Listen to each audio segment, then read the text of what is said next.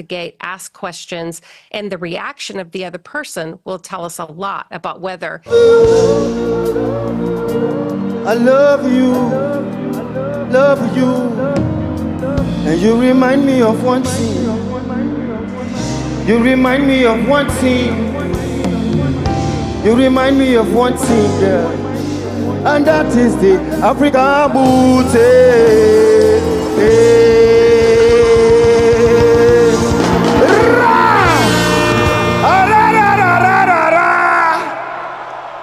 Oh boy, Africa, make some noise, man.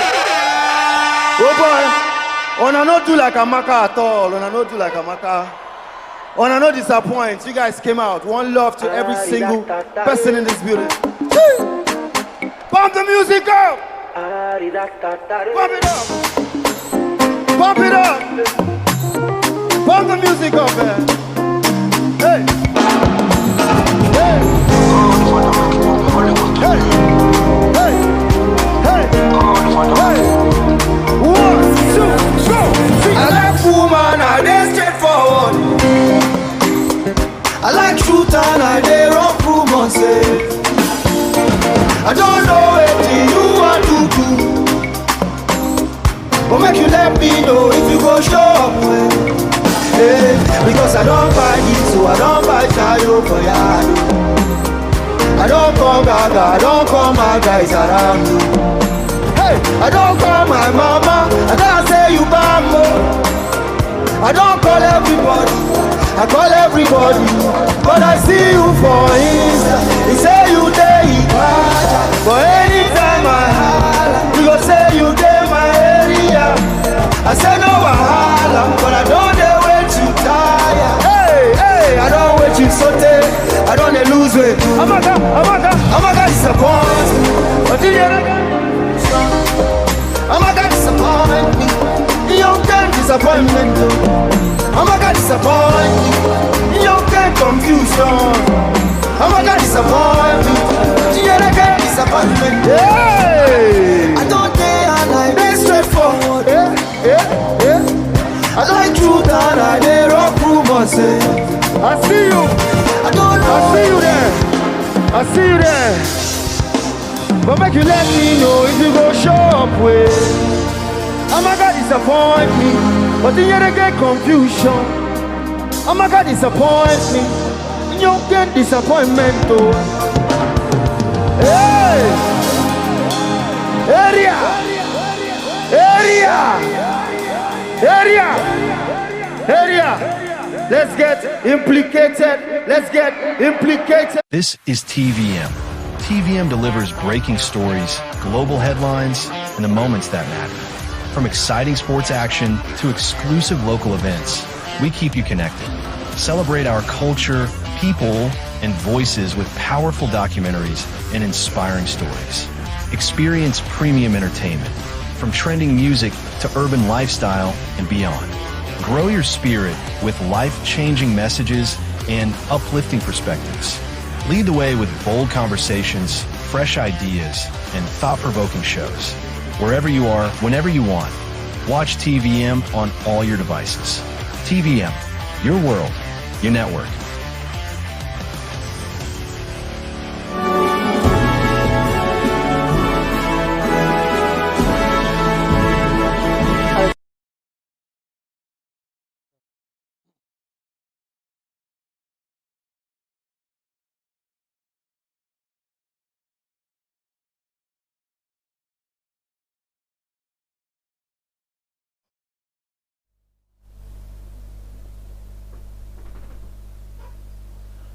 Welcome back to the Independence Day studio right here at TVM Express. I am still Fred O'Neill right here, and we are still looking at Nigeria at 65. We have had a couple of guest appearances, and of course we've touched on some key aspects of the country, Nigeria. And we'll continue in that trajectory to bring you more topics. Of course, this segment will be looking at security and stability. Um, Nigeria at 65. We'll look at that, in details right here. But I'm not alone in the studio. I have someone who has been here before. He's a barrister, legal practitioner, Barrister Momo. He is here with us in the studios. Good afternoon. Welcome once again. Good afternoon. Thank you very much. Nigeria at 65. Yes. Nigeria at 65. So much to talk about, but time has never been our friend. But let's just look into security. Yes. We know that it is a collective thing for not just only the government, but for the people as well, the governed. Over the decades, a couple of decades now, we've seen how insecurity, has somewhat bedeviled the country economically, politically, and what have you. But at 65, you look at security. Where will you place the country? Because we had, one of our guests who said something about Nigeria being 65 when you compare that to some advanced nations like United States of America and of course England. You say Nigeria is still a baby even if it's 65 years of age. At 65, where will you rate the security level of Nigeria? Well, I want to say thank you again for having me on the show. Yeah. Nigeria is 65 and we're still talking about security, as it were. My rating for Nigeria will be, let's say, 30%. We have not really done well in the area of security, because everybody knows how insecurity has bedeviled. It's now a process in Nigeria wherein you can't travel a long distance. For instance, you want to travel to Abuja. We saw one that just happened. A young lady coming from Hakotoba, she was kidnapped. Herself and her sister, kidnapped. Yeah. Now we saw some two from Arise TV, who armed robbers visited. And that one was even in the Federal Capital Territory. And she's dead. Now, before this time, we were not hearing of insecurity like this. Those days, my parents used to say, oh, it is only a goat you can steal, not human being. But today, it's a different ballgame.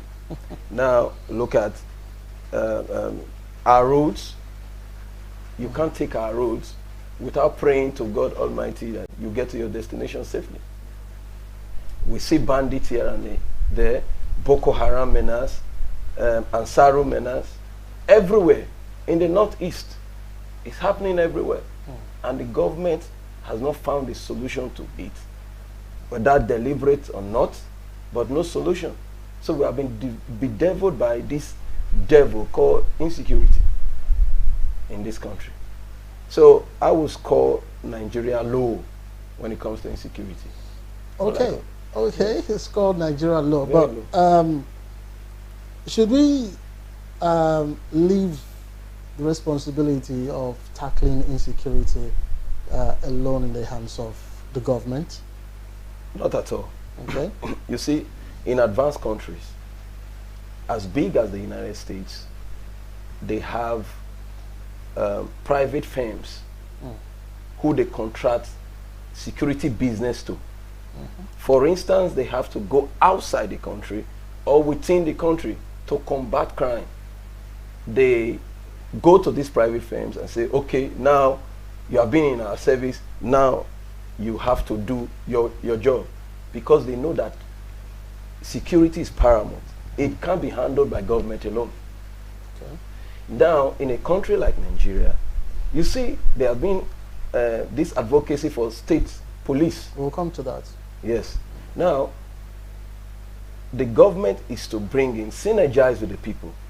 Because, for instance, if you take me If I was a soldier, a policeman, you take me to the northeast. How will I catch somebody there? Now that's, just hold that thought. That's where I want to go to as well. We know that this one of the functions of the Nigerian police force is to regularize, civic activities within the society. Protect lives, property. Yes, civic society. Then for the military, which is the armed forces, they are to take care of the territorial aspect of the nation. Yes. But we have seen the government utilize not just the police now, because it now looks as if they are overwhelmed, the Nigerian police force. Exactly. That's where I said, hold the thought about state policing. They are now, there's this outcry, or this outpouring of cries now that, Nigerians should go on state policing. Yes. Would you agree that state policing would help, reduce insecurity within our local government, or the state level, or the national level? Very well. It will help if it's not politicized. We have the Amotekun, for instance. That is part of state policing, right? Yes. Now, can't, like you said, like if it's not well regularized, Yes. because I know in the past, sometime in Anambra State, we had what's the name now? Agone Chamber. Agone Chamber. No, it was Agone Okay. Chamber back then. So, No, Bakassi boys also. Yes, Bakassi boys. Yes, and they were now used politically. Exactly. So that's why I'm saying some people are of the school of thought. There's a school of thought that says the state policing would not go well. Well, if I may come in like this, even without the state policing, we will not get our security rights. How do you mean? This is what I'm saying. Now, we have the MPF at the federal level.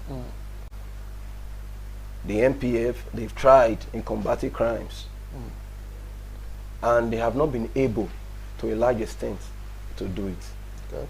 Now, when we talk of state policing, it's not going to be like... No, but why is it that the NPF, Yes. is unable to do their functions? Is it that they don't have enough hands, or the wherewithal in which to carry out their responsibility is not there? That's part of it. Okay. Not enough hands, then they are not well Equipped? They are not well equipped? equipped. Okay. Catering is there, not catered not, for. Not much. You see? So it's the balance that you have to give the security agencies are not readily available. And now, the state government, though they try to support the federal government in terms of security, but it's not enough. And there is a problem of knowing the jurisdiction and the terrain, Exactly. knowing the people, So, state policing, That's where state policing comes in. it may not be like that of the MPF, like Agune Chamber, Amatekun. These are persons who know people around them. They know those around. They know those who are trouble. They know where to go. I remember when, before now, the then Bende State University, now Ambrose Ali, University, yeah. when it got to a time, the rate of cultism was growing, and they said, no, the indigenous came and said, this is what we'll be doing. Just give admissions more to the indigenous. We know them to their homes. If they perpetrate any evil, we take it down to their homes. Okay. That is how to police a people. That's how to manage them, security-wise. But in a place where somebody you are bringing in from the east does not know the terrain, no matter how long he stays, he does not know the people as well. So when a crime is committed, searching for this person becomes a problem. It becomes a problem at first. But don't you think one of the biggest challenge that state policing might have will be the issue of emotions, attached to carrying out their functions? Okay, that's where the government comes in. Okay. You see, I've seen the American society, for instance. When the New York Police Department they go into investigations, and they are taking it. Now, there is an order, again, from the presidency to the Federal Bureau of Investigation to go into such matters. Say, take it over. By the time they come and tell NYPD, we are taking over, now the issue of sentiment does not arise anymore. Yeah, they take over. True. Now, if we can work like that, in that platform, wherein there is a high-profile case, the state police is dealing with the case. Now, the NPF, once the NPF comes in, we know that these ones, they are very neutral beings. They come in, they do justice to it, then everything we work well. So the sentiment, the issue of sentiment will be shoved aside. Okay. It will no longer be there.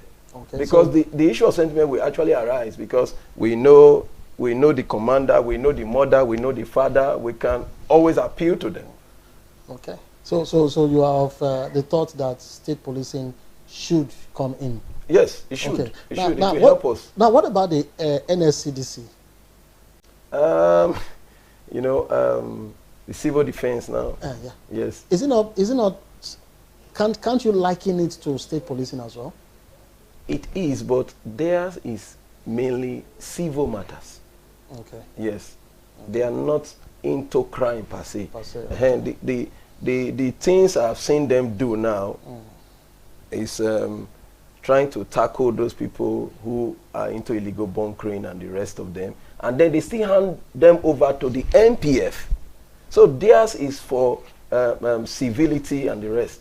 It's not really to combat crime. Yeah. That's why their hands are tied a little bit. So they cannot go into security directly. The NPF will still have to come in. So now we have to create a state police that will function like the NPF in combating crime. Just that it is the powers you now give to them. So that when the NPF comes in, they know when to withdraw. That's it. But they must function like the NPF. There must be a statute creating them to function like them.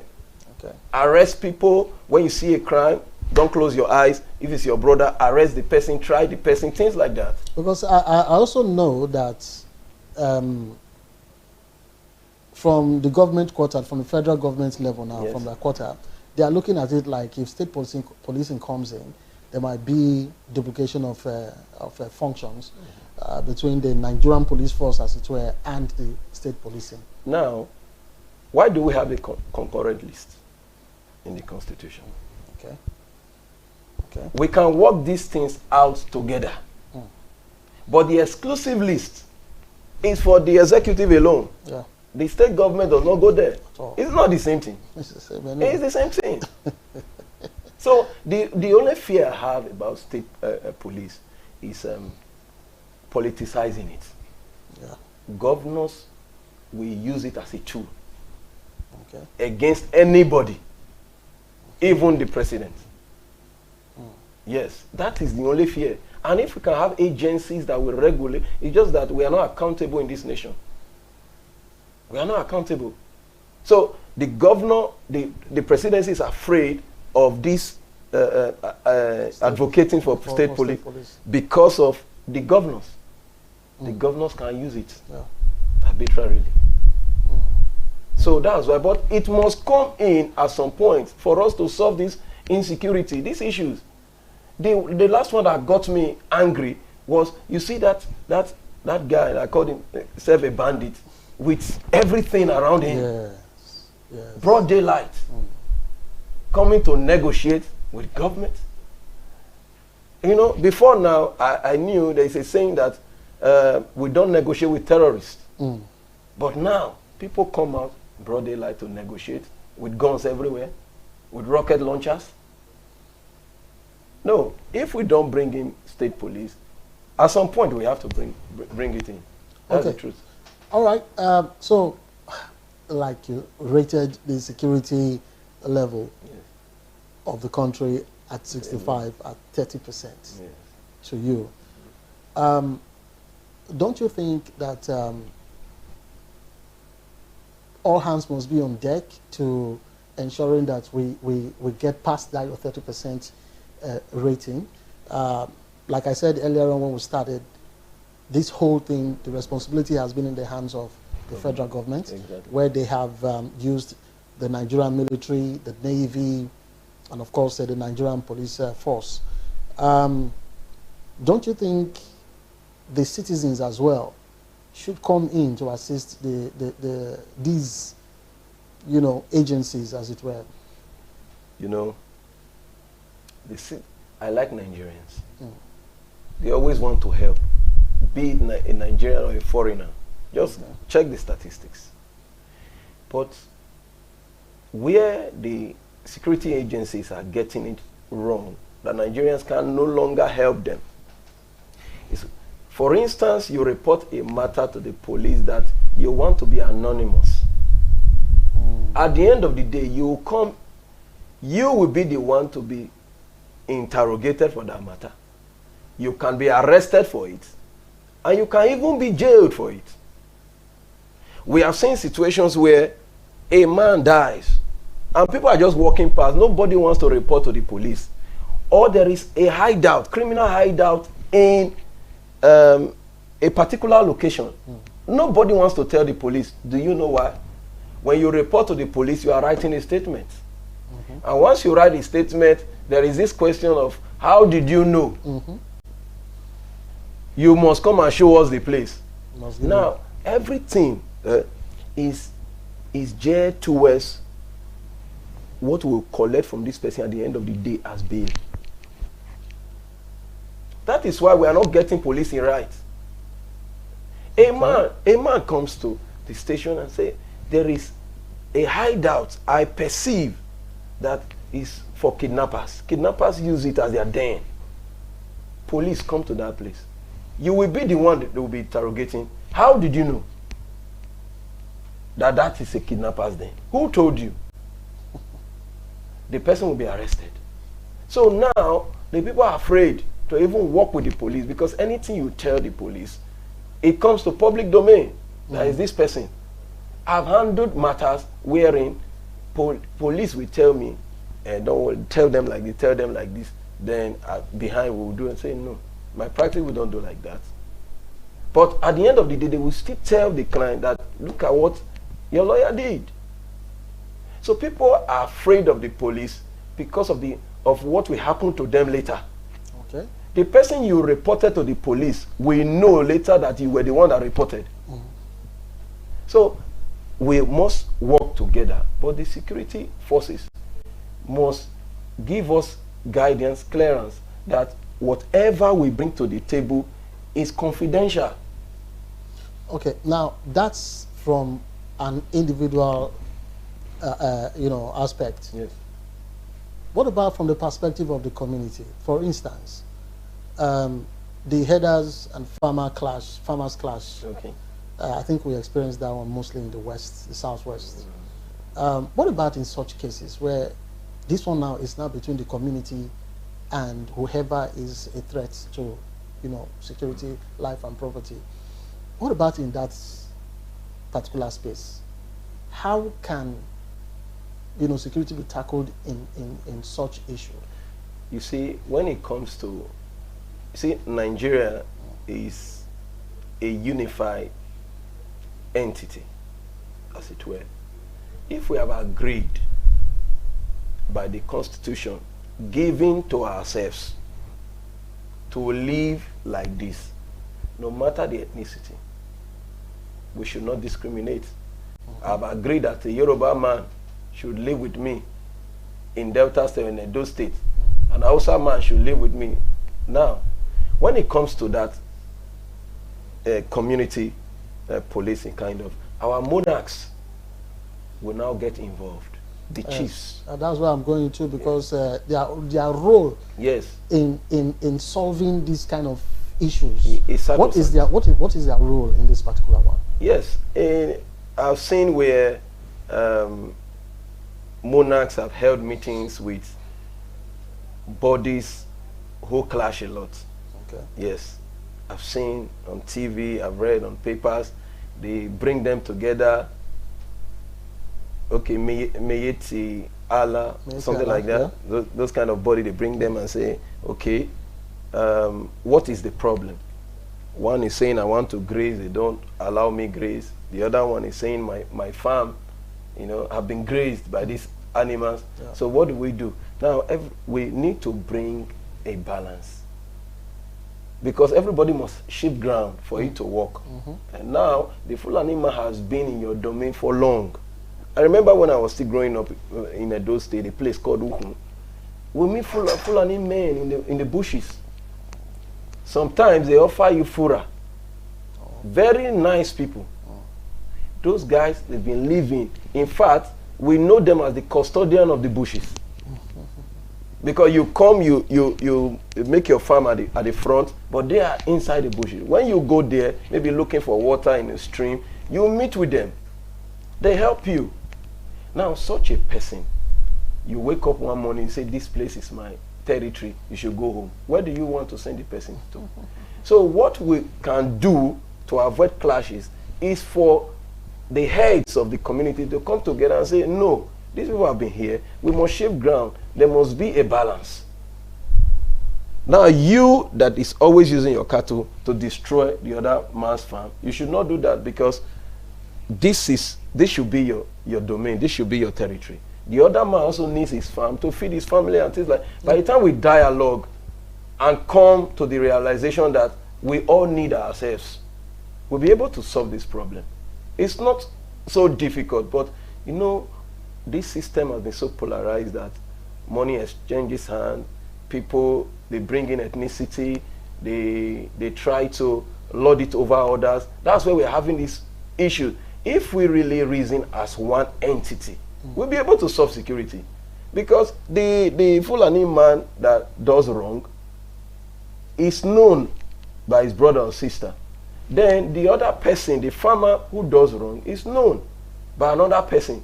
So they are not spirit beings who you cannot tackle. By the time you tackle these ones, insecurity will be a thing of the past. So our monarchs must come in. Okay. They must come in, our chiefs must come in. Now, when we look at how this insecurity, can you give us maybe a brief, you know, understanding of how insecurity came into being? Because I'm looking at poor enlightenment, you know, awareness about how to, like you just said, back in the day, you had these, especially the Fulanis around you. Exactly. You know, now what changed that made, you know, the people, the community people now start chasing them away? Could you also say that, apart from that, could you say education is a key part to this thing called insecurity that we're now experiencing today? Could you also say poverty is another factor? Yes. You see, everything boils down to poor leadership. Okay. Yes. When you talk of poor education, leadership is responsible. When you talk of poverty, leadership is responsible. Now, it's bad that politicians, they now use poverty as a tool to win elections. Yes. Now, this is where it streams from. A man who is not educated, who does not even know where the next meal will come from.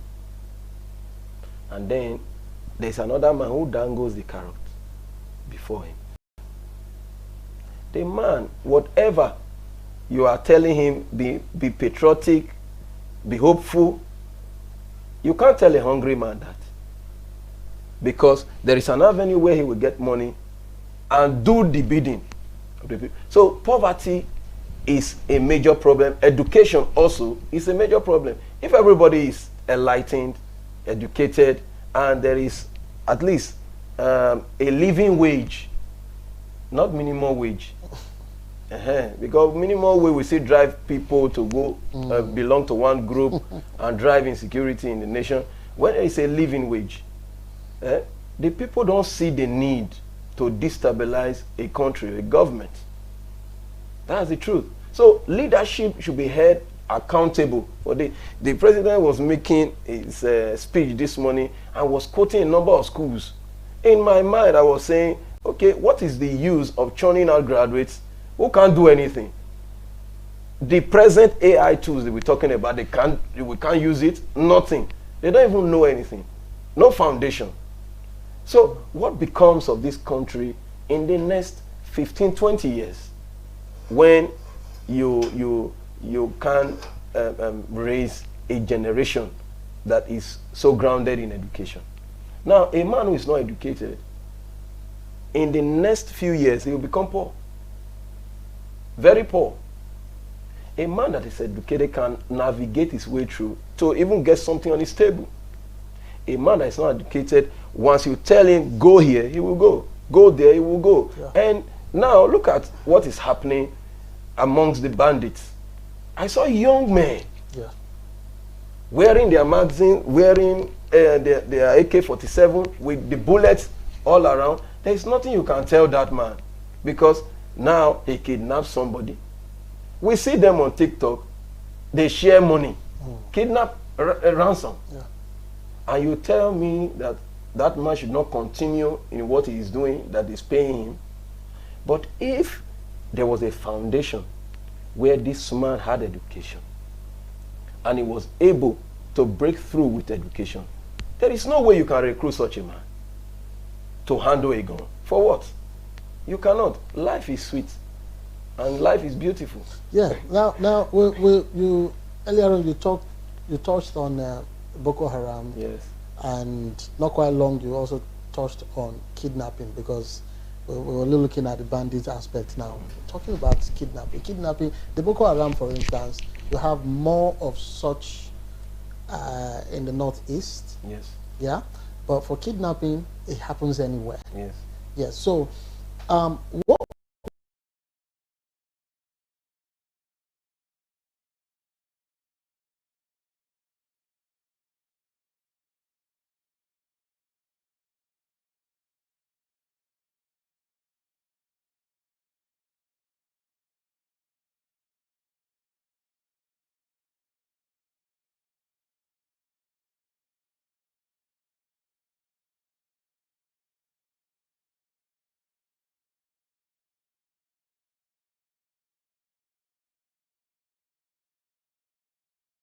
Documentaries and inspiring stories.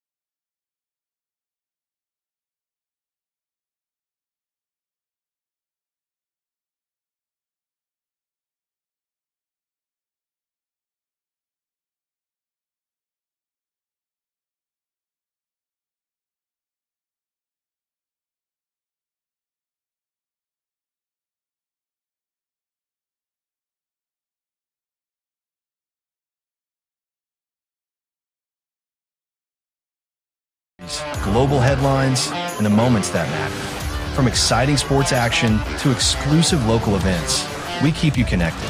Celebrate our culture, people, and voices with powerful documentaries and inspiring stories. Experience premium entertainment, from trending music to urban lifestyle and beyond. Grow your spirit with life-changing messages and uplifting perspectives. Lead the way with bold conversations, fresh ideas, and thought-provoking shows. Wherever you are, whenever you want, watch TVM on all your devices. TVM, your world, your network.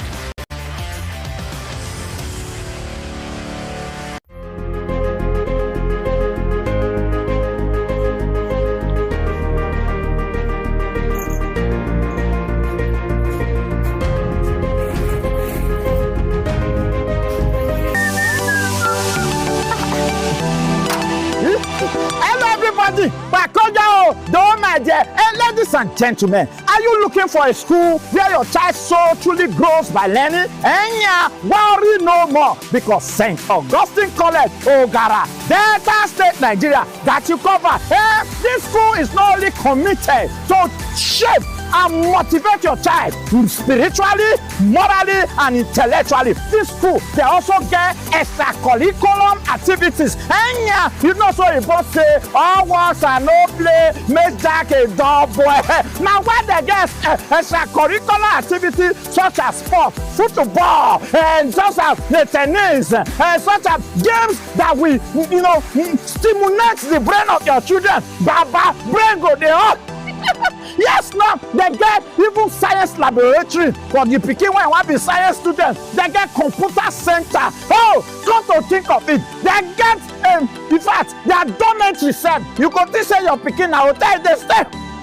Dormitory clean, baba. What are you waiting for? St. Augustine College, Ogara, he got the spiritual, especially that spiritual aspect, he got it covered. Because now, Catholic co-educational secondary school, now he been here. So ladies and gentlemen, you dey look for school, you don't say we want to be parents now, as the economy be now. Oh, we get the hustle. I want to take your pikin. I want to do now. They will constantly worry about school. No, you not go worry again, because St. Augustine now don't carry their own school come to get you covered. While they go up and down to the hustle, they have highly qualified teachers. Not the other teacher, why go they got the chop children food.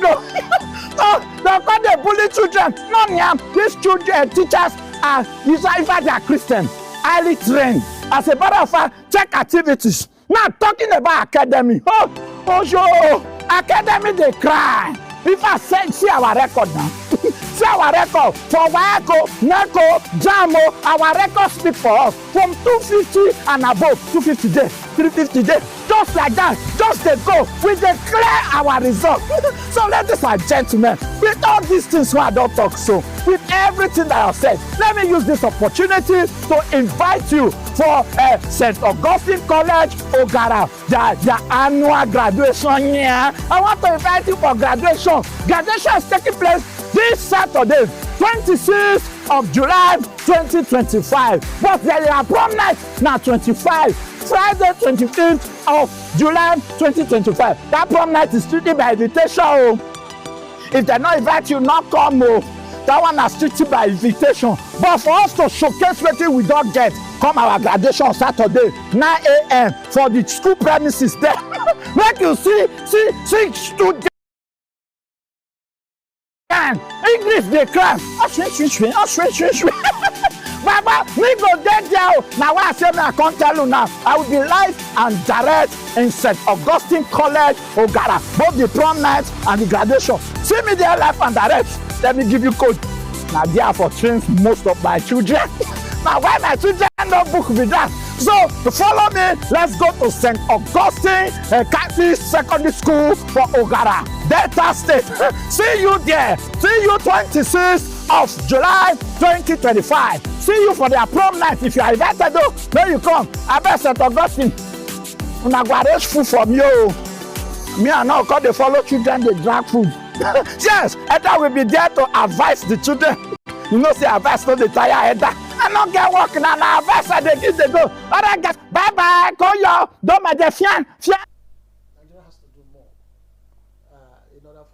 to at least get some sense of security, or whatever form of security, something that is different from what we have in today. This is still Nigeria 65 studio, a special feature here on TVM. And we'll be discussing, like I said, security and stability. And Barrister Momo has been with us. What's your word for Nigeria at 65 as we round up? Well, Nigeria is my country. And I hope someday, wherever I go, if I'm here, you know, to make this nation a great nation that other nations talk about. Look at China today. I'm proud of my heritage. I'm proud of Nigeria. The only problem we have in Nigeria is leadership problem. We don't have earthquakes, we don't have twister, we don't have, it's leadership problem. If we just get leadership right, Nigeria will be a safe haven. People will want to come, investors will come. Look at today, it's on their books. It's just propaganda that, oh, we have tackled security, people can come and invest. The governor of Edo State was saying that he has attracted 250 million investment to Edo State, and people should come and invest those in diaspora. Who comes? We see these things. So what I'm saying in a nutshell is that all of us must come together to work these things out, because we can't give this country to Donald Trump or anybody to manage for us. It is Nigerians that will rule Nigeria, that will govern Nigeria. So everybody's hand must be on deck. Is 65. You know, people tend to rate us, say US, we must evolve like US. No. If today I come to your house or in my house, I want to eat, should I still go back to use the plates my parents were using, those kind of plates? I should evolve with time. Yeah, of course. Yes, Nigeria should be able to do that. And I just hope and pray also that one day we'll get it right. Once the leadership is right, Nigeria will be right. All right, one day we'll get it right. Yes. And when we have the leadership, the right leadership, we will get it right. But the question is, when are we going to get the right leadership? Because for everyone that wants to contest the presidency, during their campaign, they will come forward to say a lot of things, make a lot of promises that when they come on board, so and so will be trashed and be tackled within 3 or 6 months, but the reverse is the case. Yeah. We just hope that next year, when we'll be celebrating 66, we'll be talking positive, better than what we are talking today. Yes. Barrister Mama, thank you for coming through on the Independence Day special. Stay with us on TVM. We have more segments for you on our special broadcast.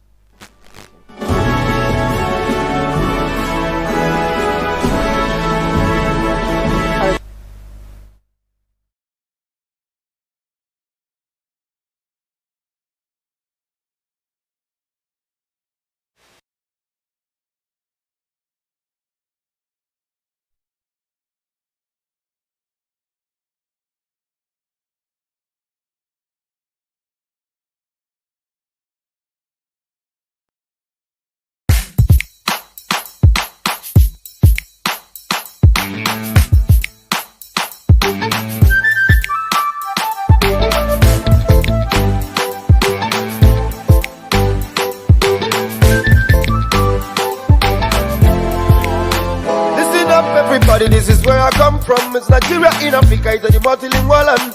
People them are working every day under the sun, and the left them living is always on the run. Ask me why we don't know. We don't be and me be like say fella say, be like say them cause the land. People them are working every day with no pay, but some do not at all, but them feel them today. Oh my God, what can I say? Like the baboon is waiting for the monkey's payday. Oh my God, what can I say? That's why I want to make you the hello, yeah. Hello, yeah, see the type of thing where we dey feel, we dey make me dey want to dey. Hello, yeah, even if I want to dey chill, I go still go dey want to dey. Hello, yeah, son, look around you and I bet you go want to dey.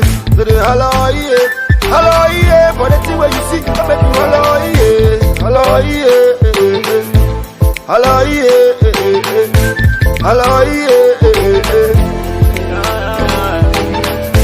hello, even if I want to the chill, I go still go want to the hello, hello, for the thing where you see, I make you hello, I give thanks to Baba Loke for this dance. Give me chance to the hustle with these hands. One my leg go they walk out the distance. Worry, thinking of the big plans. And my ego is bigger than a big man's. Cause I see my success in a distance. And it's even getting closer with each glance. Oh boy. Hello, yeah, cause the thief in of our money is the order of the day. If corruption na occasion, they be the father of the day. Nobody ask any question when the answer no fi dey. Our government brings steady day for holiday. And my people cost of living getting tougher every day. And the streets and the road getting rougher every day. But the bellies of these beasts getting buffer every day. When we all are every day. Hello, yeah, see the type of thing where we dey feel, we dey make me they want to the hello, yeah. Even if I want to the chill, I go still go the want to the hello, yeah. Stand look around you and I bet you go want to the hello, yeah. Hello, yeah, for the thing where you see, I bet you hello, yeah. Hello every day. Hello every day. Hello every day. Hello, yeah. Even if I want to the chill, I go still go the want to the hello, yeah. Hello, yeah, for the thing where you see, I bet you hello, yeah. For instance, say them give this power to the young hands. Young hands we correct, no be wrong hands. Wrong hands we go carry money go dance.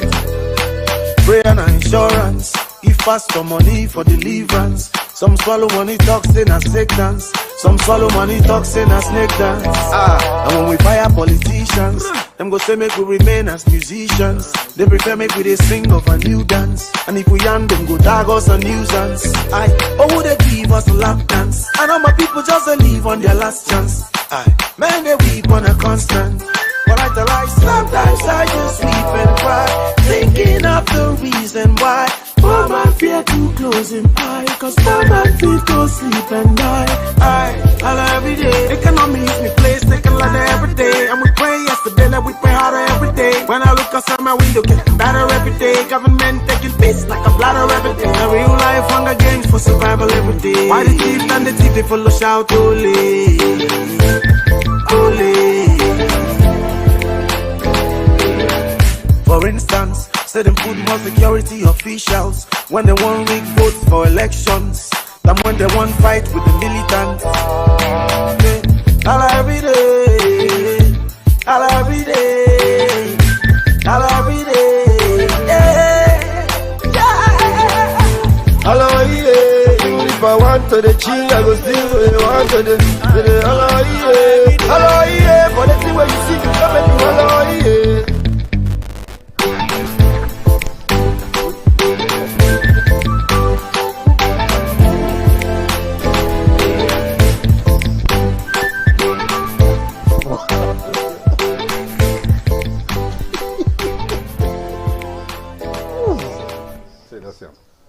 Yeah. What could be that stuff? You drop something for your leg. The land is green. Now the shadow. The land is green. It's green. Oh, oh. The land is green. It's green. Can't you see? I can see all the harvest is ready. Cause he told me so. It's green and it's all mine.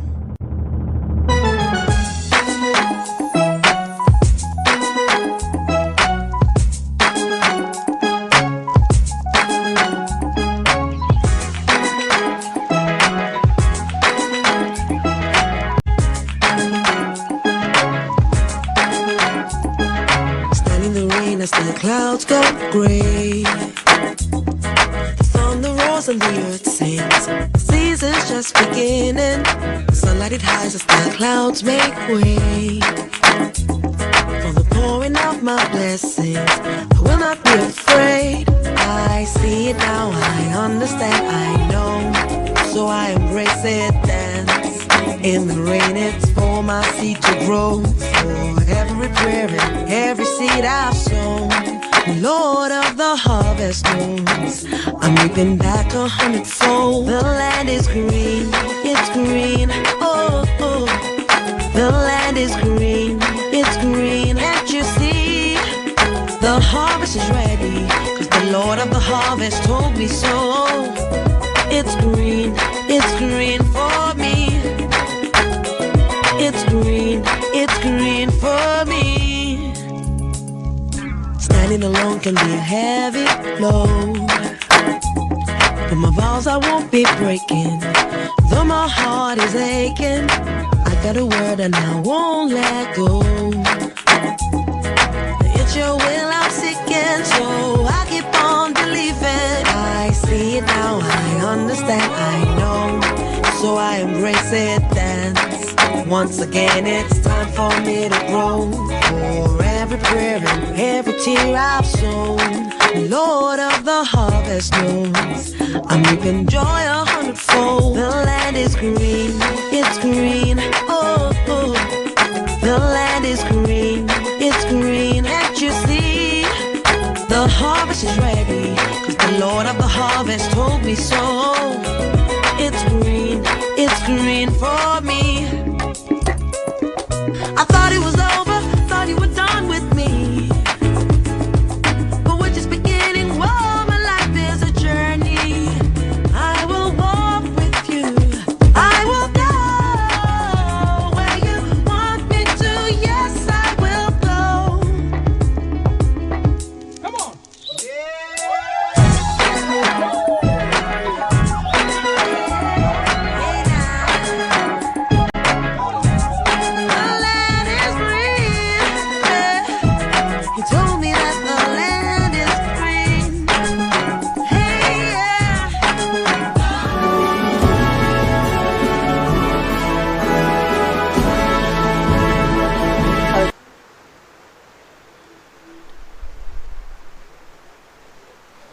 Oh, that's been our program for today. Today, Nigeria being at 65.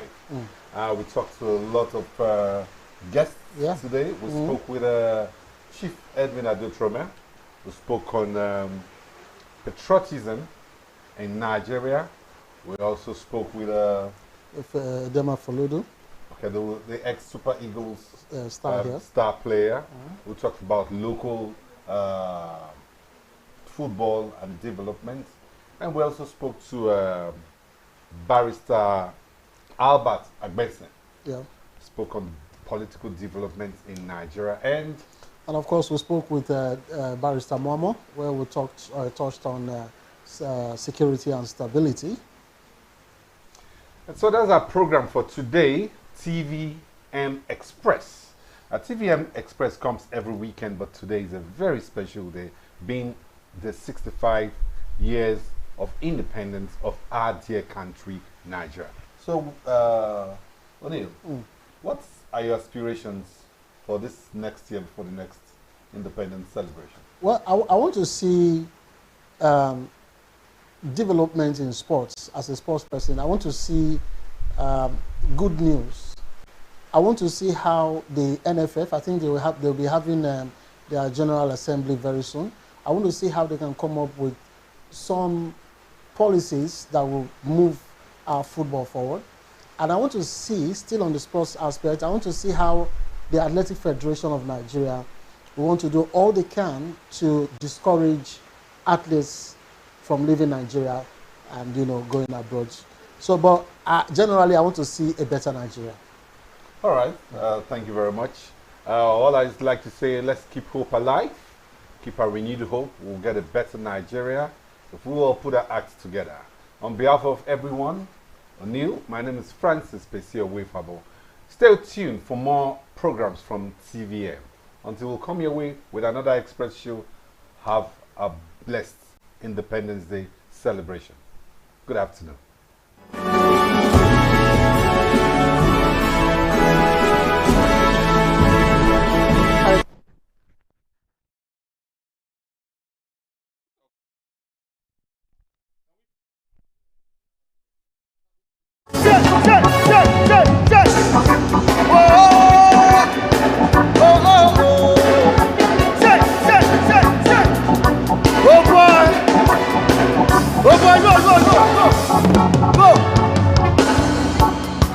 I see you, I see you, I see you. I see you. I see you. I see you. I see you. I see you. Over the shell of my man. Give the music low, low, low. Give the music low. From Namibia to Liberia, South Africa to Uganda, Tanzania, down to Ghana, down to Nigeria. All I want to say, all we need is one love. All we need is one love. All we need is one love. All we need is one love.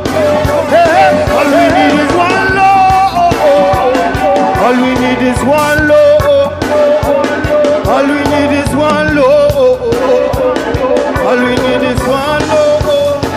Hey, see, just the other day I saw on CNN brutal killing of each other by two friends. I could not comprehend, so I said to myself, maybe the world is coming to an end. Is it low? Is it hate? Is it go? Is it fake? Yo, I could not relate, yo.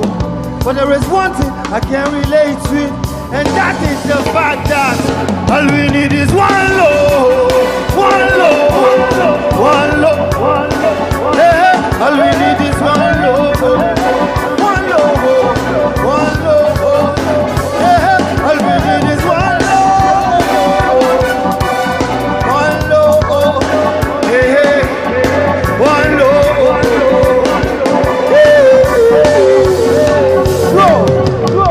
One love. One love. I see you.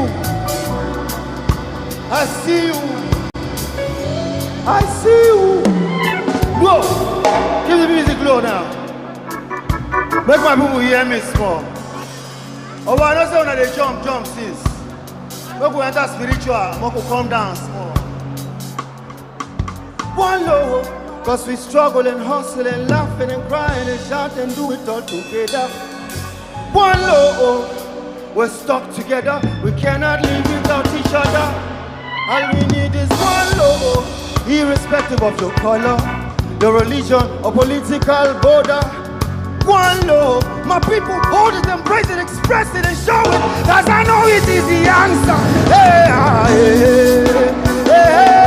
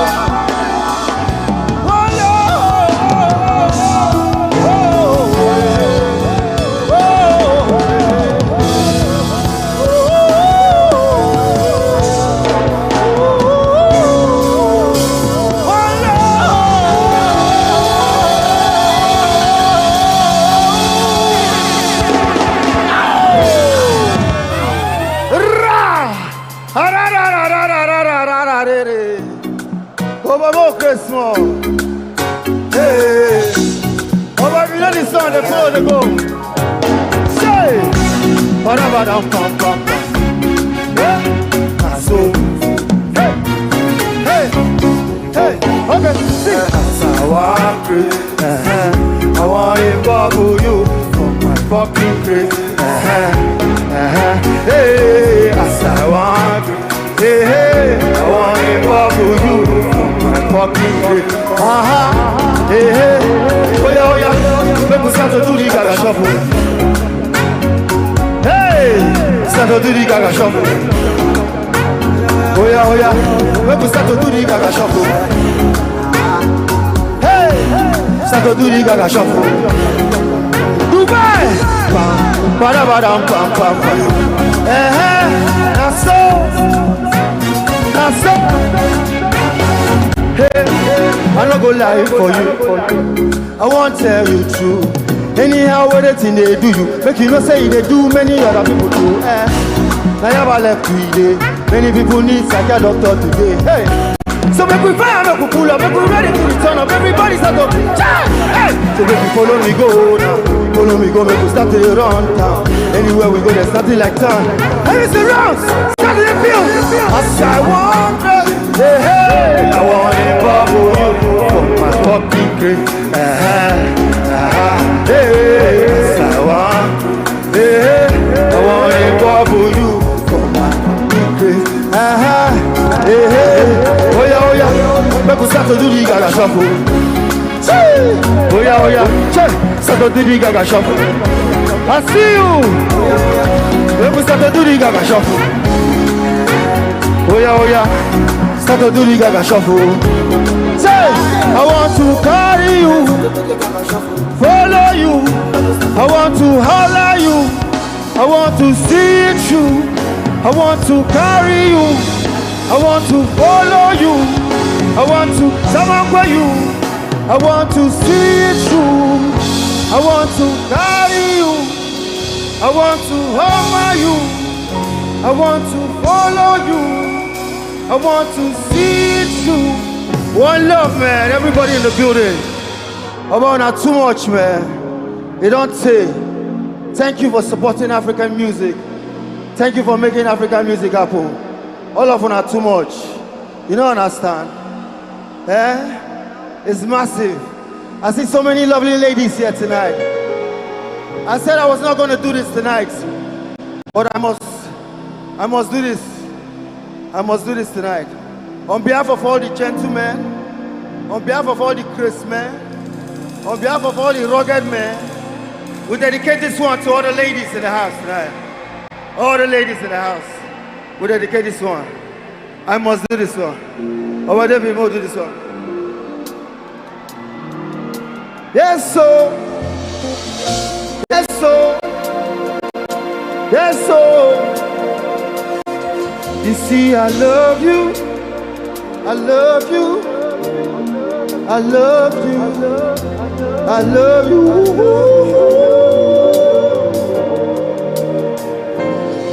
You see, I love you.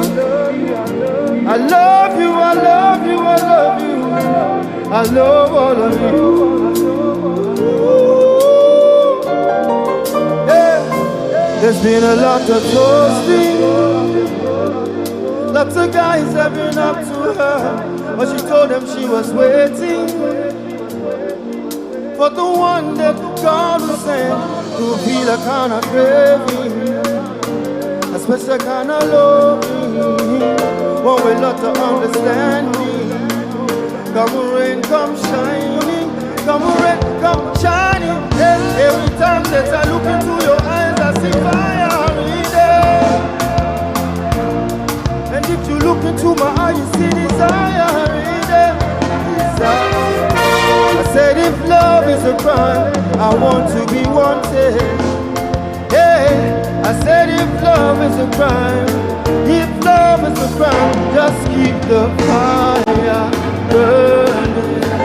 Keep the fire burning, burning, burning, fire burning.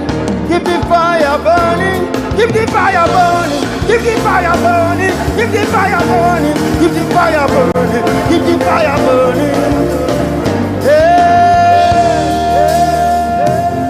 See, I know what I am feeling in my heart and in my soul. Oh, I know that it is love. And I know that this love was surely sent from up above. It's you the only one that I think of. You are my African queen. And I know that this means that you're the only one that I will serve. I'll give you my heart, my love, my body and my money.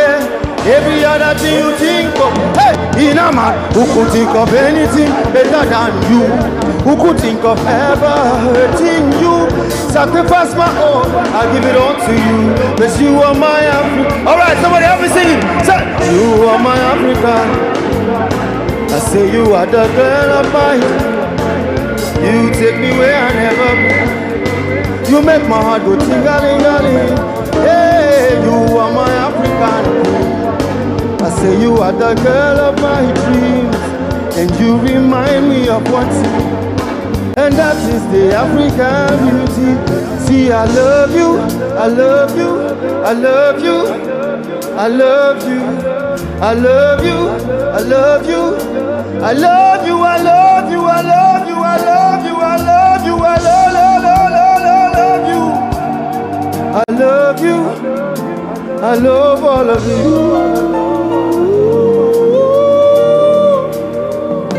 I love you, I love you, love you, and you remind me of one thing. You remind me of one thing. You remind me of one thing, girl, and that is the African booty.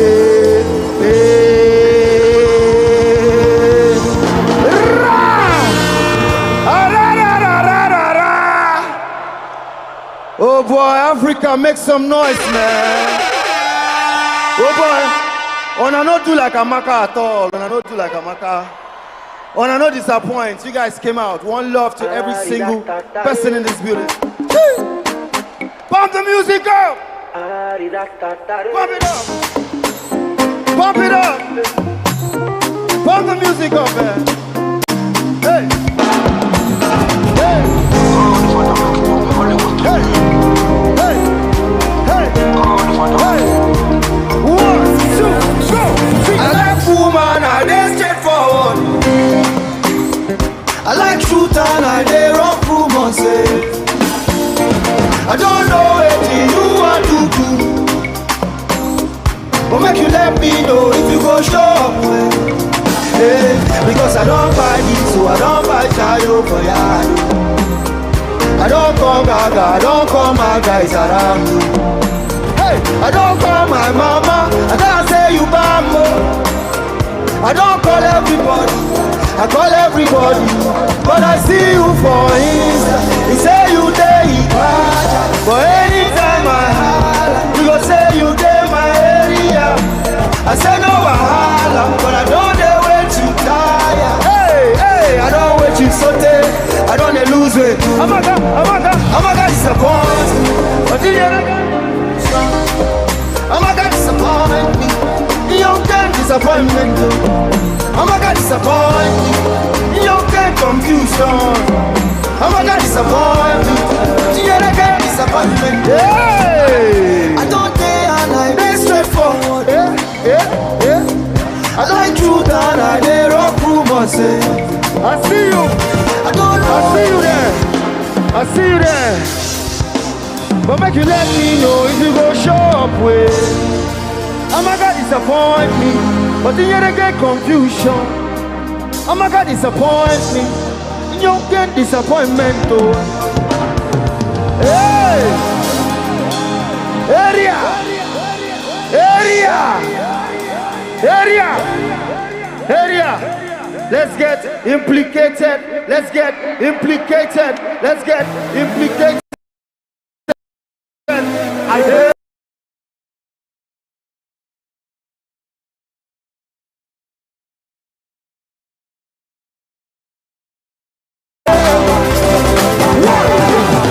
That's like one of your sister.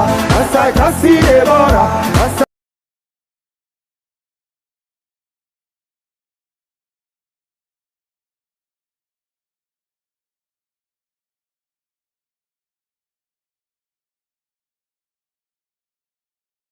The disaster, just because say I did the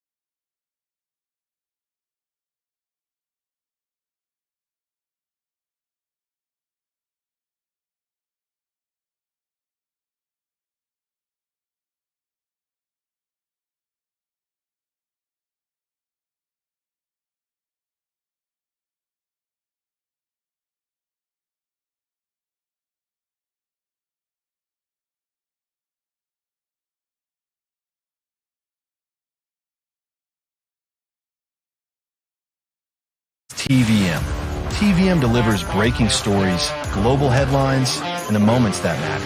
From exciting sports action to exclusive local events, we keep you connected. Celebrate our culture, people, and voices with powerful documentaries and inspiring stories. Experience premium entertainment, from trending music to urban lifestyle and beyond. Grow your spirit with life-changing messages and uplifting perspectives. Lead the way with bold conversations, fresh ideas, and thought-provoking shows. Wherever you are, whenever you want, watch TVM on all your devices. TVM, your world, your network. President and Commander-in-Chief of the Armed Forces, Federal Republic of Nigeria, Bola Ahmed Tinubu, addresses the nation. Mr. President.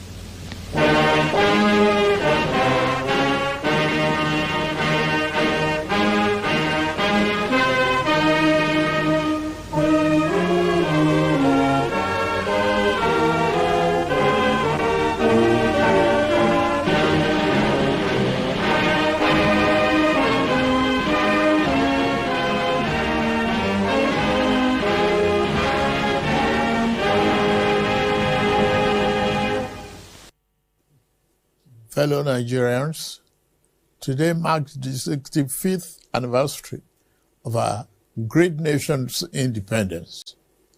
As we reflect on the significance of this day and our journey of nationhood since October 1960, when our founding fathers accepted the instrument of self-government from colonial rule, let us remember that their sacrifice, devotion, and grand dream of a strong, prosperous, and united Nigeria that will lead Africa and be the beacon of light to the rest of the world.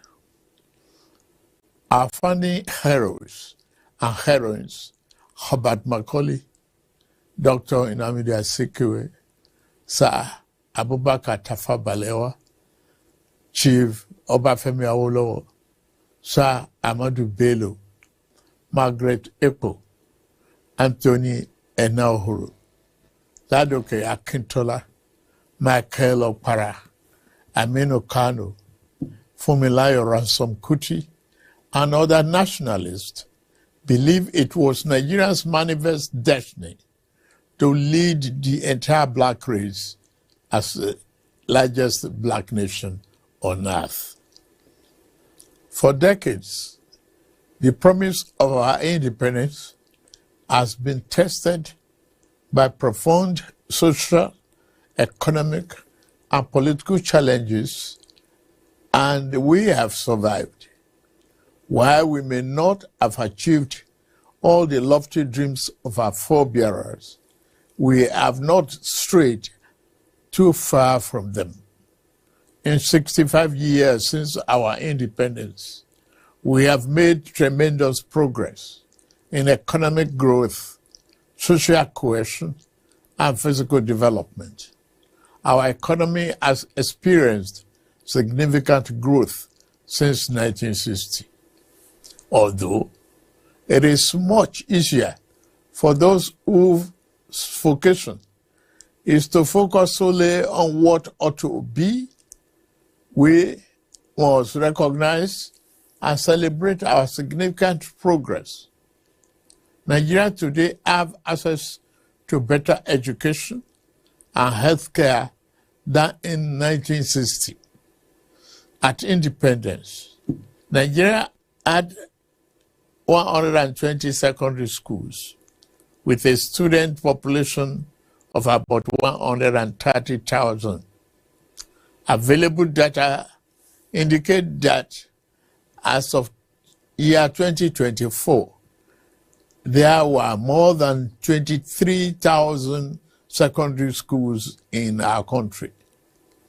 At independence, we had only the University of Ibadan and Yaba College of Technology as the two tertiary institutions in Nigeria.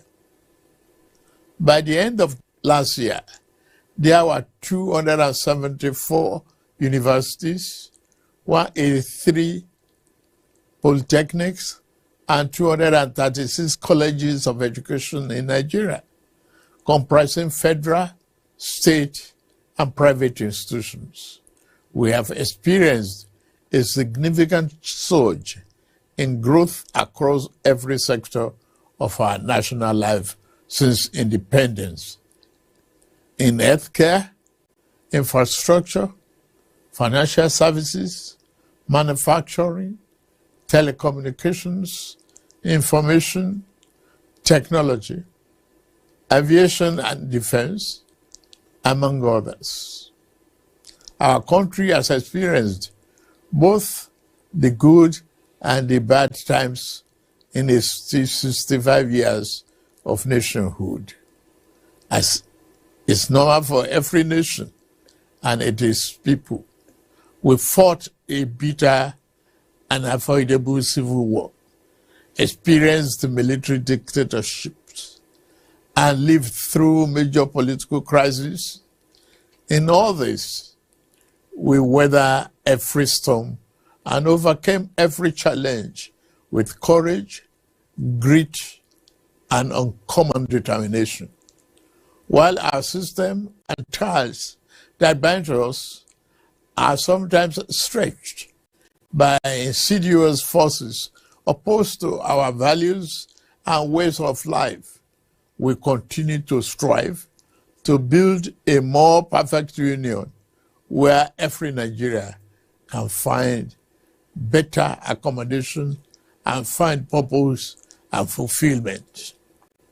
Fellow compatriots, this is the third time I will address you on our independence anniversary since I assumed office as your president on May 29, 2023. In the last 28 months of my administration, like our founding fathers and leaders who came before me, I have committed myself irrevocably to the unfinished nation-building business. Upon assuming office, our administration inherited a near-collapse economy caused by decades of fiscal policy distortions and misalignment that had impaired real growth. As a new administration, we face a simple choice: continue business as usual and watch our nation drift, or embark on a courageous fundamental reform path. We chose the path of reform. We chose the path of tomorrow over the comfort of today. Less than 3 years later, the seeds of those difficult but necessary decisions are bearing fruits. In resetting our country for sustainable growth, we ended the corrupt fuel subsidy and multiple foreign exchange rates that created massive incentive for a rentier economy, benefiting only a tiny minority. At the same time, the masses received little or nothing from our commonwealth. Our administration has redirected the economy towards a more inclusive path, channeling money to fund education, healthcare, national security, agriculture, and political economic infrastructure, such as roads, power, broadband, and social investment programs. These initiatives will generally improve Nigerians' quality of life as a result of the tough decisions we made, the federal and state government, including local government, now have more money to take care of the people at the lower level of the ladder to address our development challenges. Fellow Nigerians, we are racing against time. We must build the road we need, repair the ones that have become descriptive, and construct the schools our children will attend, and the hospitals that will care for our people. We have to plan for the generations that will come after us. We do not have enough electricity to power our industries and homes today, or the resources to repair our deteriorating roads, building seaports, railroads, and international airports comparable to the best in the world, because we failed to make the necessary investment decades ago. Our administration is setting things right now. I'm pleased to report that we have finally turned the corner. The worst is over, I say. Yesterday's pains are giving way to relief. I salute your endurance, support, and understanding. I will continue to work for you and justify the confidence you repose in me to steer the ship of our nation to a safer harbor. Under our leadership, our economy is recovering fast, and the reforms we started over 2 years ago are delivering tangible results. The second quarter 2025 gross domestic product grew by 4.23%. That's Nigeria's fastest pace in 4 years, and outpaced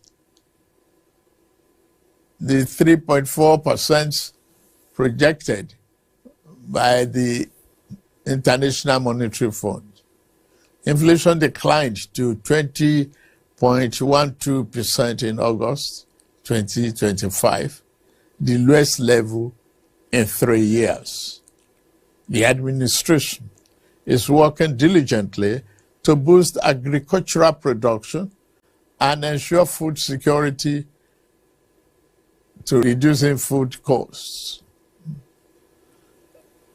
In the last 2 years of our administration, we've achieved 12 remarkable economic milestones as a result of the implementation of our sound fiscal and monetary policies.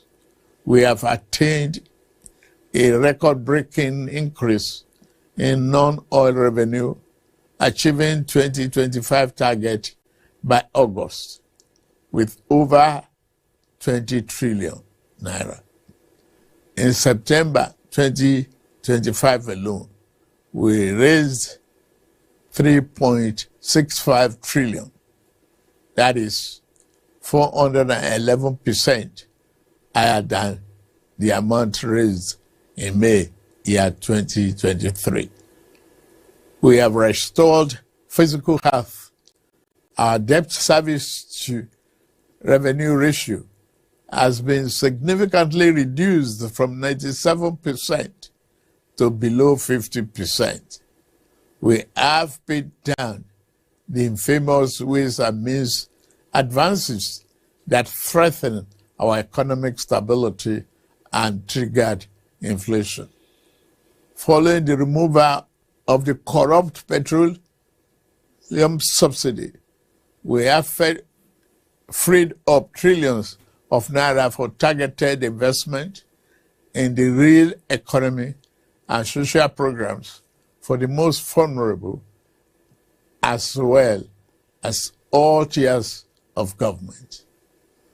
We have a stronger foreign reserve position today than 3 years ago. Our external reserves increased to 42.03 billion this September, the highest since 2019. Our tax to GDP ratio has risen to 13.5% from less than 10%. The ratio is expected to increase further when new tax law takes effect in January. The tax law is not about increasing the burden on existing taxpayers, but about expanding the base to build the Nigeria we deserve and providing tax relief to low-income earners. We are now a net exporter. Nigeria has recorded a trade surplus for 5 consecutive quarters. We are now selling more to the world than we are buying, a fundamental shift that strengthens our currency and creates jobs at home. Nigeria's trade surplus increased by 44.3% in the second quarter of year 2025 to 7.46 trillion. That is $4.74 billion, the largest in about 3 years. Goods manufactured in Nigeria and exported jumped by 173%. Non-oil export as a component of our export trade now represents 48% compared to oil exports, which account for 52%.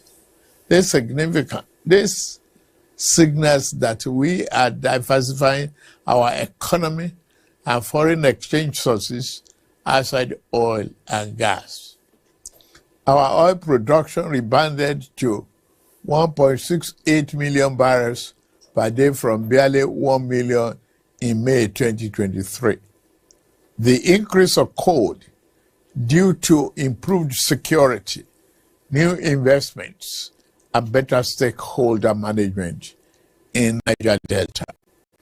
Furthermore, the country has made notable advances by refining PMS domestically for the first time in 4 decades. It has also established itself as the continent's leading exporter of aviation fuel.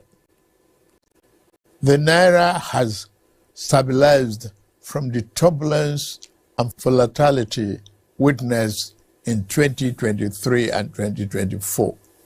The gap between the official rate and the unofficial market has reduced substantially following FX reforms and fresh capital and remittance inflows.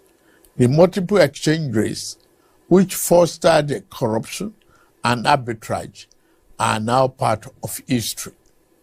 Additionally, our currency rate against the dollar is no longer determined by the fluctuation in crude oil prices. Under the Social Investment Program, to support poor households and vulnerable Nigerians, 330 billion has been disbursed to 8 million households, many of whom have received either 1 or 2 out of 3 tranches of the 25,000 naira each. Coal mining recovered dramatically from a 22% decline in quarter 1 to 57.5% growth in second quarter of 2025. becoming one of the Nigeria's fastest growing sectors. The solid mineral sector is now pivotal in our economy, encouraging value-added production of minerals extracted from our soil. The administration is expanding transport infrastructure across the country, covering rail, road, airports, seaports. Rail and water transport grew by over 40% and 27% respectively. The 284-kilometer Kano-Katsina-Maradi standard gauge rail project and the Kaduna-Kano rail line are nearing completion. Work is progressing well on legacy Lagos-Calabar Coastal Highway and Sokoto-Badagry Highway. The Federal Executive Council recently approved $3 billion to complete the Eastern Railway project. The world is taking notice of our efforts. Sovereign credit rating agencies have upgraded our outlook for Nigeria, recognizing our improved economic fundamentals. Our is experiencing unprecedented boom, rising from all share index of 55,000 points in May 2003 to 142,000 points as of September 26, 2025.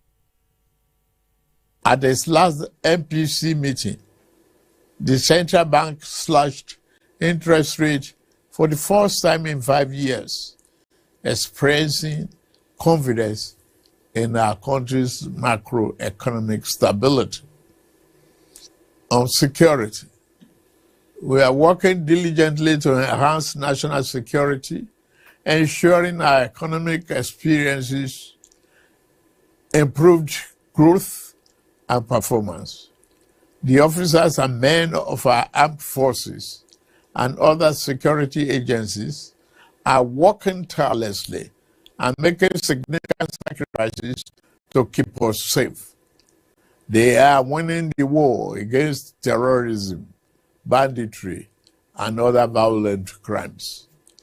We see their victories in their blood and sweat to stamp out Boko Haram terror in the northeast, IPOB ESN terror in southeast, and banditry and kidnapping.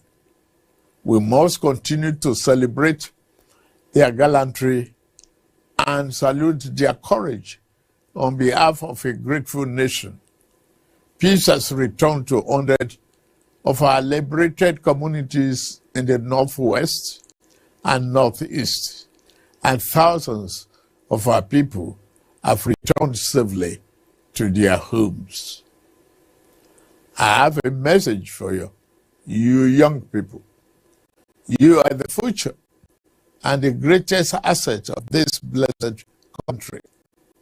You must continue to dream big, innovate, and conquer more territories in your various fields of science, technology, sport, and art and creative sector. Our administration, through policies and funding, we continue to give you wings to fly sky high. We created NEL Fund to support students with loans for their educational pursuits. Approximately 510,000 students across 36 states of the Federation, including FCT, have benefited from this initiative, covering 228 higher institutions. As of September 10, the total loan disbursed was 99.5 billion, while the upkeep allowance stood as 44.7 billion. Credit Corp, another initiative of our administration has granted over 153,000 Nigerians 30 billion affordable loans for vehicles, solar energy, home upgrades, digital devices, and more. Youth credit, which I promised last June, is a reality, with tens of thousands of NYSC members now active beneficiaries of consumer credit for resettlement. Under our Renew Hope agenda, we promise to build a Nigeria where every young person, regardless of background, has an equitable opportunity to access a better future. Thus, the investment in digital and creative enterprise, IDICE program, the Bank of Industry, is driving the program in collaboration with the African Development Bank, the French Development Agency, and the Islamic Development Bank. This initiative is at the cusp of implementation.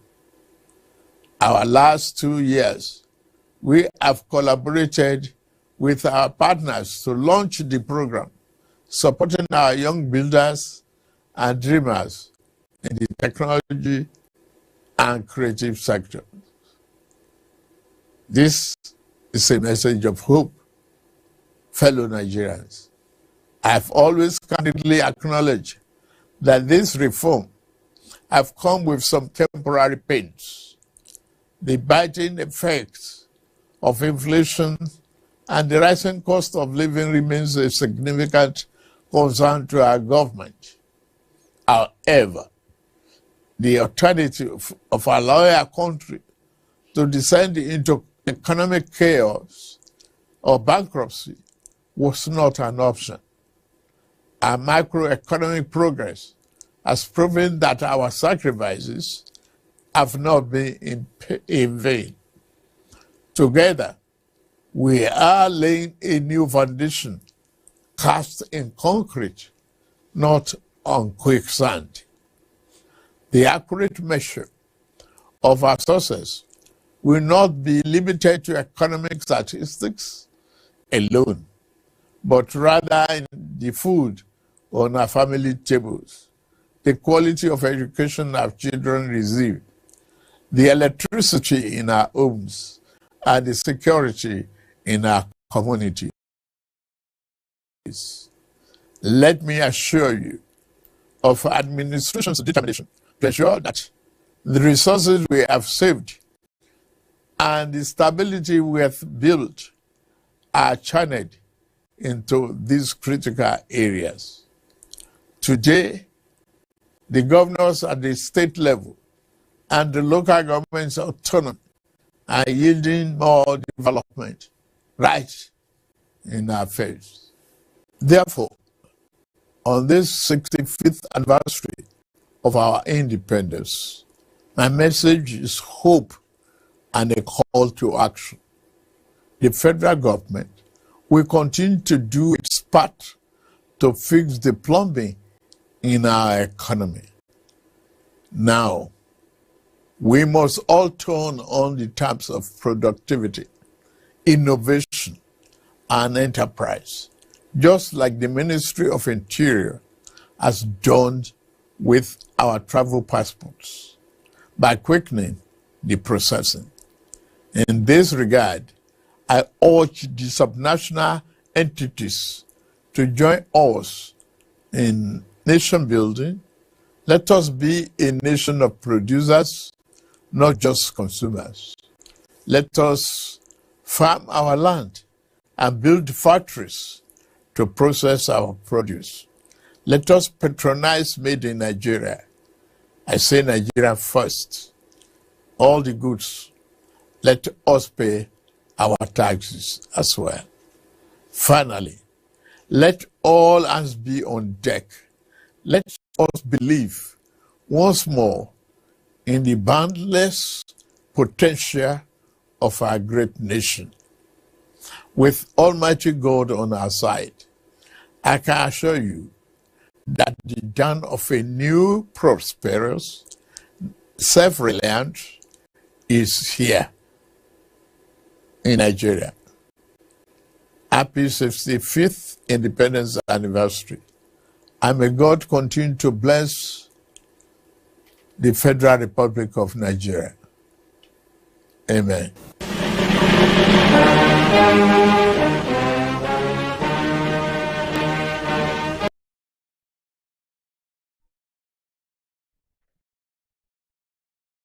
Stories, global headlines, and the moments that matter.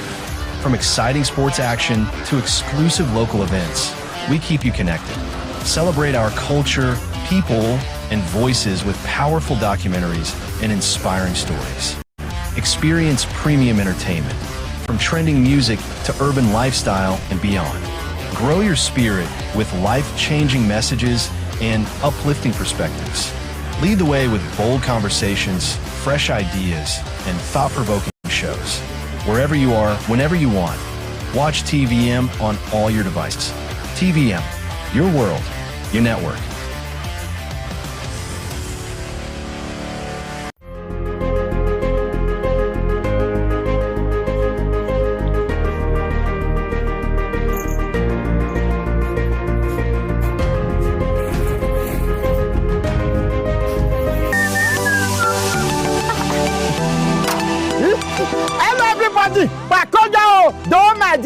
Ladies and gentlemen, are you looking for a school where your child soul truly grows by learning? Worry no more, because St. Augustine College, Ogara, Delta State, Nigeria, that you cover. This school is not only committed to shape and motivate your child spiritually, morally, and intellectually. This school, they also get extracurriculum activities. And you know, so you both say, all works and no play, make Jack a dull boy. Now, when they get extracurricular activities such as sport, football, and just as the tennis, such as games that will, stimulate the brain of your children. Baba, brain go there. Yes, now they get even science laboratory for the pikin when want be science students. They get computer center. Oh, come to think of it, they get in fact, their dormitory set. You go to say your pikin now hotel they stay. Dormitory clean, Baba. What are you waiting for? St. Augustine College, Ogara. He got the spiritual aspect. That spiritual aspect, he got it covered. Because now Catholic educational secondary school. Now he been here. So, ladies and gentlemen, you dey look for school. You don't say we want to be parents now. As the economy be now, we get the hustle. I want to take your pikin. I want to do now. They will constantly worry about school. No, you not go worry again, because St. Augustine now don't carry their own school come to get you covered. While they go up and down to the hustle, they have highly qualified teachers. Not be just teacher. Why go they chop children food? Oh, they go they bully children. No, these children teachers are usually they are Christian, highly trained. As a matter of fact, check activities. Now talking about academy. Oh, sure, academy they cry. If I see our record now, see our record for Waco, NECO, JAMO, our record speak for us from 250 and above, 250 days, 350 days, just like that, just they go, we declare our result. So ladies and gentlemen, with all these things I don't talk so, with everything that I've said, let me use this opportunity to invite you for St. Augustine College, Ogara, their annual graduation year. I want to invite you for graduation. Graduation is taking place this Saturday, 26th of July, 2025. But there are prom night now, 25. Friday, 25th of July, 2025. That prom night is strictly by invitation. If they not invite you, not come. That one is strictly by invitation. But for us to showcase what we don't get, come our graduation Saturday, 9 a.m. for the school premises there. Make you see students.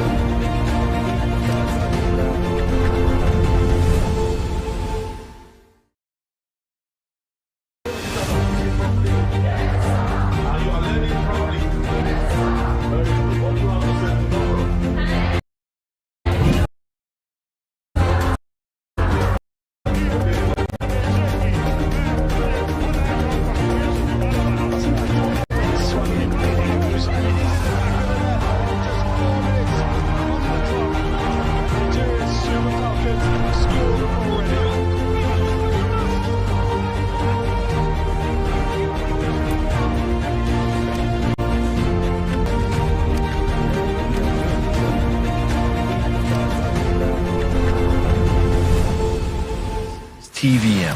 TVM delivers breaking stories, global headlines, and the moments that matter. From exciting sports action to exclusive local events, we keep you connected. Celebrate our culture, people, and voices with powerful documentaries and inspiring stories. Experience premium entertainment, from trending music to urban lifestyle and beyond. Grow your spirit with life-changing messages and uplifting perspectives. Lead the way with bold conversations, fresh ideas, and thought-provoking shows. Wherever you are, whenever you want, watch TVM on all your devices. TVM, your world, your network. This is TVM. TVM delivers breaking stories, global headlines, from exciting sports action to exclusive local events. We keep you connected. Celebrate our culture, people, and voices with powerful documentaries and inspiring stories. Experience premium entertainment, from trending music to urban lifestyle and changing messages and uplifting perspectives. Lead the way with bold conversations, fresh ideas, and thought-provoking shows. Wherever you are, whenever you want, watch TVM on all your devices. TVM, your world, your network.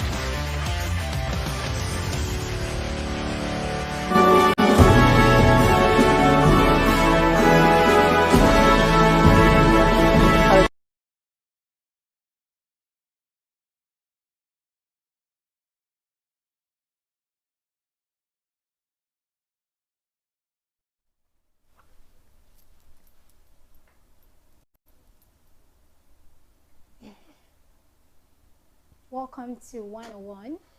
And today is an amazing day, October 1st for that matter. And there is no better way to celebrate our country by looking into the future, powered by incredible, smart, and innovative youth.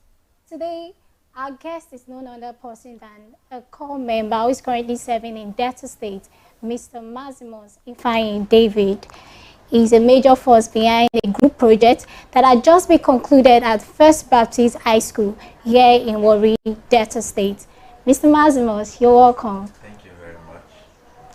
Thank you very much for honoring our invitation. So without wasting much of your time, we would like you to tell us about your CDS group and SDG and the relationship that they share. Okay, thank you. Let me begin by saying thank you very much for welcoming me for this little interview section with respect to the project we underwent at First Baptist College. Now, CDS, being Community Development Service, is one of the core values of NYSC, and it is through this program that we core members give back to the community or our host community which we are serving. And then SDG, which is my CDS group, being sustainable development goals, is also a platform where we give back to the community on everything we have according to the 17 SDG goals. So SDG being about giving back to the community, CDS also giving back to the community, are correlated in such a way that we are giving back, and it's just about community development.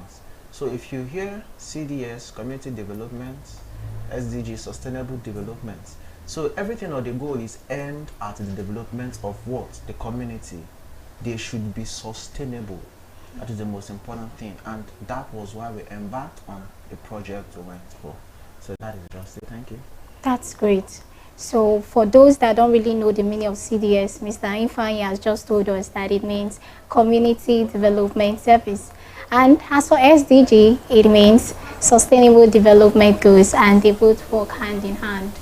Okay, the next question is, what was your role in the just concluded project, and what's your role in SDG in Warri South Zone? Okay, I am the president of the Sustainable Development Goals CDS group in Warri South Zone. Okay.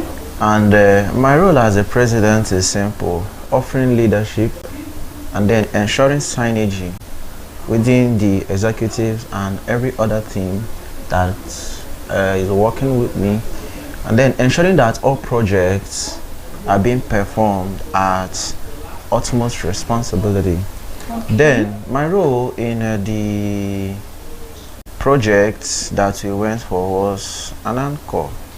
You know, as a leader, my first priority is service. So all I did was to ensure that all the teams I put together worked in synergy. So my role being the anchor here, I was the brain behind the project, but that we did it as a group, it is now a group project.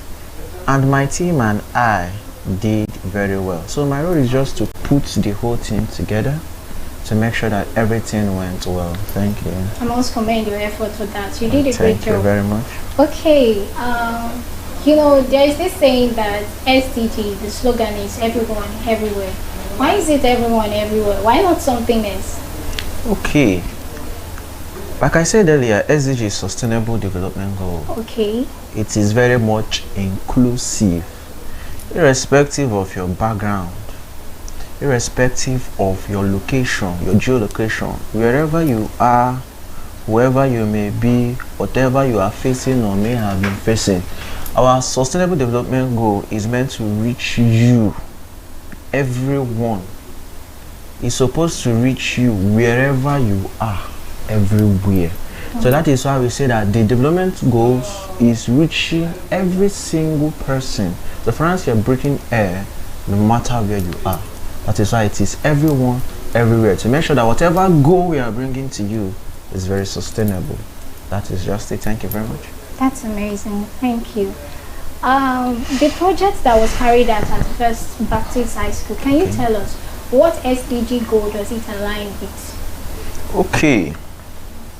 It is SDG 4 and SDG 9, meaning Sustainable Development Goal 4 and Sustainable Development Goal 9. SDG 4 being quality education, access to quality education, irrespective of your background, irrespective of who you are. Okay. You should have access to quality education. You should not be limited to maybe a certain caliber of people. Those that are, let me say, they were born with golden spoon or stuff like that. It should be limited to everybody, irrespective of your background. Let's say my mom cannot afford to send me to school. Therefore, some educational materials or some information concerning some quality education, I won't be exposed to it. So SDG is here to bridge that gap through their goal 4. Their goal 4 being quality education. Then SDG 9, which is infrastructure through initiative. Before you can talk about an infrastructure, there should be an initiative. And when that initiative is being prioritized and then it's being put into place, that is where infrastructure can now be mentioned. Whatever infrastructure you see existing today came as a result of someone else's initiative, be it a government infrastructure, be it a non-governmental infrastructure. Someone actually sat down and thought about it and decided to bring it to reality. That is where infrastructure comes into play.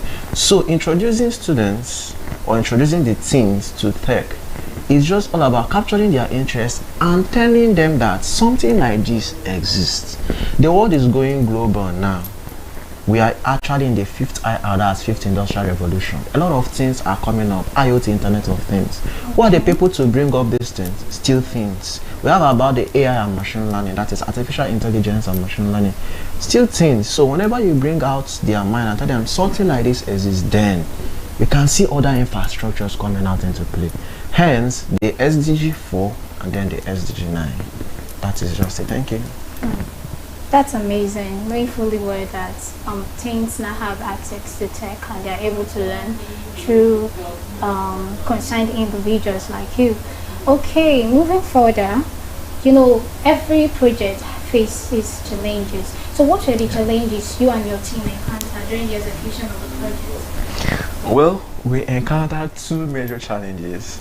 The first challenge actually was a challenge of skepticism. Okay. My team were very skeptical, you know, as being the first project they've actually embarked on. And I, being their president, having had a track record of sustainable project development, I just had to tell them that at that point, when you are being skeptical of something, that is when that thing is taking shape. And trust me, if you should engage in that thing, definitely it's going to work. Because if I should keep on doing the same thing every time and expect different results, I'm lying to myself. And there is no way I can keep on doing one thing and expect that I'm going to go far. So that we are skeptical means that we've actually pinched ourselves and tell ourselves that we are doing something out of the box. Hence the skepticism. Is he going to work? Is he actualizable? And then on the day when we entered the venue, when we arrived the venue and entered the venue, we also faced the challenge of a projector not coming up and all whatnot. And I really thank my media team for their proactivity, because they stepped up and ensured that the projector came up and then all the instructional materials were being displayed. Though it delayed our supposed time by an hour, but aside that delay by an hour, when we started very, very well. And then the project was seamless, very, very seamless. So we found a way to turn that challenge into a strength, and we are going to use it as a key takeaway moving forward. That is it. Thank you. Talking about challenges, because the project actually took place on the 23rd of September 2025, and that very day the sky was cloudy, and I could tell. So as at that time when the sky was cloudy, didn't you feel, how did you even feel? Did you feel indifferent? Did you feel any form of regret, or you felt fulfilled that you are actually carrying out something? How did you feel at that point in time? Okay, before I answer your question, I would want to sing just one particular line Okay. in our NYSA anthem. It says, under the sun or in the rain, Okay. in dedication and Selflessness. selflessness. So whether under the sun or in the rain, we must do whatever thing we are doing in service to our country, in dedication and selflessness. So it was really cloudy, yes, it rained. My core members or my team and I were beaten by the rain. Let me not use the word my core members, because they are not my core members. Okay. They are Nigerian core members actually. Yes. So but I just like personalizing the whole thing because of the teamwork, the teamwork spirit. So my team and I were beaten by the rain. Rain soaked my khaki, soaked my bag, soaked everything. But I just love being dedicated to the job. I wasn't phased at all. I knew that it was one of the things. And then undertaking a project in this period, one should actually expect that it should rain. Because one mantra I go by is, I always expect the best, or I hope for the best, while expecting the worst to happen. I repeat, my mantra has always been hoping for the best while expecting the worst. So when that worst finally happened, I won't feel bad. So I wasn't phased at all. I knew that the project must hold.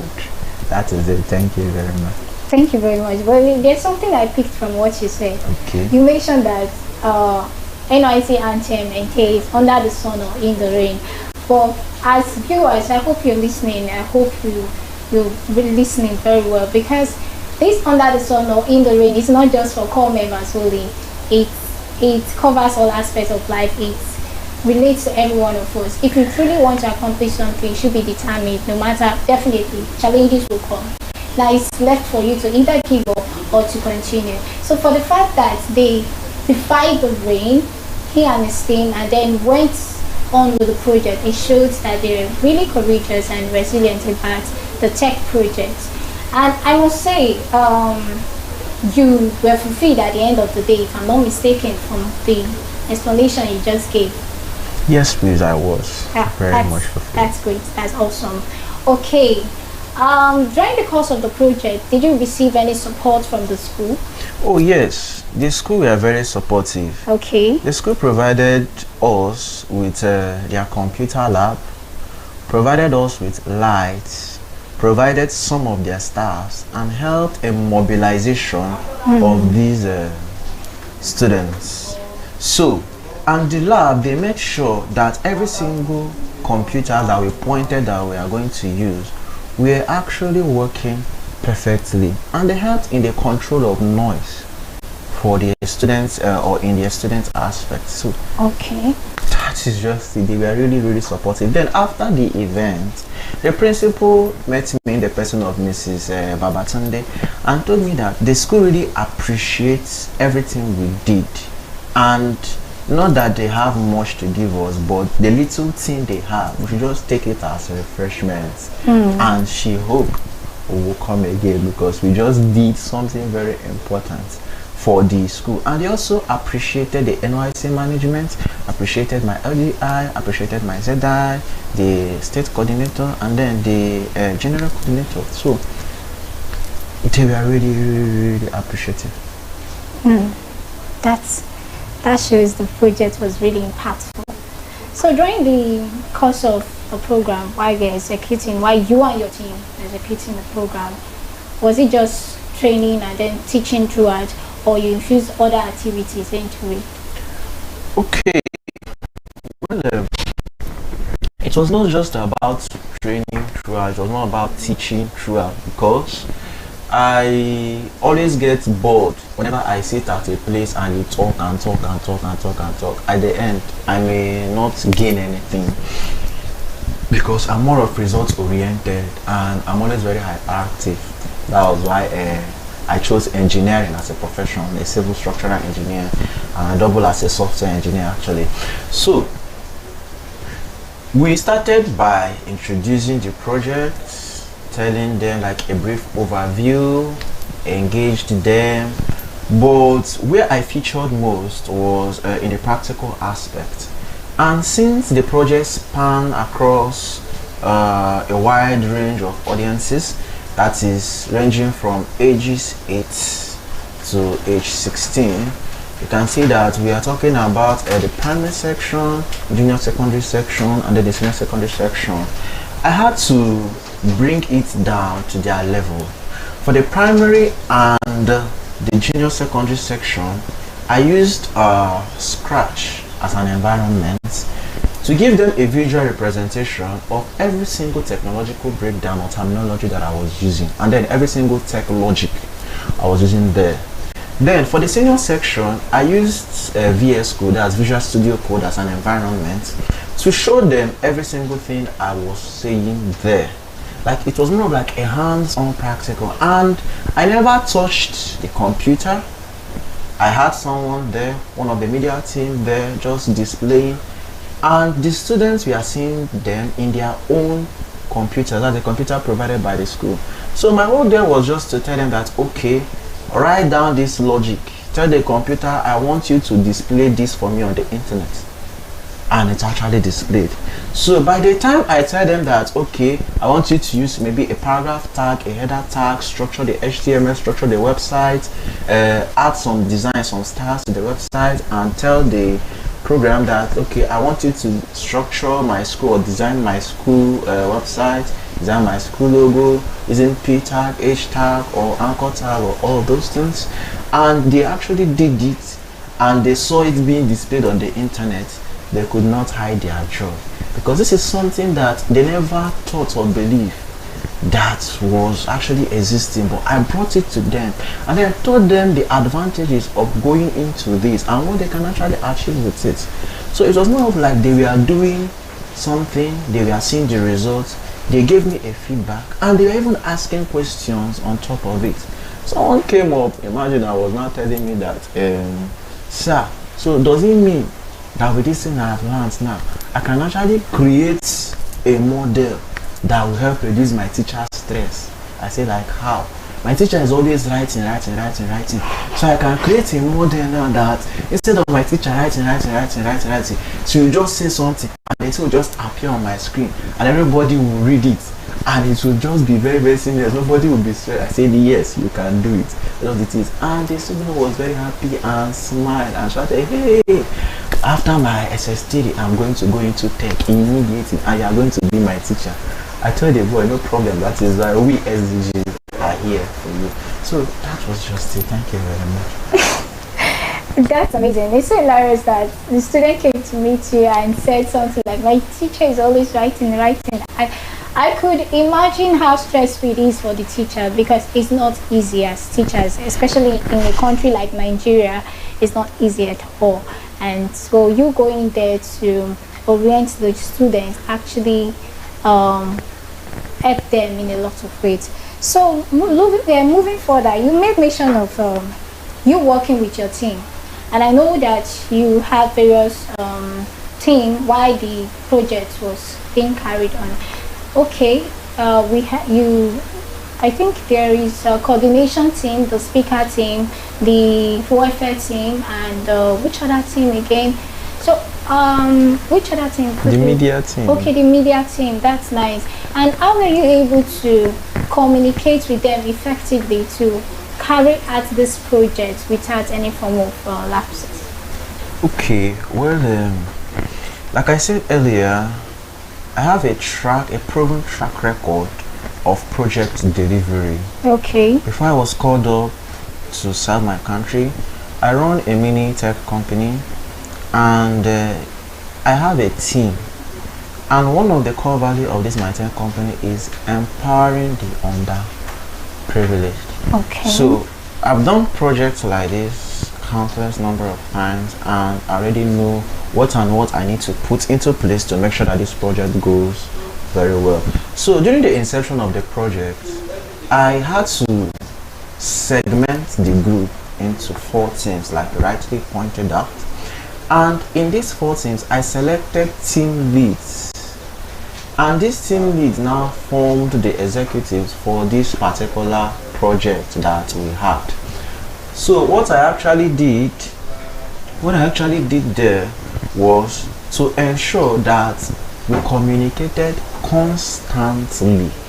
We had meetings upon meetings upon meetings, rehearsals upon rehearsals, so that every single unit or every group has something that they are holding, has, let's say, a script, knows what they are to do at every given point in time. Okay, what section are we on in this project? Yes, okay, we are doing this. Okay, it's time for you. Okay, you can go, you're going. Okay, you are to mount here, you are to mount here. Like, the communication was there before the project, during the project, after the project. We were communicating constantly, and that is the teamwork spirit, because we couldn't have achieved this project, or this project wouldn't have been a success if the group did not work in synergy, if we didn't work together, if we didn't collaborate together. So we really did well, and I didn't do it alone. I did it with my team. So that is how I always put my team first. If you listen, I always say my team and I, because for it to be a success, we did it together. So the credit shouldn't go to me, it should go to all of us. So thank you very much. That's brave of you. We'll quickly go on a short break, and when we come back, we'll continue with one-on-one with Mr. Ifeanyi Maximus. Please stay tuned. Don't go anywhere. Thank you.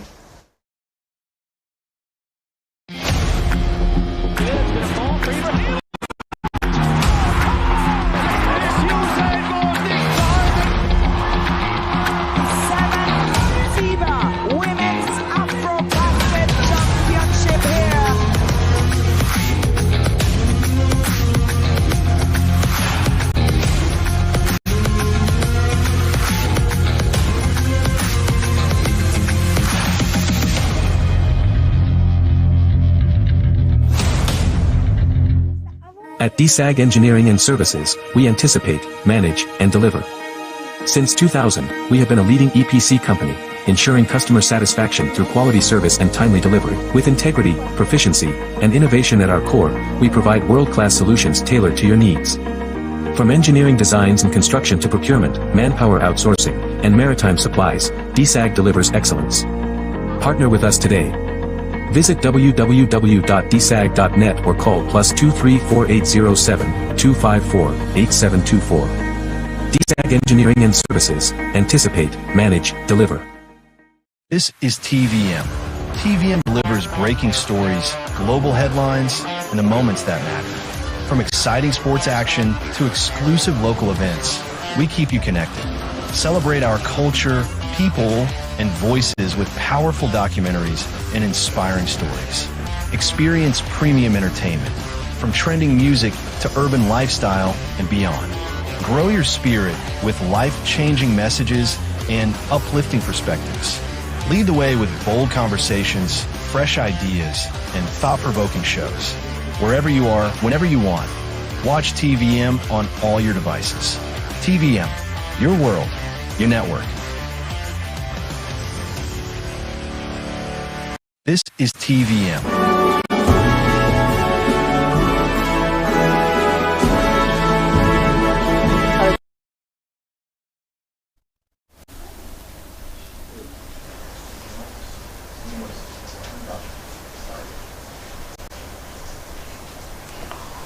Welcome back to the show, and thank you for tuning in once again. It has been an amazing time with Mr. Mazimus Ifeanyi, our great corps member serving in Delta State. So, we have one last question for him before we call it a day. Mr. Mazimus Ifeanyi, today being Independence Day, what message would you like to pass across to our government, social, school management, and other organizations that would like to sponsor this kind of youth program or youth project within and outside Warri? Okay, thank you. Well, this question is kind of a very difficult one to answer because there are quite a lot of things to say. I say what's advice or message. The message is quite broad, but what I'm going to say is this: teens will always be the future of every country. Teens will always be the pride of every country. Teens, that's the youth, will always be the wealth of every single country. Okay. So the message I'm going to give to government to begin with is this: try to empower your youths. Let me cite Imo State government. During my that should be 300-200 level, the governor then, distinguished Senator Hope Uzodinma, organized a tech program. I think it should be Scale Up Imo, and empowered more than 15,000 youths. Empowerment in terms of tech, like every single tech skill was taught, and those that graduated were empowered with laptops. I'm telling you, like, should I just say that? You mean each of them? Each person was empowered. 15,000 youths got That's one great, laptop. and So I just sat amazing. down to do the maths, and these laptops are not just ordinary laptops. They are real laptops, Quality like good. laptops. I decided to do the maths. I was like, if one laptop costs like this, 1,000 of this laptop, then 15,000 of them, that is pure empowerment, or empowerment at its peak. So any youth who fail to take advantage of this, I don't really know what else he or she want to take an advantage of. And then there are some scholarship programs being awarded to youth, in which I am a beneficiary of scholarship. Okay. I studied in Futo, that is my undergraduate studies. It was under scholarship. Wow. And I'm hoping for my master's also to be under scholarship. And by God's grace, let's say it's going to happen. Okay. So I would say the government should empower its youths in any way they can, be it tech-wise, be it skill-wise. I know that a lot of government agencies, a lot of state governments, even the federal government has been trying. I think I can recall the 3MTT, the 3 million technical training or something like that. I think it is for free. Imagine federal government trying to empower 3 million Nigerian youths. I think that is something tangible. That is something we can actually take away.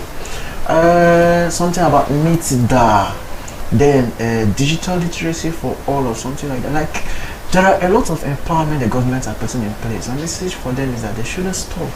Instead, they should invest more on it, because if I should be stable, you are stable, our neighbor is stable, I don't think anybody will complain of hunger or poverty. Not at all. Yes, and I always tell people that change begins from me. We youths that are being empowered, we should try a way to embrace this empowerment and make the most out of it. Because I actually had this communication with somebody, and the person was like, this empowerment that we are going to be giving, that whenever we are giving this empowerment, or whenever they are giving the empowerment, that he will just sleep over it. He's not going to have anything to do with it. It's just for the sake of let's just be like I went for the empowerment, which is not supposed to be so, because these people invested a lot on it. They could have actually invested on anything. So the empowerment is very, very important. Then for the school management, they should always try a way to incorporate some of these agencies into the schools program, some of these courses into the school program, to ensure that every single thing they have there is seamless. Blending school curriculum with maybe this extra curriculum, pure sciences, tech, and everything. So that's just the little I can see, and everybody should sit up. And thank you very much for having me. Let me just end it there. And so we've come to the head of this program for school. We shouldn't just look at the theoretical aspect. That's what you're trying to say. They should also focus on the practical aspect, which includes tech. Okay, thank you very much. And one more thing, please, before we round up. The group will actually be going for another project. We termed it project, it's themed Project Park. That is part of a Girl Child in commemoration to the International Girl Child Celebration. And it's an initiative where we have to sensitize the girl child on everything. You know, my team and I also are working on it, and the date is likely to be 10th and 11th of October 2025 here in Warri. Is a project initiative that the SDGCDS group of the NYSC Warri South Zone brought out, and is going to happen. And hopefully after the project we'll still be here to give an insight on how the project went. So thank you very much. That's a great move. Thank you very much. Today being Independence Day, we've come to the end of this show 101. Don't forget to follow us on all our social media platforms, and don't forget, your environment is a part of you. Do keep it clean. I remain your host, Ogemoyi Osafame Juliet. Thank you once again, Mr. Mazimos, for honoring our invitation.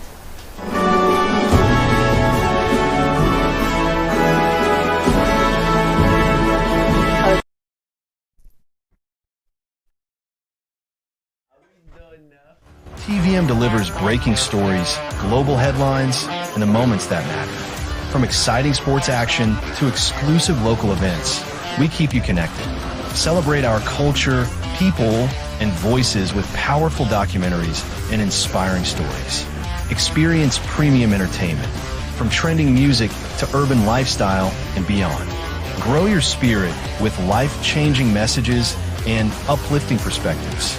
Lead the way with bold conversations, fresh ideas, and thought-provoking shows. Wherever you are, whenever you want, watch TVM on all your devices. TVM, your world, your network. This is TVM. TVM delivers breaking stories, global headlines, and the moments that matter. From exciting sports action to exclusive local events, we keep you connected. Celebrate our culture, people, and voices with powerful documentaries and inspiring stories. Experience premium entertainment, from trending music to urban lifestyle and beyond. Grow your spirit with life-changing messages and uplifting perspectives. Lead the way with bold conversations, fresh ideas, and thought-provoking shows. Wherever you are, whenever you want, watch TVM on all your devices. TVM, your world, your network.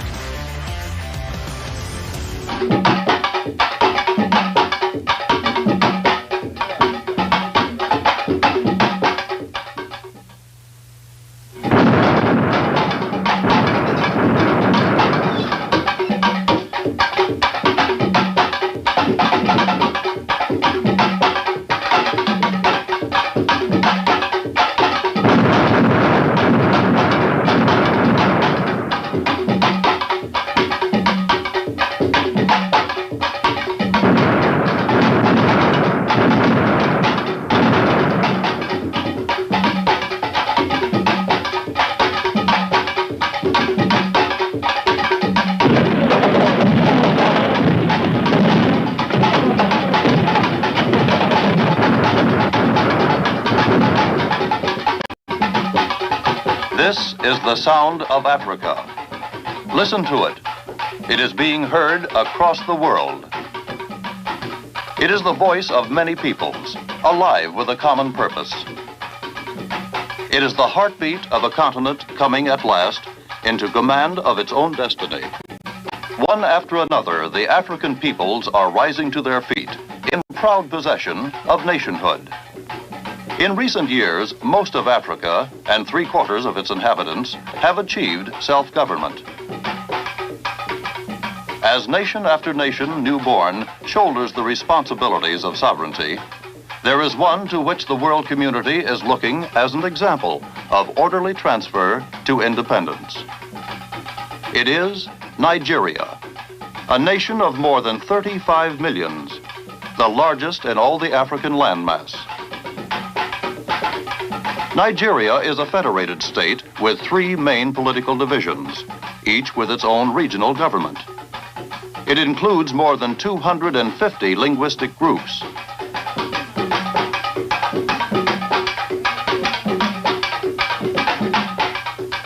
Their traditions are as old as time, but their land is fast moving into the modern age. Where Yoruba talking drums once spoke from village to village of the western region, there is now television, and a radio network links together all Nigeria's peoples and its regions.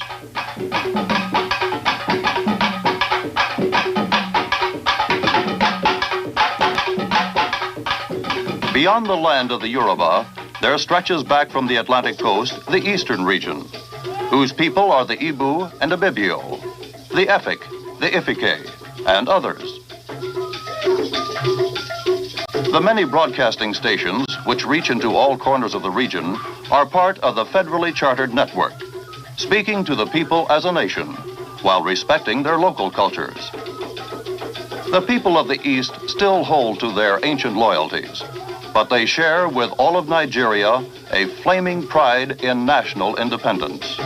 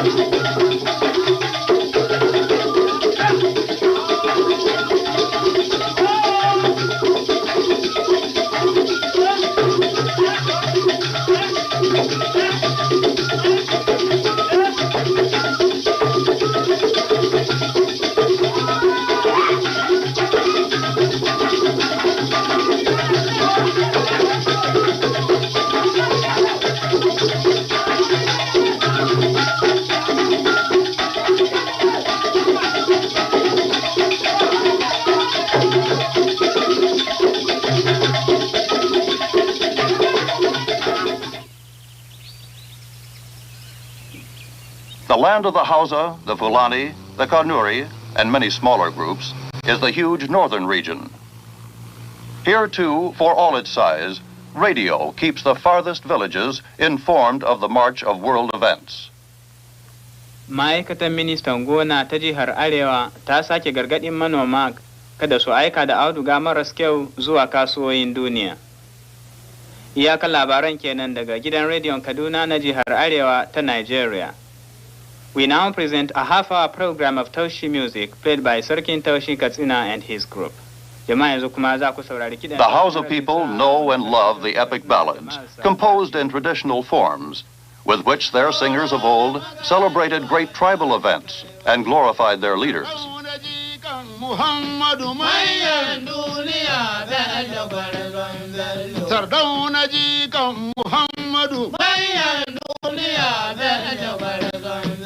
Sardauna jikan habu Bello Biremiya Bello ɗan Ibrahim ci da karen maza Horauna magaji ba ja da kai wargi Na gode ma isan waziri raina ya amince da kai ɗan dawa Na gode ma isan waziri raina ya amince da kai ɗan dawa Tun da Kaduna ne Nowadays, they sing of national achievements.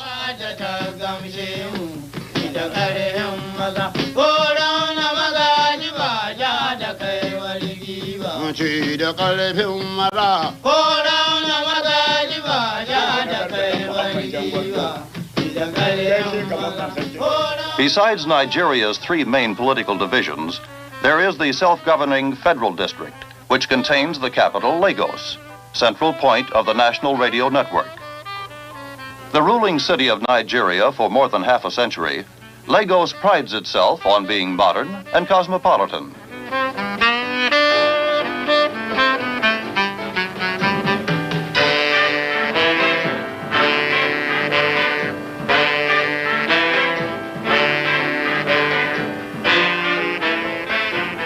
For generations, Lagos was Nigeria's major port, its chief gateway to the faraway outside world. Today, that world is much nearer, and its realities intimately affect the new nation's existence. From two great wars in which Nigeria's men fought bravely overseas, they have learned that in a time of powerful international rivalries, no tribe or clan, however courageous, can stand alone. As a young nation grappling with the problems of self-government, Nigerians are finding that the old loyalties are no longer enough. They know that to grow great under freedom, we must establish national unity in a country which geography and history have tended always to divide. For their land is many lands, and their people, many peoples. Where the great ocean rolls in from the other side of the world, and the Niger River comes down to meet it, river and sea combine to create a vast green lowland of tidal swamp, crossed by a maze of waterways. Here, the first Portuguese explorers, arriving in Nigeria from overseas 500 years ago, found the banks lined with villages, outposts of flourishing coastal kingdoms.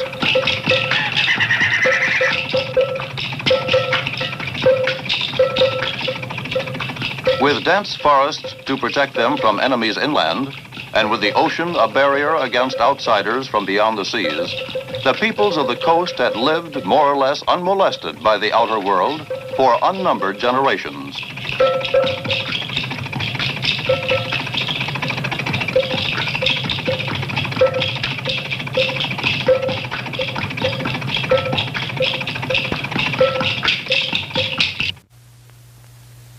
By the 15th century, the kingdoms of the South had reached a peak of cultural development.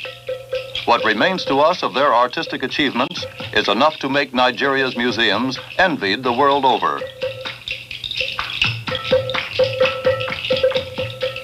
The collections in Nigeria's galleries contain superb works of art. The famed bronzes from the ancient kingdoms of Ife and Benin are everywhere recognized as masterpieces.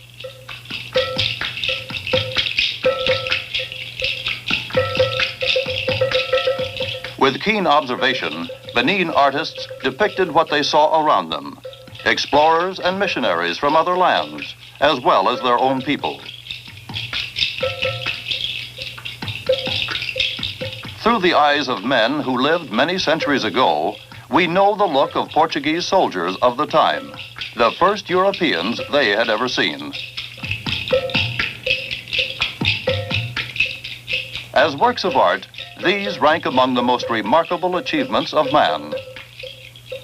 They are a part of the proud heritage from ancient times to which Nigerians can turn in their search for a national identity.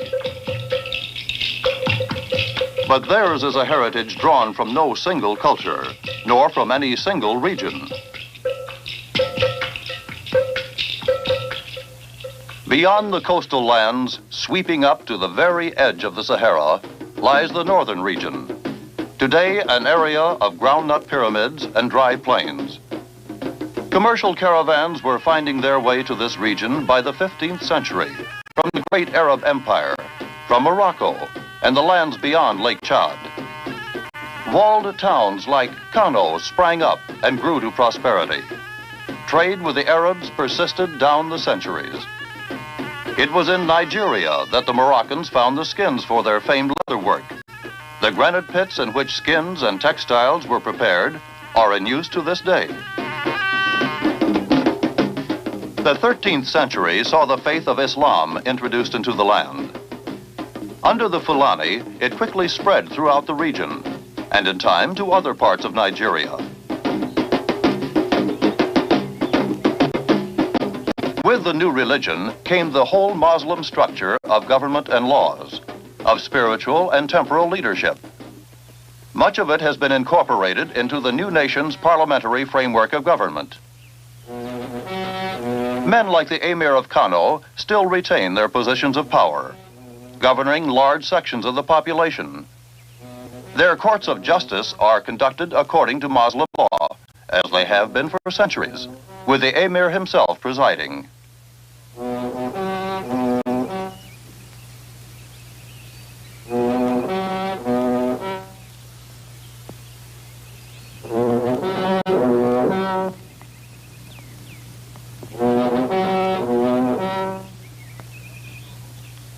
Sessions are open to all the people, so they may satisfy themselves that decisions are made even-handedly and without favor.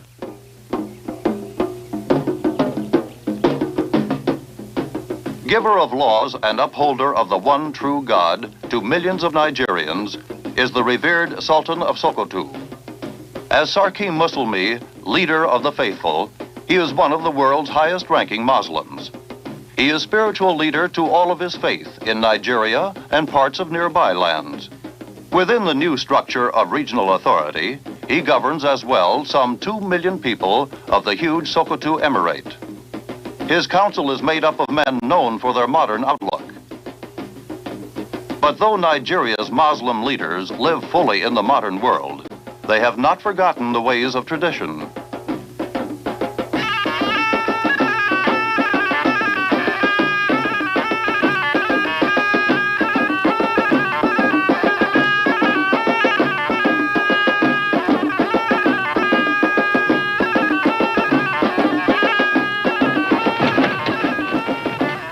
The ancient esteem for valor and horsemanship is strong as ever among leaders and people alike.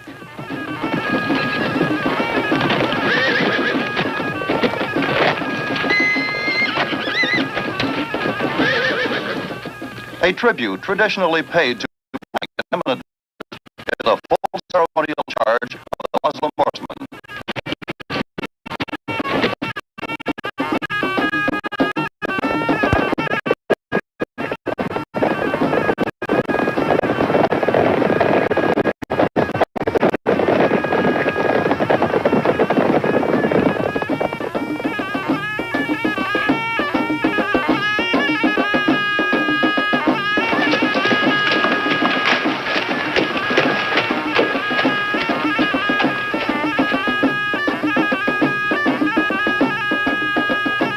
Though the power of most Muslim leaders is a legacy from the past, their influence is often directed towards progress. A potentate like the Shehu of Bornu, for example, picks as his waziri a man of high abilities, widely traveled, at home in business, statecraft, and education. These robes, leaders and counselors are men of today, alert to the times and to the currents of national affairs.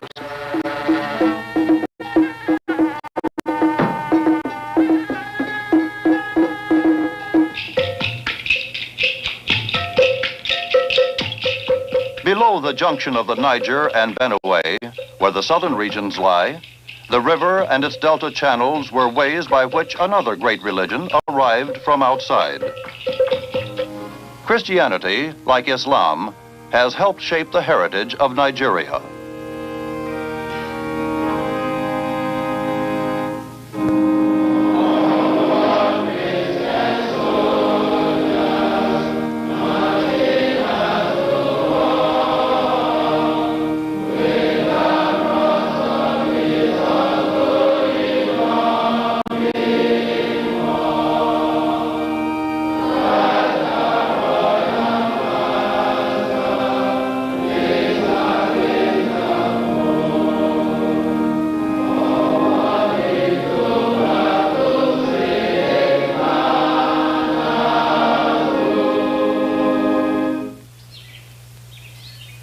The Christian missionaries of the last century brought to Nigeria something else besides faith. They brought to the young education, knowledge, and they planted among them the first seeds of national parliamentary democracy. Today, many of these schools are supported by the state. In them, the young of a new generation are preparing for the responsibilities of nationhood, absorbing a sense of national identity. Nigeria, we hail, we are on their native land. The tribe and tongue native, in brotherhood we stand. Nigeria's son are proud to serve as sovereign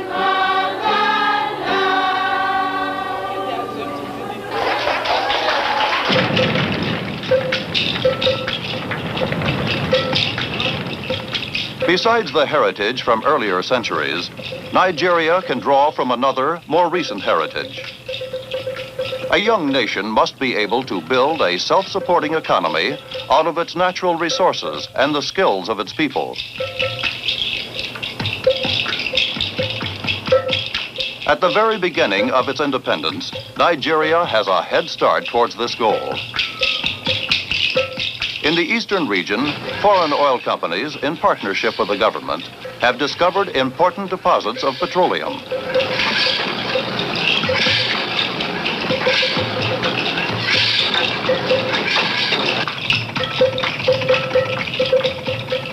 Now technicians are exploring the coastal area further, seeking and finding more wealth beneath its waters.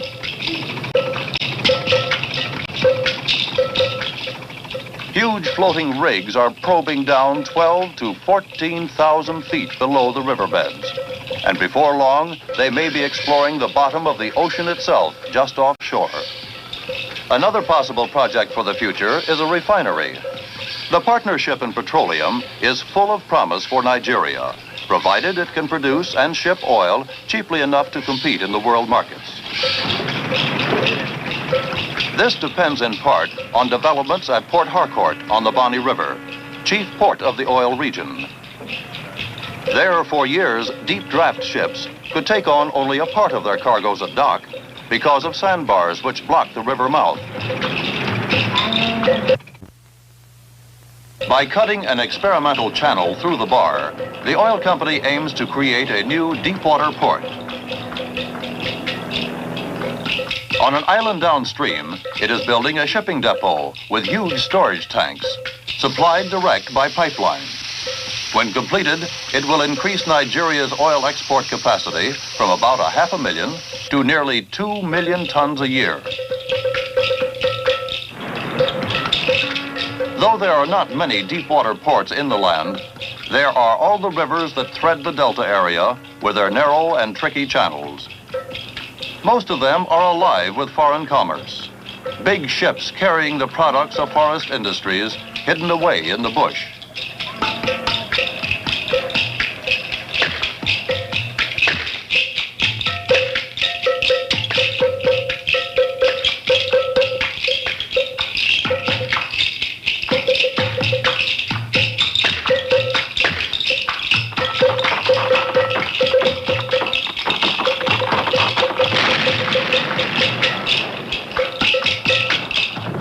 Out of the big tracts of valuable timber in the land, Nigerians and British together have built up an important industry over the years. Fine woods are among the country's major exports, and its modern sawmills and lumber plants are a basic resource it can count on in making the transition to self-government and self-support.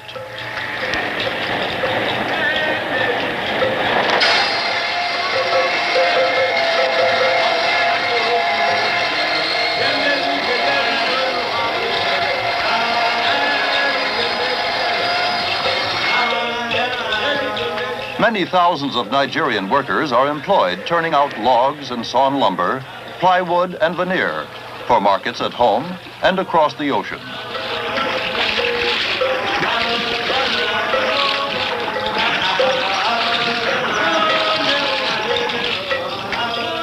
Rubber is another of Nigeria's important forest industries, for the natural product from the sap of the tree is still in demand the world over. Nigeria has yet to develop a processing industry, but the raw material gives employment to many workers and brings in sizable revenues from abroad. Nigeria's busy palm oil industry provides exports of even greater value. From the pod of the oil palm alone come 1 million barrels of oil a year, while the nut yields many other important products. Wild trees still account for 90% of Nigeria's oil palm products. But among the forests, more and more plantations of cultivated trees are growing up, from hybrid seedlings distributed free of charge.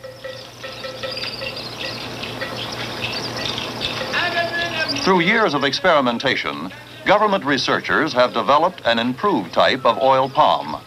Its pod yields 12 times as much oil because of the thicker layer of fatty pulp surrounding the thin inner shell. Agricultural research is financed by commodity marketing boards, which control the production as well as the marketing of major crops. In 3 of these, oil palms, ground nuts, and cocoa, Nigeria stands among the world leaders. Upstream along the Niger River, the coastal regions give way to another kind of land with a different way of living. Where land and water routes meet, there are towns like Onitshu, in which trade is the main livelihood. Swarming markets on the riverbank attract farmers and merchants from all the surrounding country. Back from the river in the eastern region, the land begins yielding wealth of another kind, mineral resources.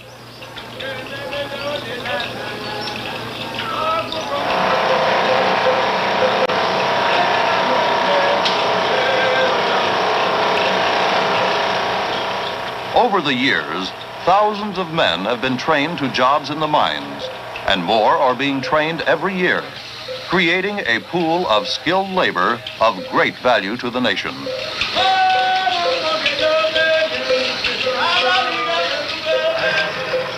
To a young country busy building up its industries, an ample supply of coal from its own mines is a great advantage. Since construction plays so large a part in the work ahead, Nigeria is fortunate in having both the raw materials and the skills for making cement. Already it has outgrown the big cement plant the British erected at Nkalashu. Now a still bigger one is underway in the western region. One of the most modern in the world, it will produce 200,000 tons a year and make Nigeria practically self-sufficient in an essential commodity it has always had to import. To the northeast, high up on the Jos Plateau, the country has other and richer mineral resources, vast deposits of tin, enormous machines which strip the earth away to get at the tin beneath, enable 2 or 3 men to move 50,000 tons of topsoil a day.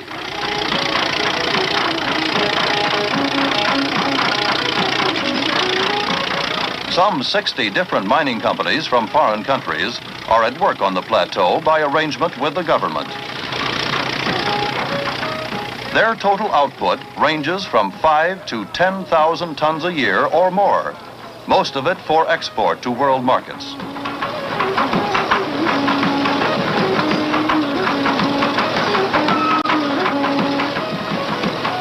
Nigeria's tin mines, the largest in the world, are still another part of the industrial heritage upon which its people are building towards national progress and unity.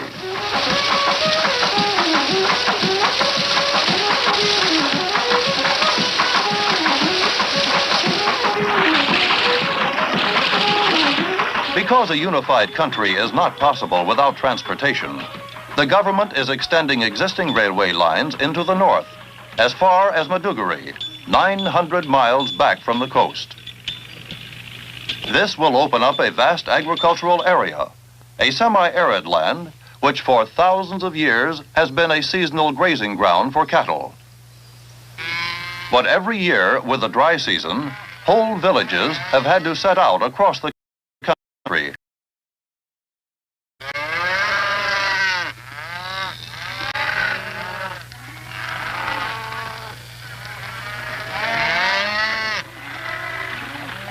Today, at 10-mile intervals, the government is sinking deep borehole wells, bringing up pressure water from hundreds of feet below. Enough for men and animals. Enough even to bring hope of someday irrigating much of the area. Now, at last, thousands of wandering people can look forward to settling down in villages where they can raise profitable crops and enjoy together the pleasures of community life.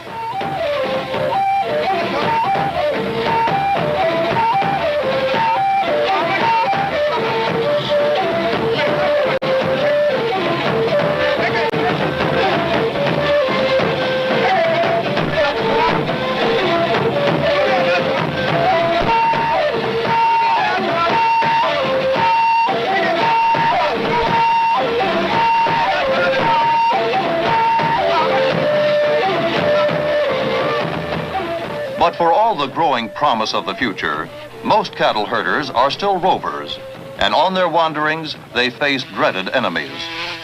Most deadly among them is the tsetse fly, Nigeria's greatest insect menace to both men and cattle. Against this menace, Nigeria's government is continuing to fight with all the resources of science available to it.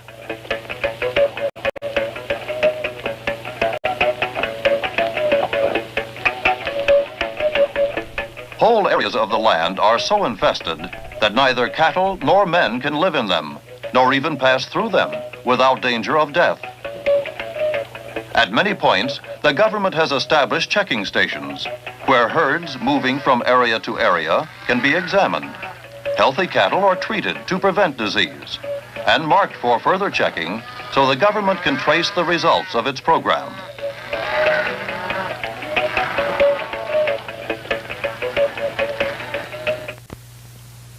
Nigeria's schools of animal husbandry are fully enlisted in the war against cattle disease.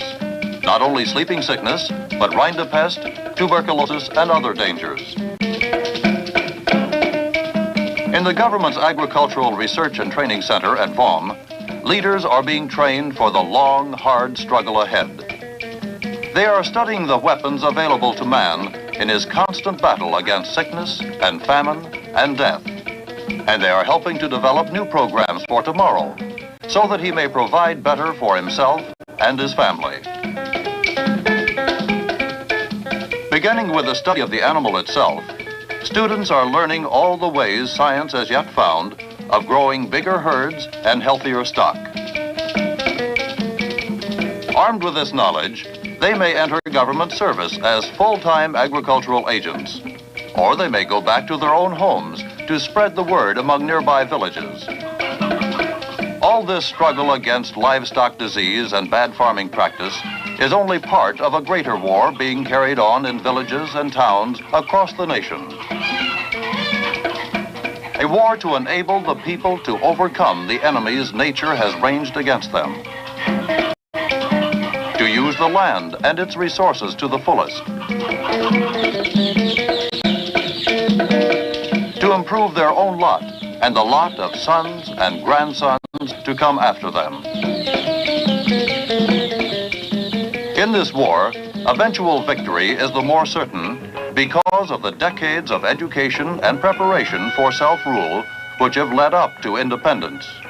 For many years, Nigeria's institutions have been turning out young men and women equipped with the skills needed to help build a modern state. Not technicians and scientists alone are needed, but artists and craftsmen, bringing to life again an old creative heritage. Planners and architects of the nation's future.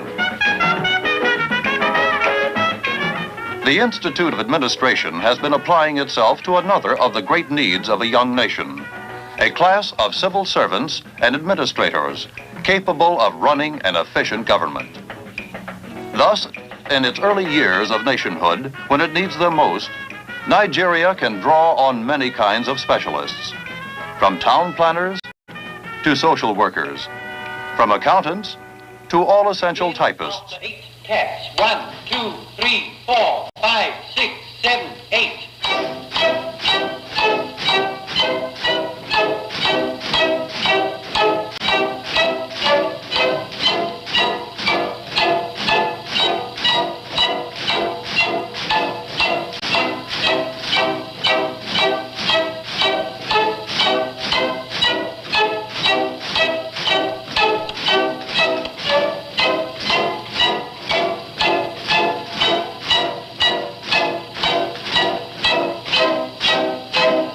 Carriage return.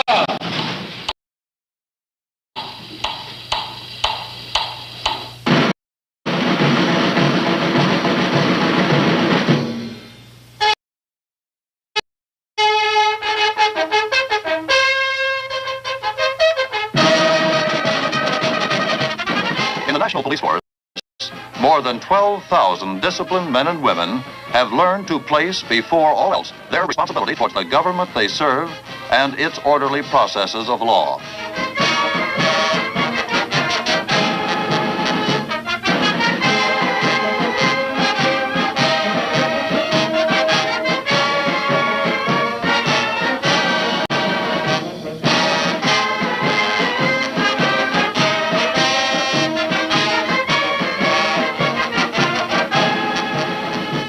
Under the Commonwealth, police officers from all parts of the land and from all levels, sons of farmers as well as sons of chieftains, have found satisfaction in winning honors and promotion by their own merit. And through free discussion and a free press, they, like others in Nigeria, have threshed out their individual ideas of political and intellectual freedom.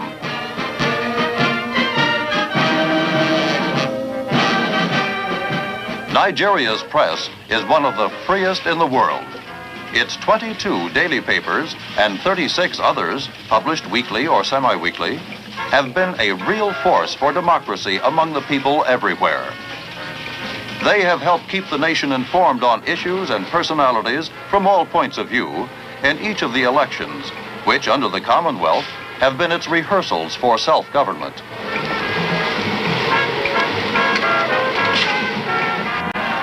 To free elections, the people of Nigeria have taken with wholehearted enthusiasm. Everywhere there is an eagerness to take part, to understand, to exercise a free choice. Women are as serious about it as men. In the South, where they have the right to vote, they have refused to be brushed aside. Long ago, when they found themselves being ignored by the men, the market women of Lagos took the lead in demanding their rights. Since then, the women of the South have become a real political power. Their vote is sought after by all parties and sometimes decides the outcome of elections.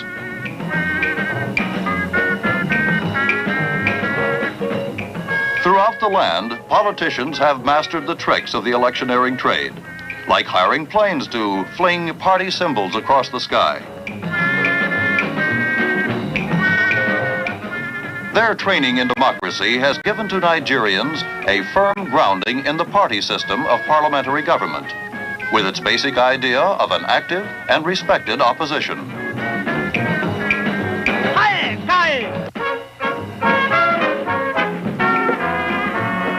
Party symbols are the easiest way of making sure that in a land of so many different peoples with so many different languages, everyone can tell which candidate he is voting for.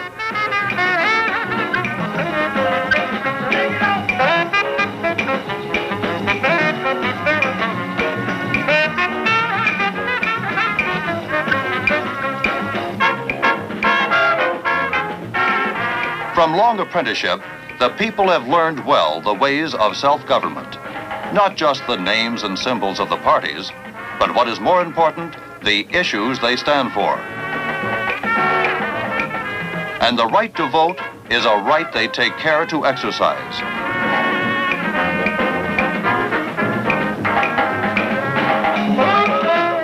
At polling time, a far bigger percentage of the people turns out to vote than in most other democratic countries. It is an obligation they recognize and accept.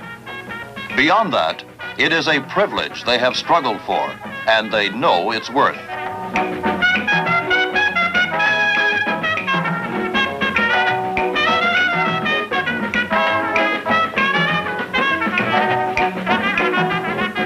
Year in and year out, watching their votes sweep candidates into or out of office, they have seen growing up in the land a body of able and experienced statesmen, men they could trust to lead them over the threshold of independence. At Kaduna, capital of the northern region, the premier is a personage long used to leadership. Alhaji Sir Amadou Bello, the Sardauna of Sokoto. From the time he first took office, Sir Amadou has made himself accessible to community and business leaders concerned with regional progress.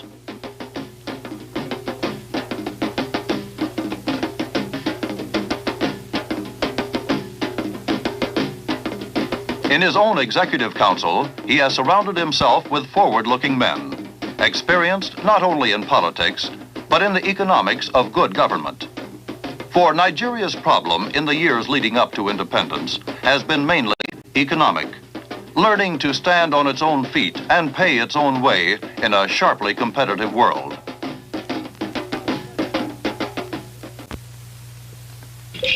Capital of the eastern region is Enugu, a growing city of handsome public buildings. In the premier's residence at Enugu sits a leader of broad education and long experience in government, Dr. M.I. Okpara.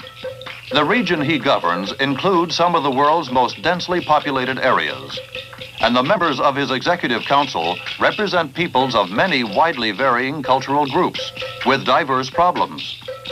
In a far-seeing development program, the government is seeking to improve the lot of its people and bring trade to the eastern region.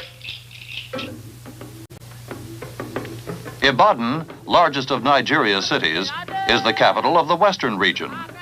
It too is growing rapidly, emerging as an impressive new city of architectural distinction. At the head of its government is another leader of ability and experience, Chief S.L. Akintola. Now in the second of 2 5-year development programs of their own, the Premier and his council are making a determined attack upon the economic problems of the Western peoples.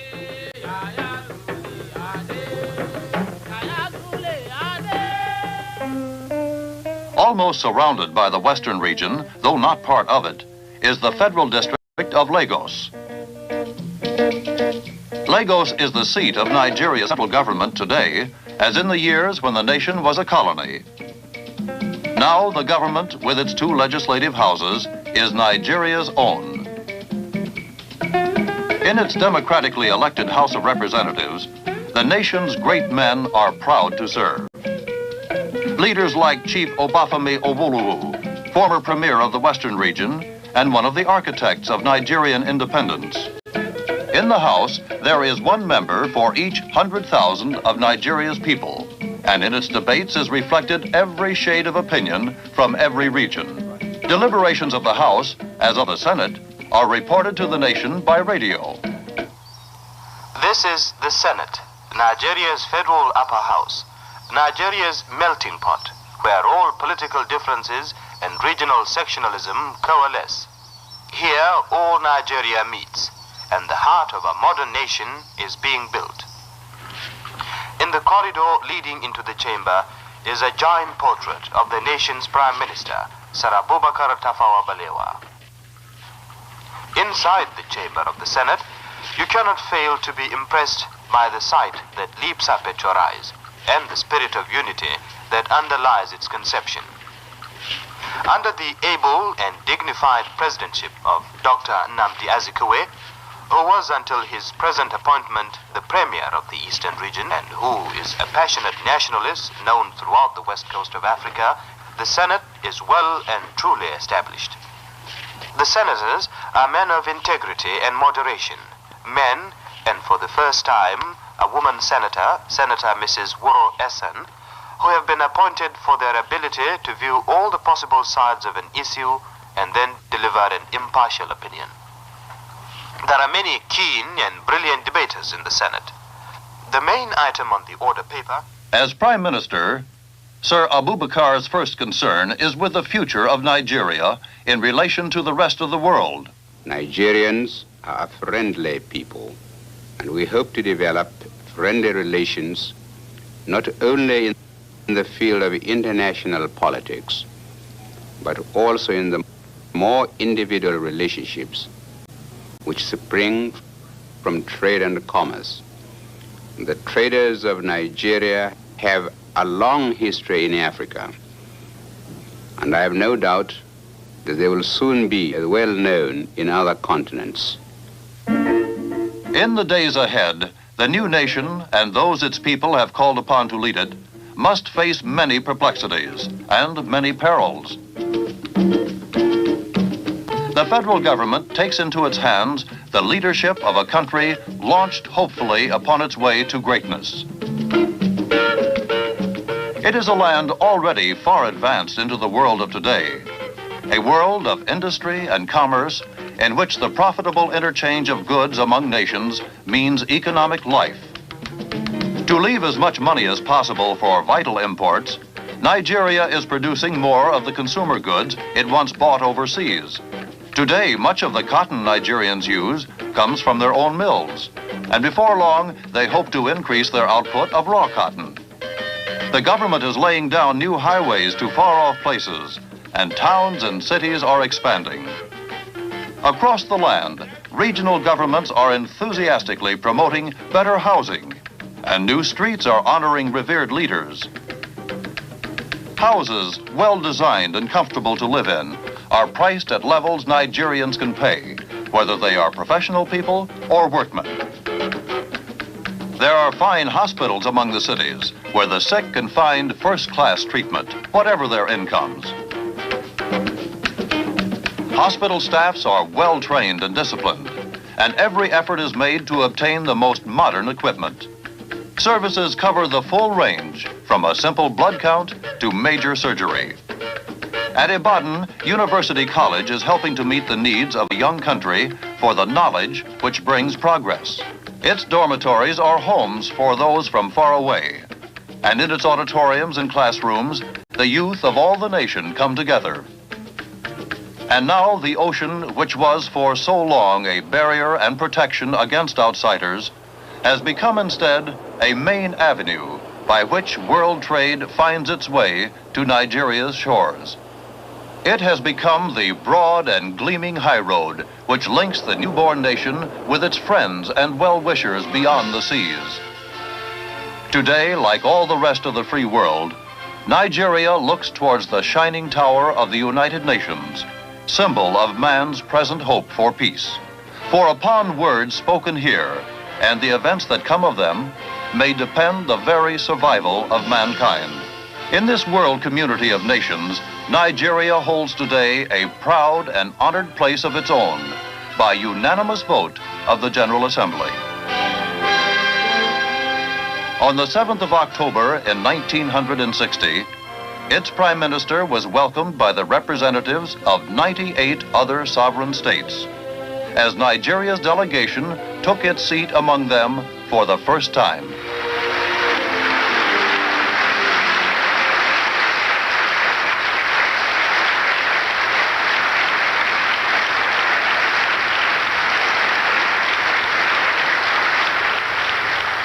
Just 1 week ago, as the clocks were striking midnight and Nigeria was on the threshold of independence, there was a brief ceremony at which the leaders of 3 different faiths each said a brief prayer.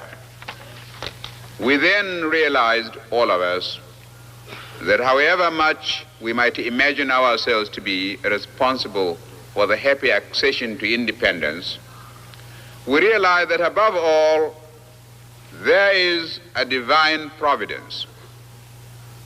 And I do honestly believe that one primary essential to international friendship and cooperation is for each man to be true to his religious beliefs and to reaffirm the basic principles of his particular creed. It may be that then, when we hear the world crying out for peace, we may receive the inspiration to deal with these intractable problems and be able really to devote all our resources to the advancement of mankind by applying those eternal truths which will inevitably persist long after we ourselves are utterly forgotten. Thank you, Mr. President.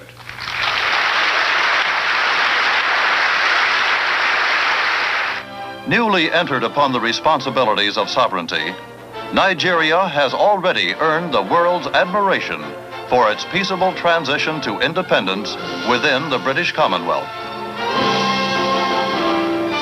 And as it continues in its growth towards national greatness, so will it grow too as a force for peace and partnership among the nations of mankind, not in Africa alone, but throughout all the wide world.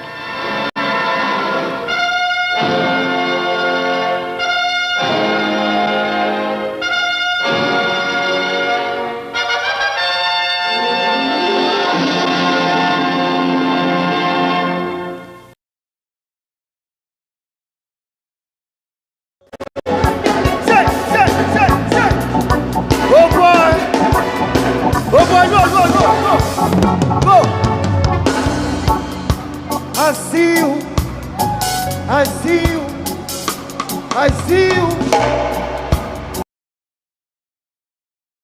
I see you, I see you, I see you, I see you. Over the top, give the music low, give the music low. From Namibia to Liberia, South Africa to Uganda, Tanzania, down to Ghana, down to Nigeria. All I want to say, all we need is one love. All we need is one love. All we need is one love. All we need is one love. Hey, all we need is one love. All we need is one love. All we need is one love. All we need is one love. Just the other day I saw on CNN brutal killing of each other by two friends. I could not comprehend, so I said to myself, maybe the world is coming to an end. Is it love, is it hate, is it war, is it fate, yo? I could not relate, yo. But there is one thing I can relate with, and that is the fact that all we need is one love, one love, one love, one love. All we need is one love, one love, one love.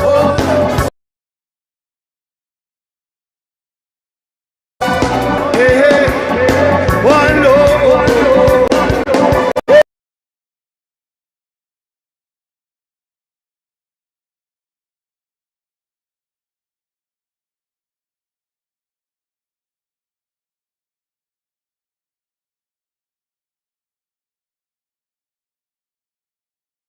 Now, this spiritual, come down for one low, cause we struggle and hustle and laughing and crying and shout and do it all together. One low, we're stuck together, we cannot live without each other. All we need is one low, irrespective of your color, the religion or political border. One love, my people hold it, embrace it, express it and show it, cause I know it is the answer. Hey, hey, hey, hey. One love,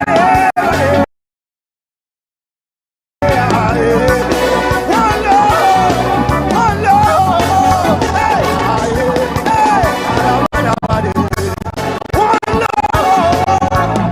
one love.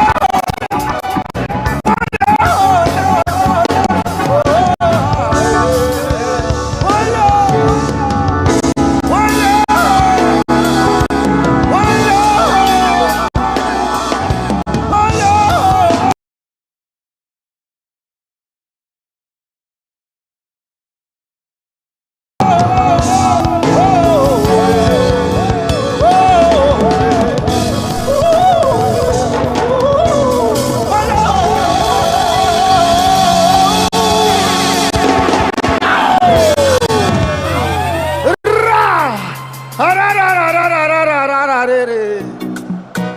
go Christmas. Hey, oh, but you know the song, they go. Say, hey, badam pam pam pam. So, hey, okay, sing. I want to bubble you for my fucking craze. Hey, as I want to. Hey, I want to bubble you for my fucking craze. Hey, oh yeah, make we start to do the Gaga shuffle. Hey, start to do the Gaga shuffle. Oh yeah, make we start to do the Gaga shuffle. Hey, start to do the Gaga shuffle. Dubai, bada bada pam pam pam. That's so.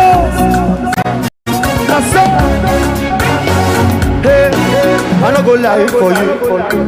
I want to tell you true.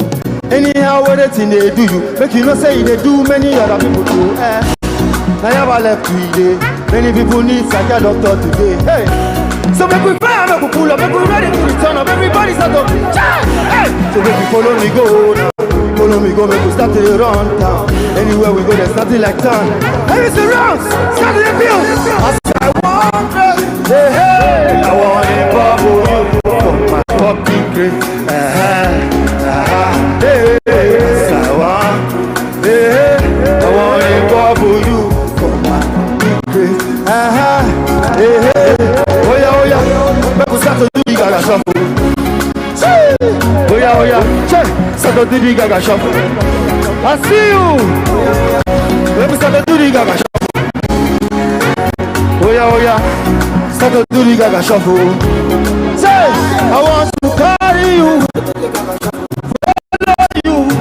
I want to holler you. I want to see it through. I want to carry you. I want to follow you. I want to sample you. And inspiring stories. Experience premium entertainment, from trending music to urban lifestyle and beyond. Grow your spirit, life-changing messages, and uplifting perspectives. Lead the way with bold conversations, fresh ideas, and thought-provoking shows. Wherever you are, whenever you want. Watch TVM on all your devices. TVM, your world, your network.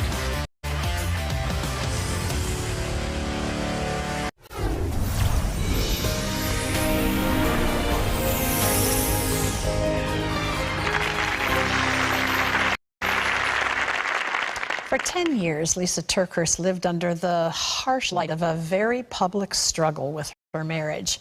It took its toll on her physically, emotionally, and spiritually, and it shattered her trust. Lisa TerKeurst is well known as a transparent author with 7 New York Times best-selling books and a popular conference speaker. Trust is an issue she's written widely about as a common theme in many people's lives, including her own. Lisa, who is newly married to Chaz, uses her latest book, I Want to Trust You, But I Don't, to help readers grow in discernment, identify relational red flags, and rebuild hope.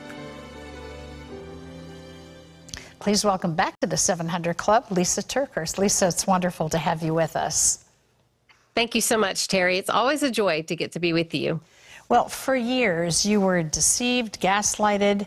There's no way you go through something like that without it having impact. What did that do to you emotionally and also physically? Well, it took quite a toll. You know, it wasn't just brokenness that was being done to me. It was happening inside of me. And you know, I think the thing that I had to keep holding on to was what I see today isn't going to be forever. But when you're in the midst of really awful relationship pain, especially when it's a relationship that you thought would be forever, like the marriage that I was in, it can feel like this is a life sentence. But I want to give people hope that broken trust, while it can absolutely be life altering, it doesn't have to be life ruining. Yeah. You stayed silent for a long time. Why? I think because I was afraid, I didn't want the weight of public opinion being invited into our very private pain. I wanted to give room for, my husband at the time to be able to turn his life around, to be able to come back. I wanted restoration. I wanted our redemption story to be this beautiful coming back together story. That's what I desperately wanted. And so I kept quiet because I really wanted that story, and also kept quiet because, Terry, I didn't know who was safe to tell and who wasn't. And boy, that's the truth, isn't it? I experienced the same thing in my own life many years ago. You say there's a difference between blind trust and wise trust. Talk about that. Well, I think especially in the Christian community where we want to love unconditionally, we have to remember that we're not required to trust unconditionally. Trust needs to be earned. Trust is built time plus believable behavior, and you cannot repair trust that keeps getting broken. So we have to shift from blind trust, which is trust everybody with everything, to wise trust. That means using the gift of discernment, which the Holy Spirit gives us, to fill in the blanks. Sometimes what we see isn't the full story. And one thing that my counselor, who's an amazing Christian man, he told me, he said, Lisa, where there's smoke, there is a fire. Now, be a full-blown house fire, but even a flicker of a candle, if you hold your hand over it, you will get burned. So our discernment is what God gives us to be able to see beyond what the facts are and to be able to really understand if something's going on, we have to investigate, ask questions, and the reaction of the other person will tell us a lot about whether it's true danger or whether this is just a trigger from past pain. I think the reason that there's such a difficulty in acknowledging those things that are happening, that are slow fires that are starting, is because once trust is broken, restoring it is just so difficult. I live near the ocean, and when there are riptides, there are red flags posted on the beach, and you talk about that in your book, and it's what we're alluding to here. You need to recognize the red flags, but then what do you do with that? Well, the reason I listed out red flags in my book, I listed out 11 of them, and some of them are really severe red flags like immorality. This means that this person really does not want to participate in the reality that there is a definite right and a definite wrong. So immorality seems to be a really severe one. But then another red flag is irresponsibility.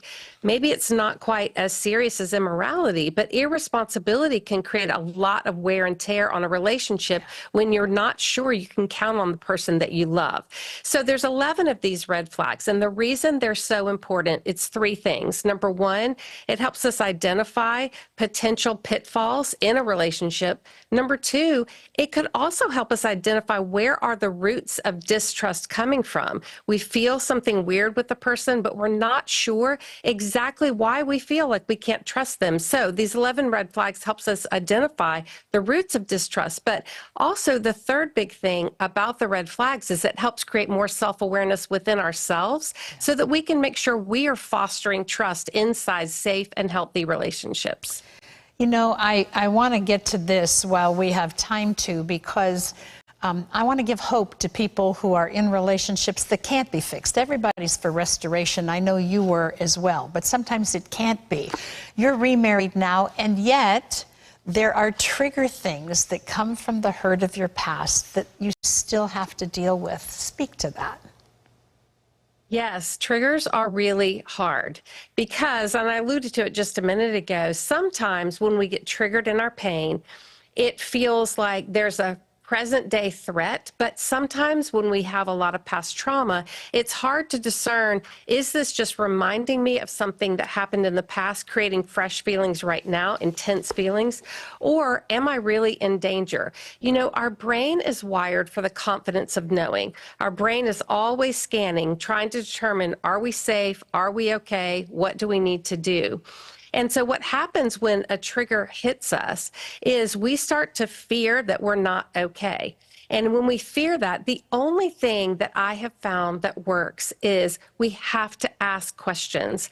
And like I said a minute ago, when we ask those questions, the response of the other person will tell us a lot. If the other person says to us, really, we're still dealing with this, you're not over this, you're crazy, then that is such a concerning response, and chances are something's off there. If the other person's response is, you know what, because of all that has happened, of course you're feeling triggered. Of course you need to ask questions. Of course you need to look at my phone. What do you need? Do we need to talk it out? Do you need to look at something like my computer or my phone? What do you need? And when the person's reaction, when we're triggered in pain, when the other person reacts that way, that safety provides an opportunity to really build trust. Trust is the oxygen of all human relationships. You starve a relationship of trust, and you starve it of vibrancy, and possibly even you starve it to death. Absolutely. So much wise counsel in this. Thank you for taking your pain and the things that you've walked through and making all the healing you've experienced available to others. I want people to know, I Want to Trust You, But I Don't is available now. You can get it nationwide wherever books are sold. Lisa, wonderful to have you here. Thank you. Thank you, Terry. Gordon? Coming up, this man coded in the OR. He was dead for 3 minutes. See how the voice of God brought him back that day and saved his life again 13 years later. Then Terry and I will be praying for you ahead on today's 700 Club.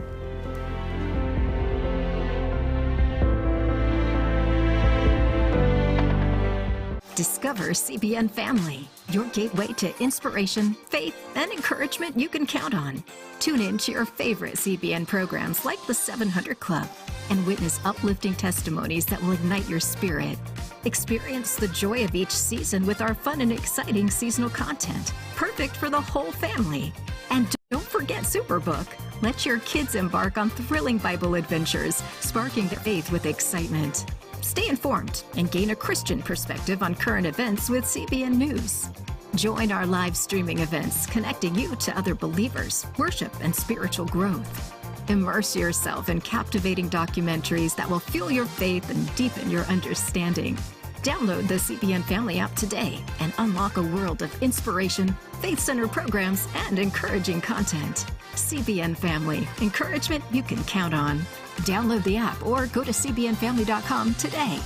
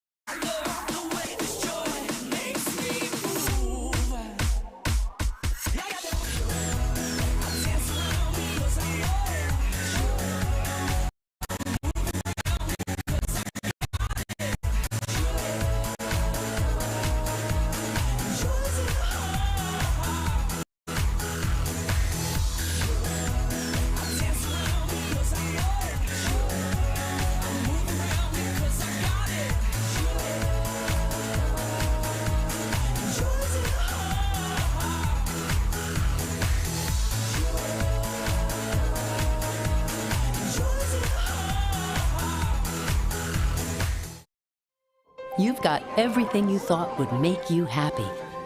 A promising career, plenty of friends, and a growing family. But life seems empty.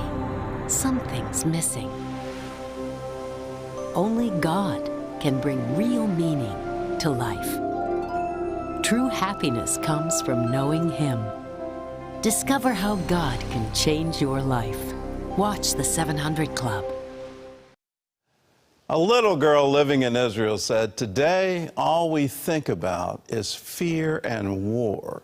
The brutal massacre on October 7th and the ongoing war have traumatized the nation. Yet thanks to you, hope, healing, and joy are coming to the children of Israel. When Israel came under attack on October 7, thousands of Israelis were forced to evacuate their homes. The war, the trauma, and the lack of routine affected everyone, especially the children who were displaced along with their families. What I felt until now was fear, because in Ashkelon, they wouldn't stop shooting. I felt very anxious, and I didn't know what to do. Today, all we think about is fear and war. Missiles non-stop. The attacks kept coming. We are quite used to these situations, but it is very difficult for the children. CBN Israel set out to relieve the trauma and stress for these families. With a mobile food truck that brought meals to displaced people, CBN Israel went throughout the country meeting evacuees where they were at with food and other essential items. We're thankful for all the help from CBN hosting us here. See their logo all around the hotel. To see them here now, it warms my heart that there are people who care for us, who think of ways to make it easier for us in this strange situation, in this dark situation. I really can't express how thankful I am. Words won't be enough for the amount of appreciation I have for your work. With your support, CBN Israel was also able to host families from war zones for fun festivals featuring Superbook at 30 locations across the country. The kids got to play on bouncy castles and enjoy carnival food. CBN Israel gave families vouchers for food and clothing. One of the best things to get out of trauma, to deal with the sadness, especially for kids, is physical activity and movement. It's not the phone screens that kids sit in front of all the time. It's jumping on trampolines, doing sports activities and other fun, active games. We took them out of their rooms so they could have a change of scenery, and it was a big success. The parents wouldn't stop thanking us. This wouldn't have been possible without CBN and Superbook. Thanks to you, hundreds of families were able to experience joy and happiness again after difficult months of trauma and their uncertain future. You brought us here. For all those who donated, we really don't know how to thank you. It is changing the lives of these children. I just want to thank everyone. Thank you so much for all your help and support. I love you. That love goes from Israel all the way to your home if you're a member of the 700 Club. A portion of every gift you give goes into the work of Operation Blessing. Another portion goes into the work of CBN International. And you become a part of everything we're doing around the world. If you're not a member, I invite you to join with us. All you have to do is call us. I want to join the 700 Club. Well, up next, shocking words. You have liver cancer. But that was just the first health threat this bodybuilder faced. See how his life was spared not once, but twice. And then Gordon and I will be praying for you, so stay with us.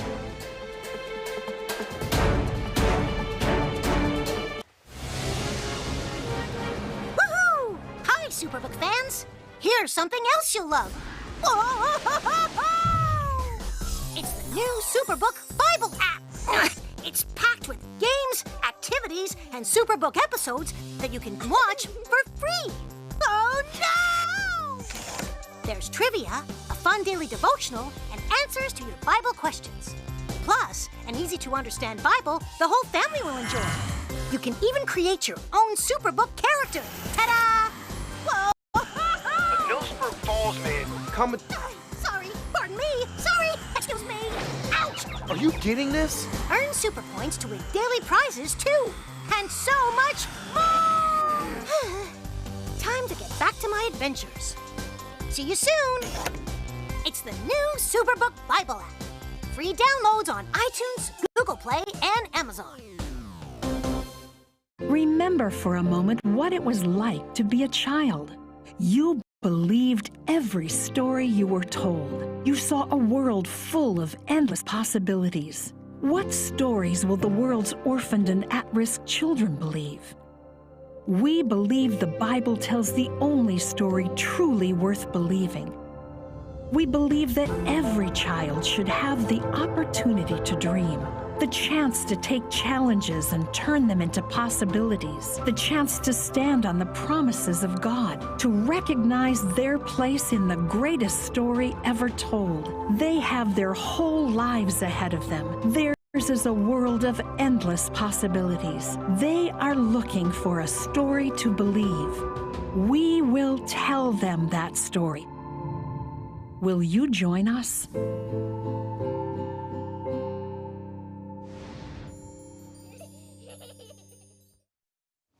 Philip's body was shutting down. He needed multiple organ transplants. As Philip was staring at the end of his life, he cried out to God. Then he says God reminded him that he had already died once. Weird things started happening. My eyes turned yellow. I was constantly tired all the time. I started dropping weight. It sent me into fear. This is the end of your life. Philip Hanks valued strength more than anything. A bodybuilder since he was 13, his focus was always to get that much bigger, more cut.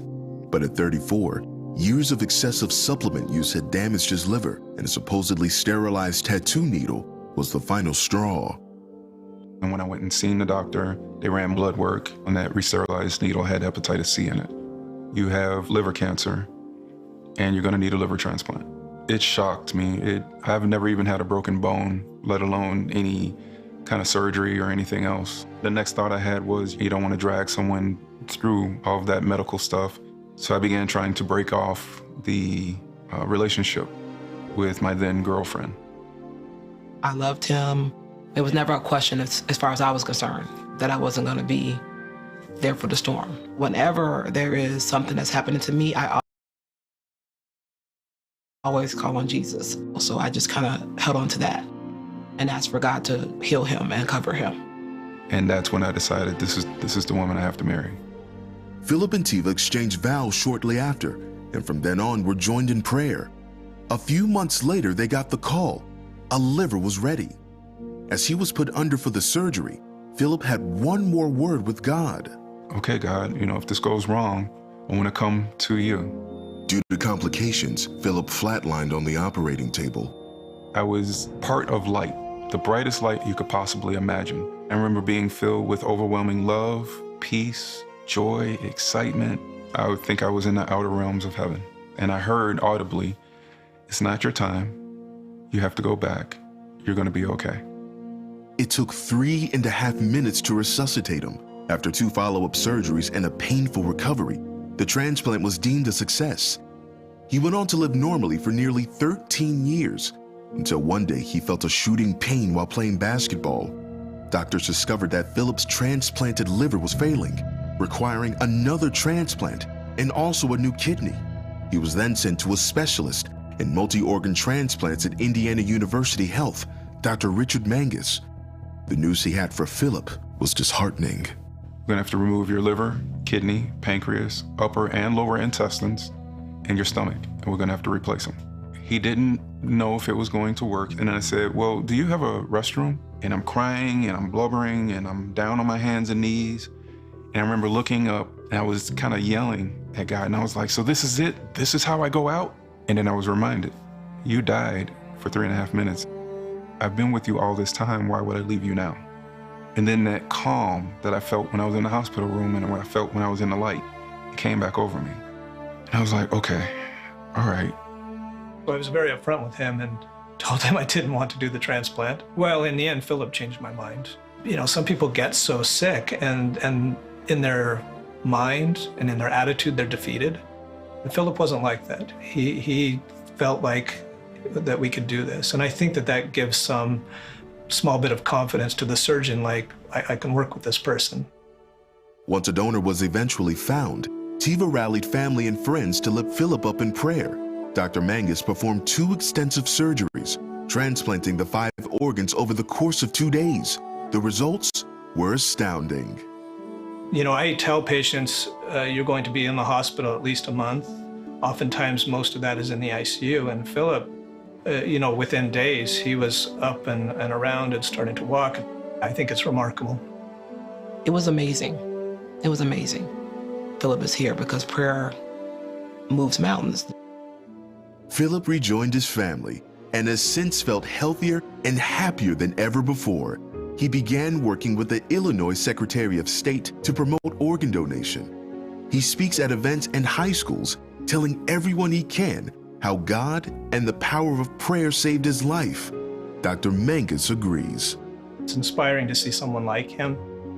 I think faith can have a very large part in making it through any kind of a health issue. Everything that we do came from God. You know, my patients tell me often that everyone's praying for them, they're praying for me, and I say, thank you very much. I will take all the help that I can get because I need it. I can't put into words how grateful I am for the donation. God is real, heaven is real, and prayer works.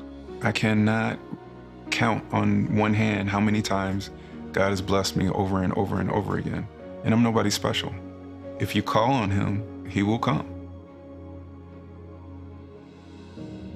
I hope Philip's story encourages you today before we pray. I don't know anybody who's had 5 organ transplants. Do you? I've never I didn't even heard. know that I was didn't possible. know it was even possible. And to have the doctor say, I don't want to do this. Yeah. Because I don't know if you're going to survive. And then you have a 2-day procedure. And today, alive and well and telling all of us what God did for him. Wow. This is Leah, who's also telling us what God did for her. She says, my right foot slipped to the far right, twisting my knee very badly. For over a year, I suffered a great deal with my knee hurting. No matter what I did, the least movement would set the pain off. One day, I was watching the 700 Club when Gordon said to put your hand on the area that needed prayer. So I put my right hand on my knee, bowed my head, and prayed with Gordon. Afterwards, I noticed that my knee was not hurting. I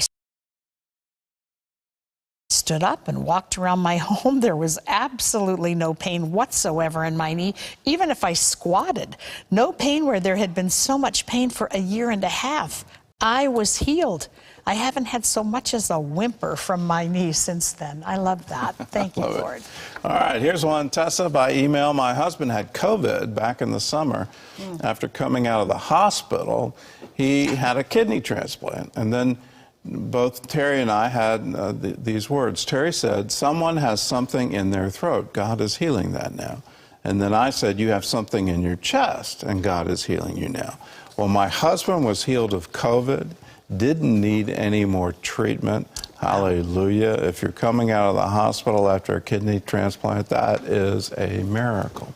God wants to do miracles, and sometimes he uses doctors to do that. I know many in the medical profession. We can do what we know from medical knowledge, but the body is an amazing thing. It's an amazing creation, and how all of that comes together and healing results, sometimes we can't explain it. I've seen healings where doctors weren't involved at all, and miracles happen right before my eyes. Limbs straightened that were crooked. You can't explain these things. But here's what I can explain. There's a God who loves you, who wants to heal you, who has told you, here's how you're supposed to pray. That God's will would be done on earth as it is in heaven. In heaven, does anybody need a transplant? In heaven, does anybody have COVID? In heaven, does anybody have cancer? Is there anyone lame? Is there anyone blind? Is there anyone deaf? The answer, no. That's God's will. So let's pray and ask his will be done in you right now. Lord God Almighty, we come together and we agree. And in an act of faith, we lay hands on that area of the body that needs healing. We come together in agreement over it right now, and we say over it out loud, be healed in Jesus' name. May the dominion, may the kingdom, may the will of God come to my body now. May all disease, all infirmity, all pain leave me now. For the kingdom of God has come to me. The miracles of God are happening in my body right now. I receive it in Jesus' name. Terry, God's given you something. There's someone, you had a deviated septum and you had surgery on it, and it's, I don't know if it's infection, but it's not right after the surgery. God's healing that for you right now. Just put your hands on your face. You're going to feel a warmth come into that whole area, and it's being totally set free by the Lord. There's a woman named Teresa. You have deep chest congestion, and it's caused difficulty in breathing. God's healing you. He's cleansing out all your lungs in both lungs. In the name of Jesus, be healed. May all of that leave your body now. No infection, No more pneumonia, no more RSV. In the name of Jesus, be healed and be set free. There's someone else you were especially touched by, Lisa Turkhurst, today, and God is just healing that leftover traumatic, just residual from a lack of trust in a past relationship. Receive that today. Be healed. Amen and amen. Here's a word from Matthew. Ask and it will be given to you. Seek and you will find. Knock and it will be open to you. God bless.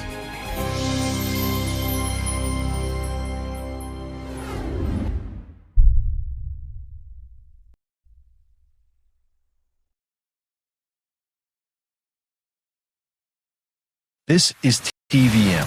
TVM delivers breaking stories, global headlines, and the moments that matter. From exciting sports action to exclusive local events, we keep you connected. Celebrate our culture, people, and voices with powerful documentaries and inspiring stories. Experience premium entertainment, from trending music to urban lifestyle and beyond. Grow your spirit with life-changing messages and uplifting perspectives. Lead the way with bold conversations, fresh ideas, and thought-provoking shows. Wherever you are, whenever you want. Watch TVM on all your devices. TVM, your world, your network.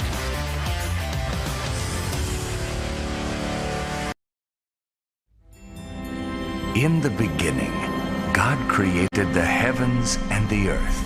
The earth was without form and void, and darkness was on the face of the deep. And the Spirit of God was hovering over the face of the waters. Then God said, "Let there be light." And there was light.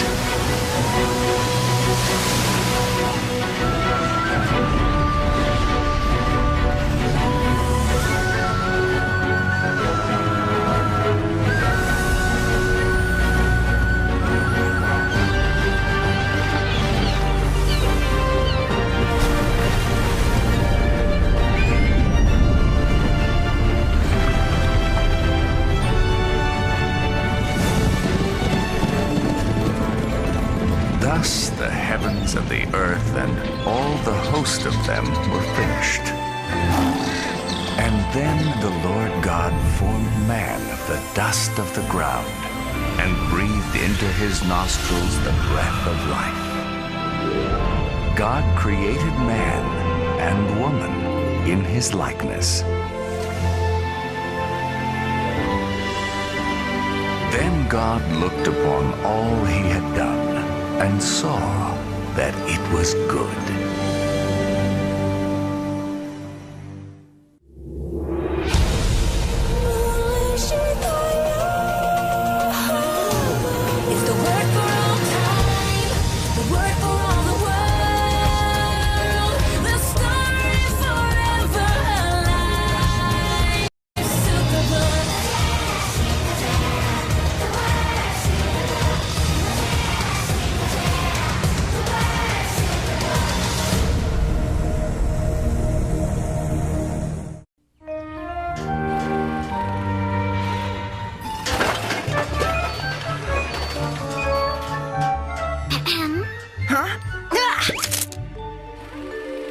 Joy, hi.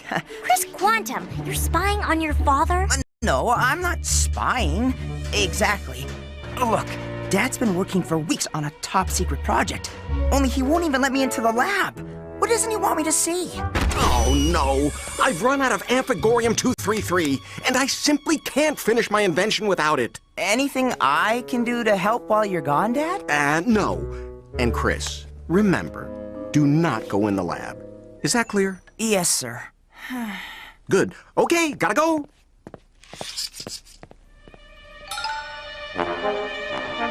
Hey, Dad left the door open. We better make sure everything's okay.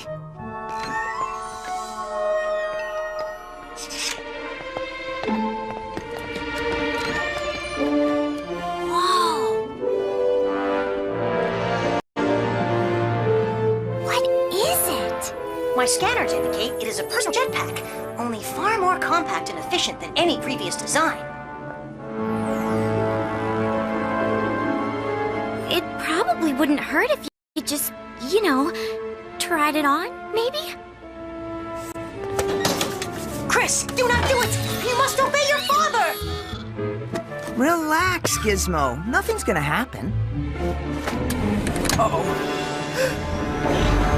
Hey!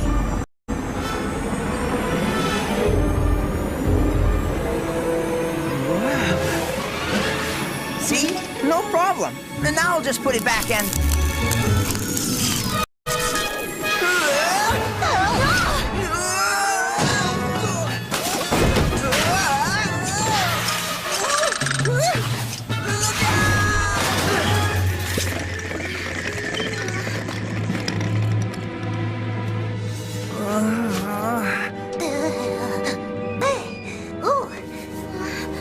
Oh, there's no way we can clean this up before Dad gets home. We does not compute, Chris. Aren't you the one who disobeyed your father? Superbook! Superbook, this is a very bad time to...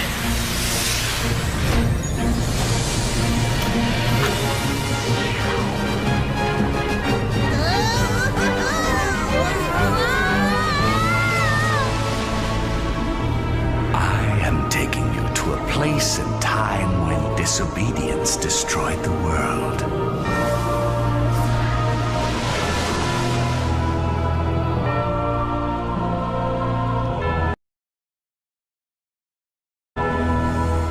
Giz, where are we? I cannot lock in on our time or location.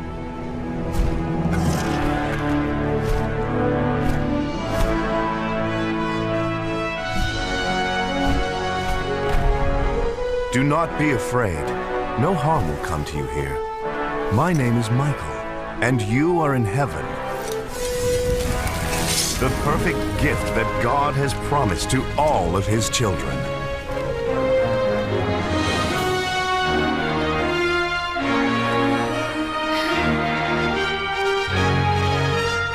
It's amazing. What is that trumpet blast? I do not know.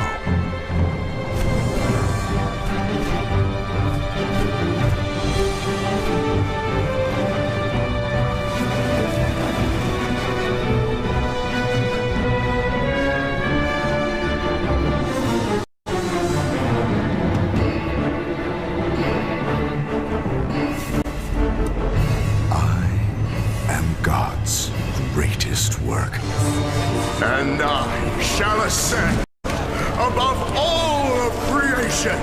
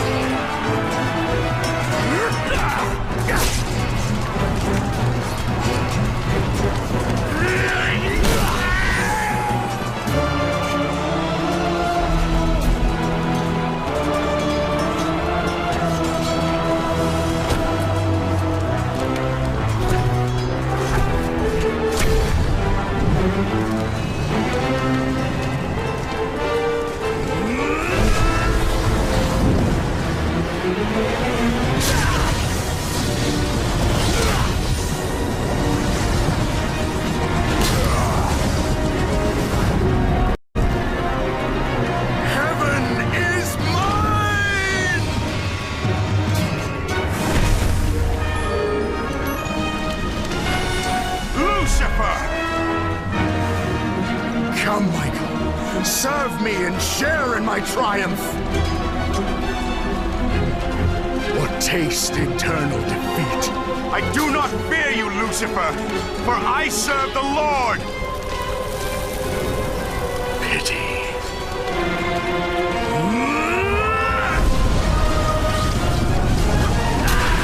I am too scared to look.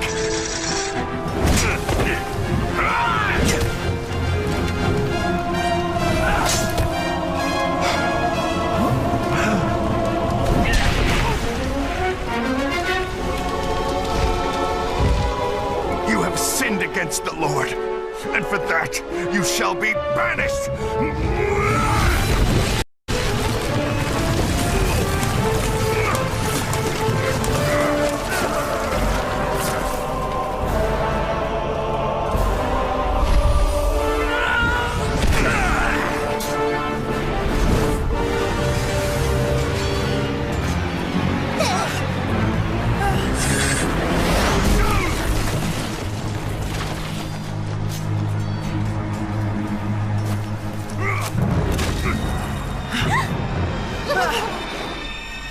Help me.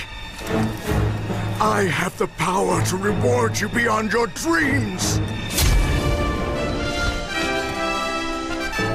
How you are fallen from heaven, O Lucifer, son of the morning.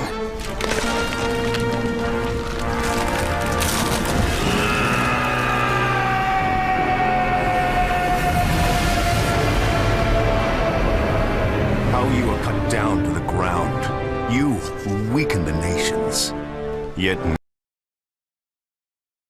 now you are brought down to the lowest depths of the pit. Why did he do this? He thought he could be like God.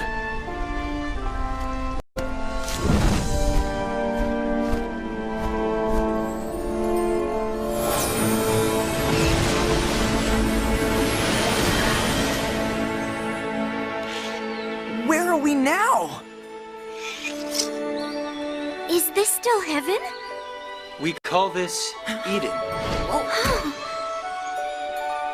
I am Adam. And I am called Eve. Psst! Why aren't they wearing clothes? I don't know. Just deal with it.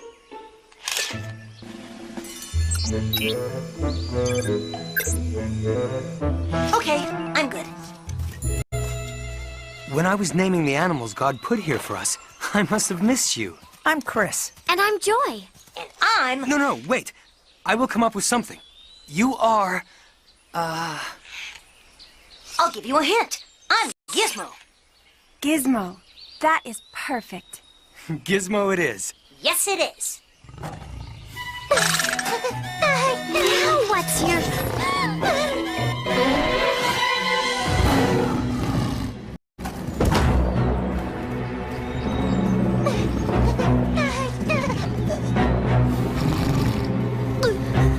Okay, we're lunch.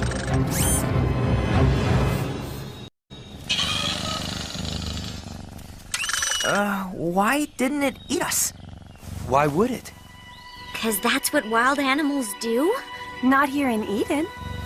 God has filled this place with many wonders. Come, let us show you.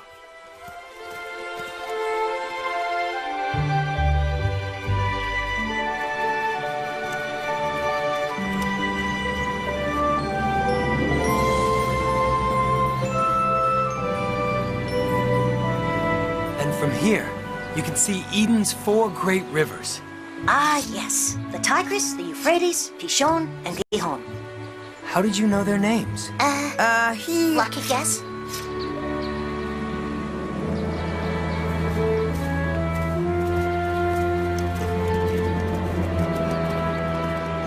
Oh, you who created the majesty of this universe. Oh, how I shall ravage your glorious work, one simple perfection at a time. Earth will be my new domain.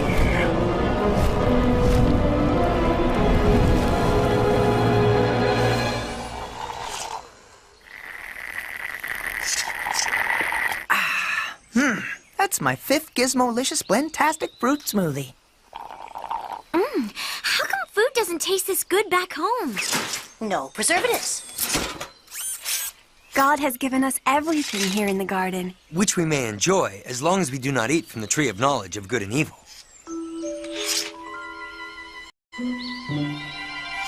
Why is eating that fruit a problem? It is what God told me. He only wants what is best for us. So whatever he asks of us, we do. Anything else would be... Disobedient? And Chris, remember, do not go in the lab. Yeah, disobedient. That's the word. Come, let us show you our favorite waterfall. Don't worry. Huh?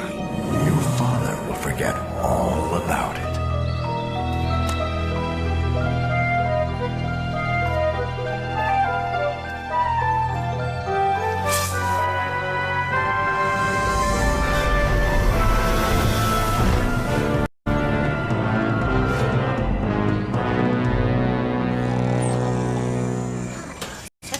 This has been the most amazing day.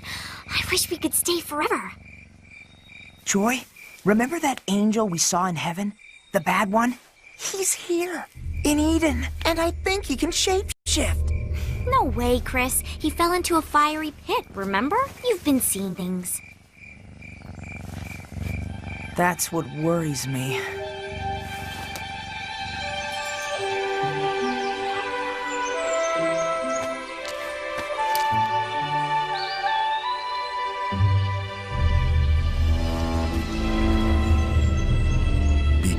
What you choose. What do you mean? Has God indeed said, "You shall not eat of every tree of the garden"? We may eat the fruit of the trees of the garden, but of the fruit of the tree which is in the midst of the garden, God has said, "You shall not eat it, nor shall you touch it, lest you die." You surely will not die. For God knows that in the day you eat of it, your eyes will be opened, and you will be like God, knowing good and evil.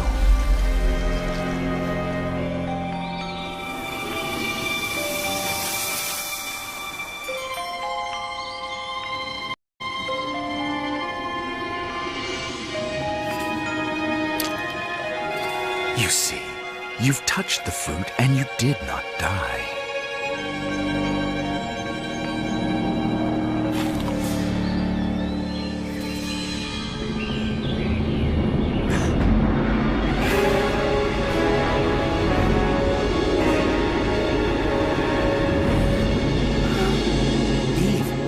What is the matter?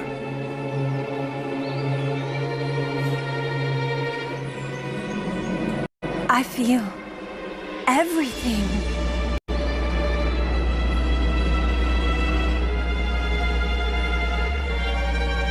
God told us not to. I know, Adam. I know.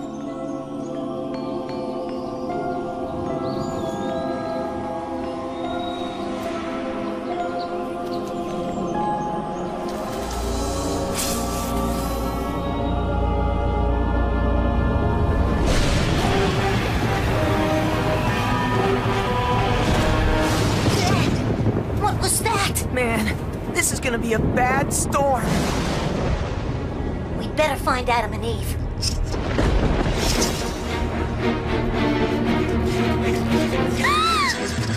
You! I knew it! We're not afraid of you. Why should you be?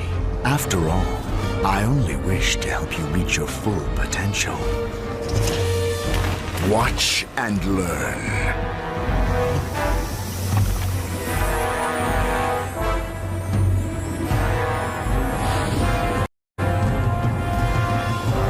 Follow me and you can have everything you want. You humans can be masters of your own destiny. No! You don't want us to be masters. You want us to be slaves. You're slaves.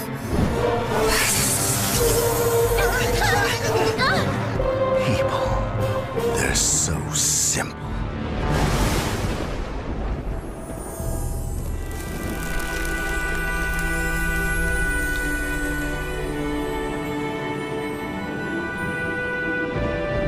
Adam, Where are you? I heard your voice in the garden, and I was afraid because I was naked, and I hid myself. Who told you that you were naked? Have you eaten from the tree of which I commanded you that you should not eat? The woman whom you gave to be with me, she gave me of the tree, and I ate. What is this you have done?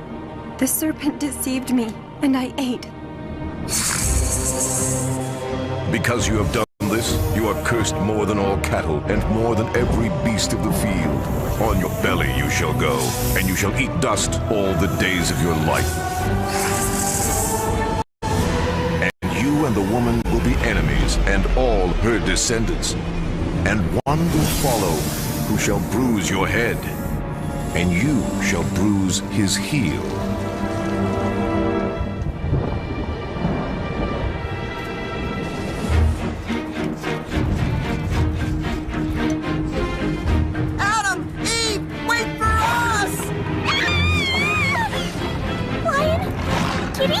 My scanners indicate he is not a kitty anymore.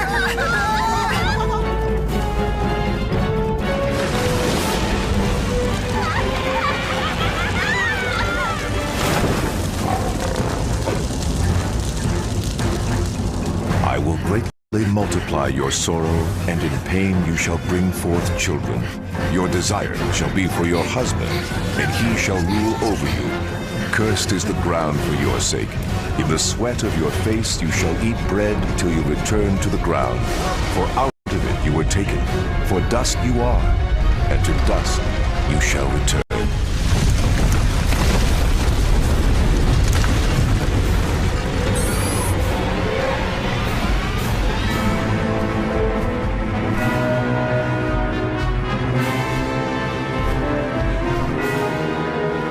We have lost Eden.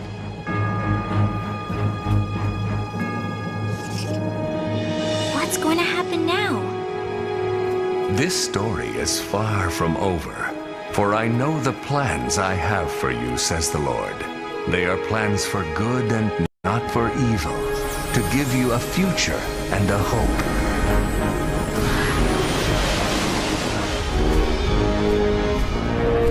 And so begins my reign on Earth! What happened here? What happened here? What's wrong? Dad, I'm sorry. Do you still love me? I'll always love you. I think for the next month, there's no going to the mall with your friends or the skateboard park. You'll also have to clean... I can handle all that for you in a jiffy.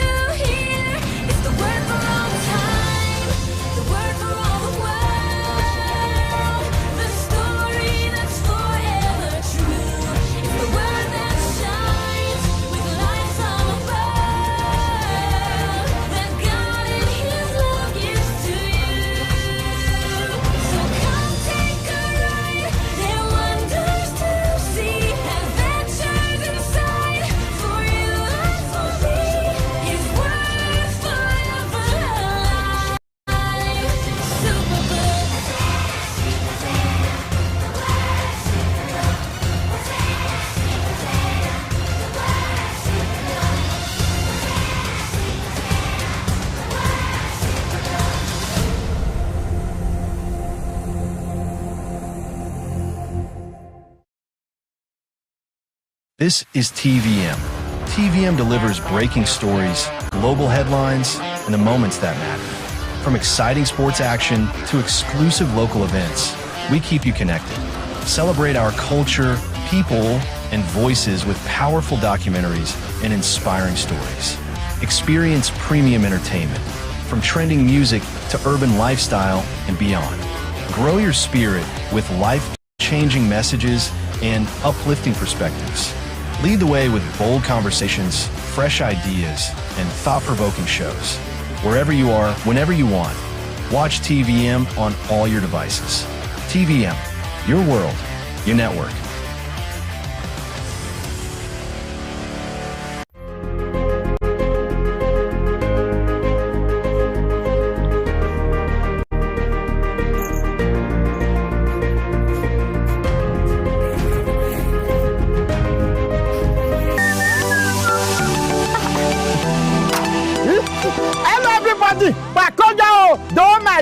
Ladies and gentlemen, are you looking for a school where your child soul truly grows by learning? Worry no more, because St. Augustine College, Ogara, Delta State, Nigeria, that you cover. This school is not only committed to shape and motivate your child spiritually, morally, and intellectually. This school, they also get extracurriculum activities. You know, so you both say, all works and no play, make Jack a dull boy. Now, why they get extracurricular activities such as sports, football, and just as the tennis, such as games that will, stimulate the brain of your children. Baba, brain go there up. Yes, now they get even science laboratory for the pikin when want be science students. They get computer center. Oh, come to think of it, they get in fact, they are dormitories.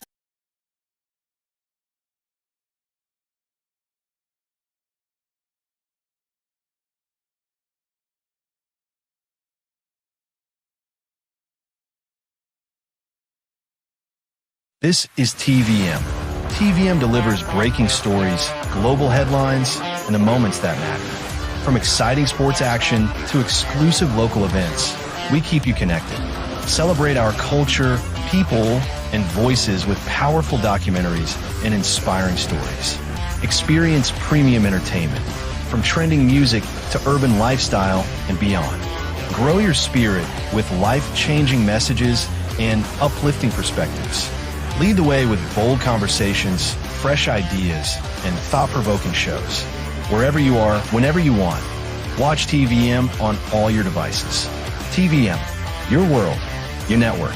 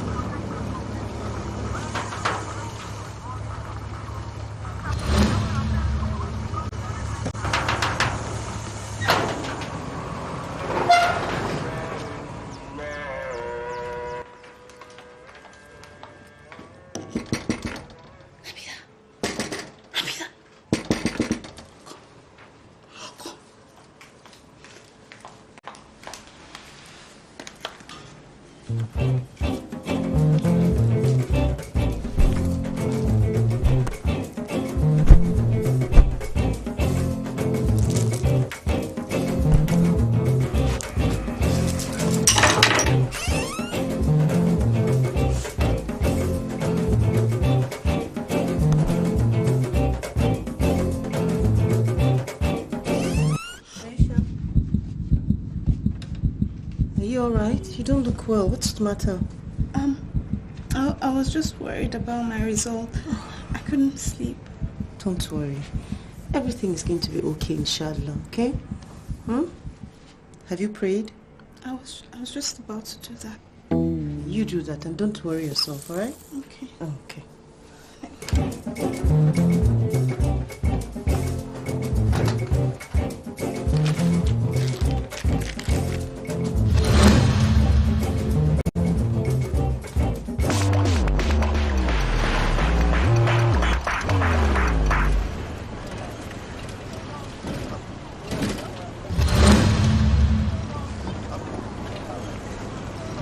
I beg, Sergeant, when you reach that junction, drop me a beg.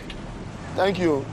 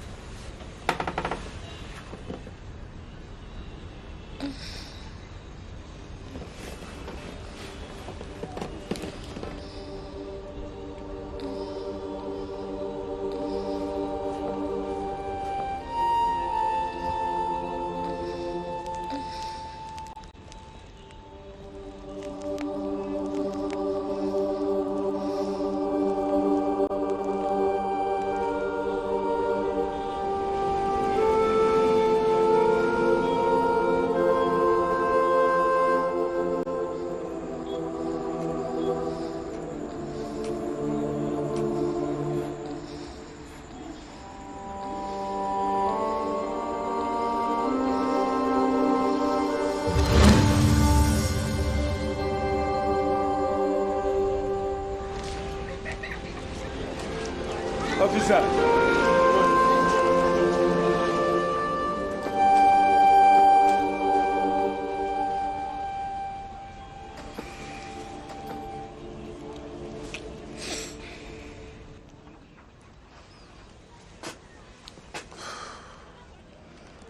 Stella. Stella. We need to talk. Let's go. Chris, not now, okay? I have to get the kids ready. Then I have to take them to school so that I can get to the university on time. Why do you have to make things so difficult? How? I want us to sit down, straight out things, and you're telling me I can't. What's wrong with you, Stella? Stella! Stella, I think we need to talk now.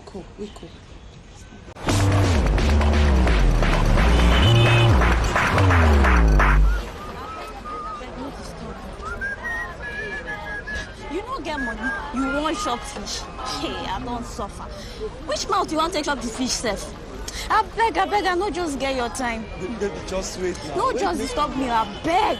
Just hold on for that. This kind of bad luck this early morning. Why you never finish? Okasemi, sorry. I go soon finish. Just give me 1 minute. This place, boy.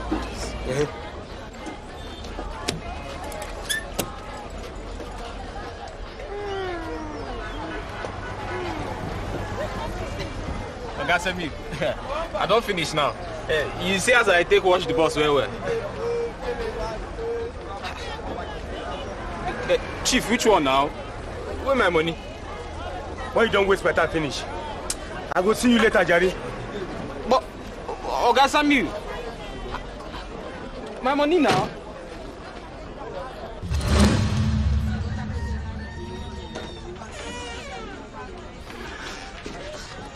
Oh yeah, now see me. I go make the note to me, and your exam is for 7:30. Hurry up now.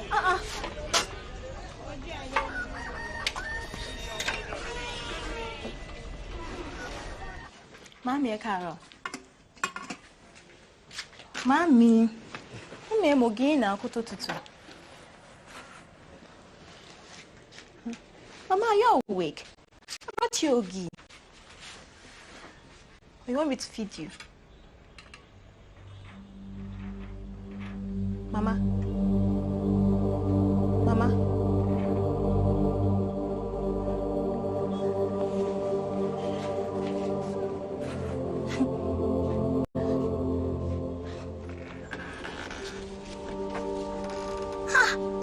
You people are still here. Tell me What is wrong with you now? Don't you know she'll be late for exams? Oh yeah, Ita, Farah, hurry up!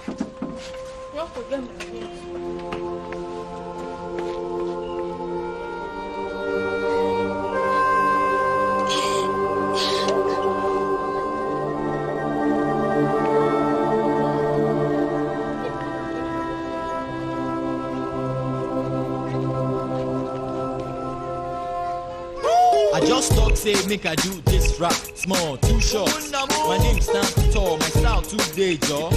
I don't know what is wrong with you that you can't use your head like other children them. Eh? To sleep outside your house is what you want, Abi? Bayo. I'm sorry. That is how your sister busted. Fight your papa and run come out for house. And now you are sleep for computer place. Eh? After I take blame for everything. Eh? Now your papa is coming for house. He didn't leave any money for chop. It's my small gain that we are going to eat, Abi. I don't have any money. I don't have any money, Bayo.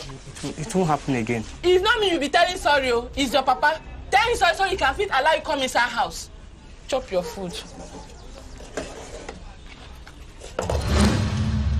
Mama! Wake up! Mama, wake up! Mama, wake up now! Oh, where do you want me to start from now, Mama?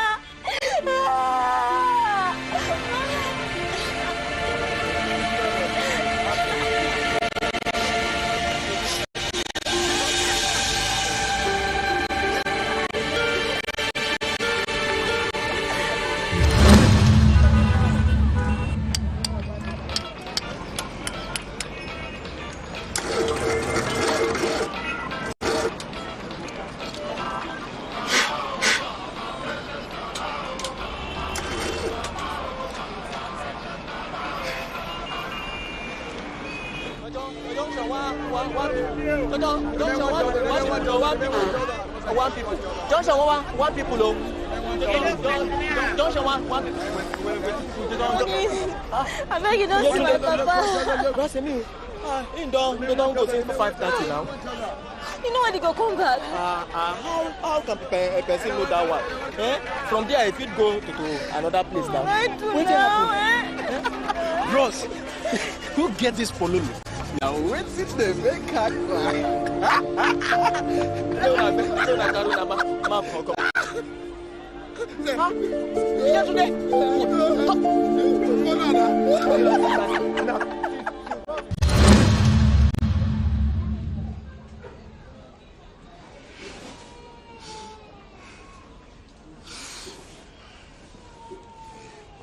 But I love you. I know you love me. So you understand why I have to do this? If you have to go to the university, then you will. You just have to make it work. Are you serious? Thank you. Thank you so much. Thank you.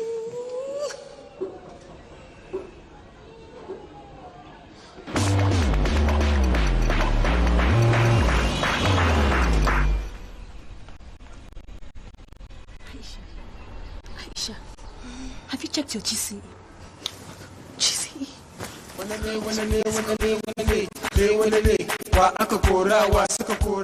getting it gone for. Nabila.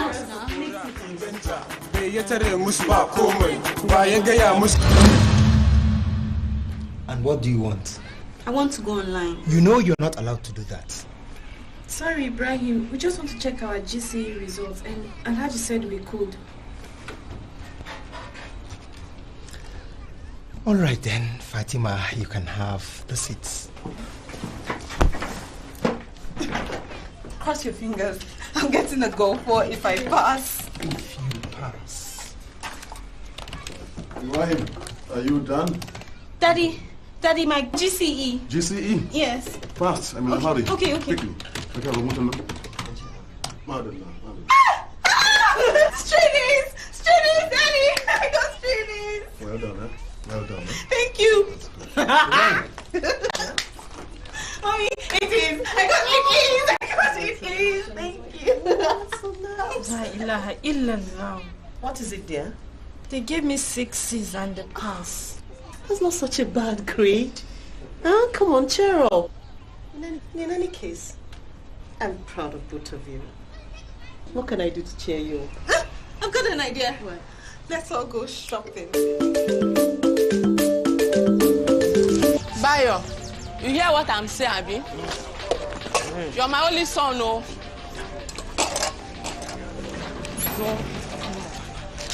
Bayo, run, your father is here, run. What are you looking for? My boot.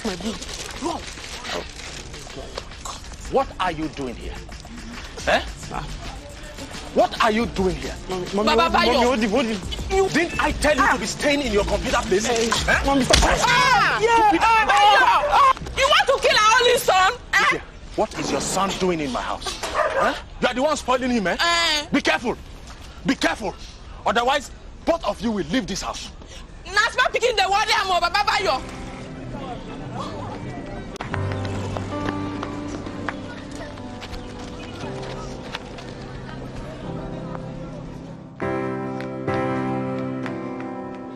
I want to see the ticket, Sister Rose. I want to see the ticket, please. Please just call him out. I want to see him. Please, please, it's in the media. Ticket is it? I want to see the ticket. Ticket is it? Today. Ticket is it? My mother, ticket is it, my mother. But you said she's not going to die now, huh? You said she's not going to die.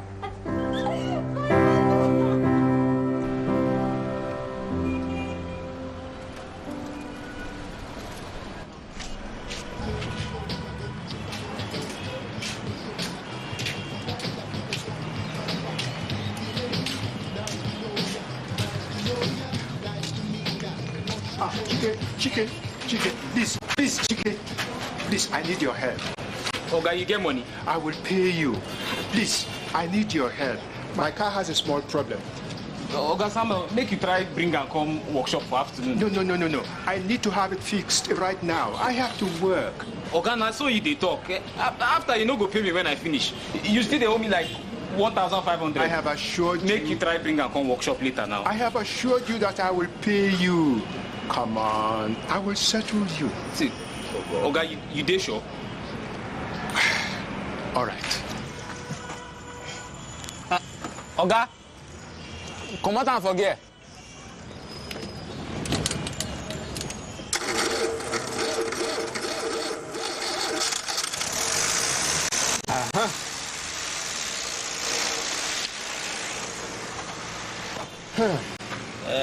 Oga Samuel.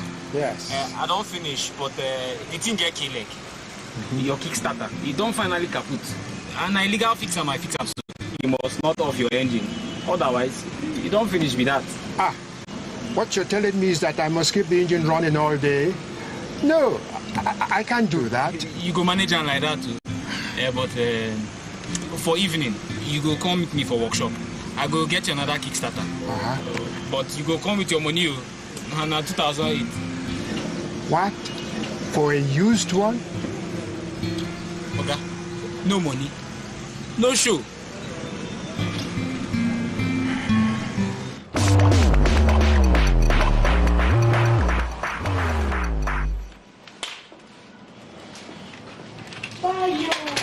Aye.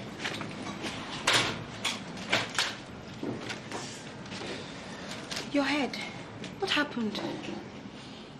My father said I spent too much time here. Let me look at it. No. I'm fine. I'm fine. Hey, the dress is fine. You're looking nice. You're serious. You're looking nice.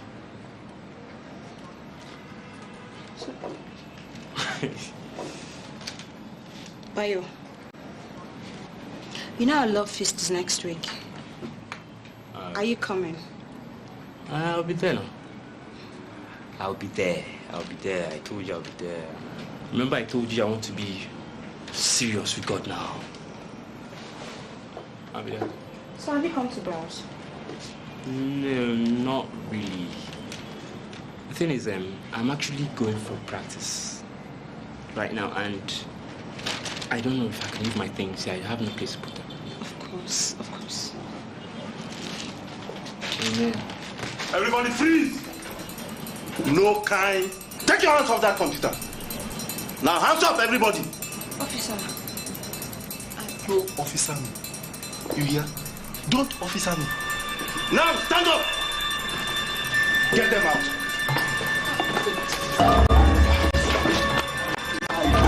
What are you doing here? Sir, let me just take my boots out. You reckless? Yes, sir, just my boots now. Get out.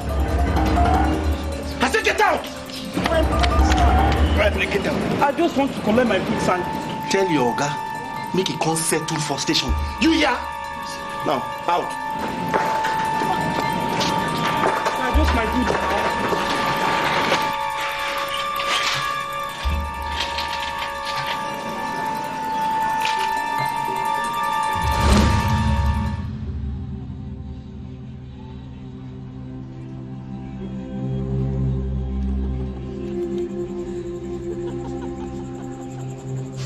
Stella.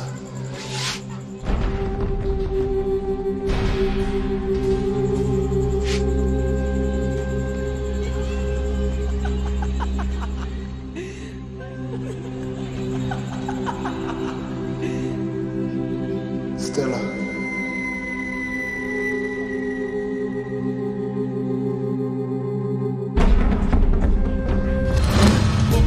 Get right dimension. Now I get too many rhymes to mention. Rob records, baby. That's not my family.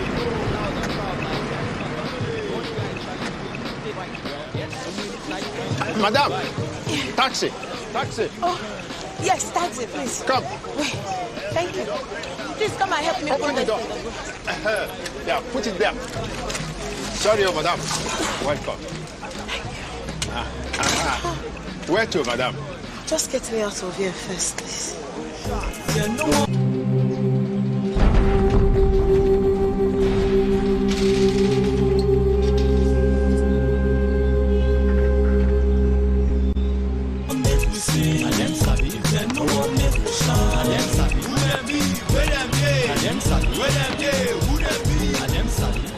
Coach. You're late, Bayo. And where are your boots?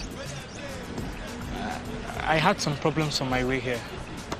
Explain to me why we should pay you to play for us when you don't even have your boots. I will have them this afternoon, sir. Are you interested in this match at all? Haba, coach. Me care. Football and me love football. I hope so. This match is the state finals. We have to win this match. 4 p.m. There will be no excuses.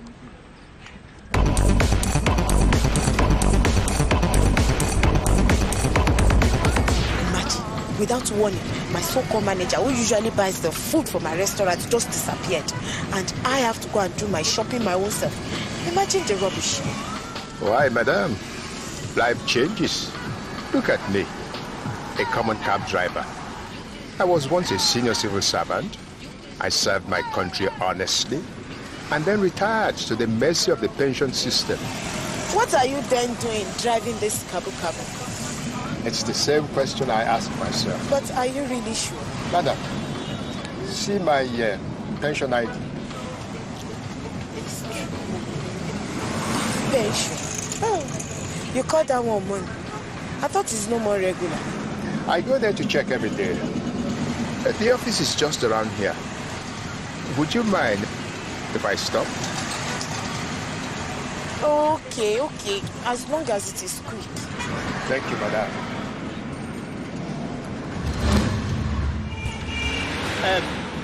Can you please come to the front and help me keep the car running once I run inside? Please.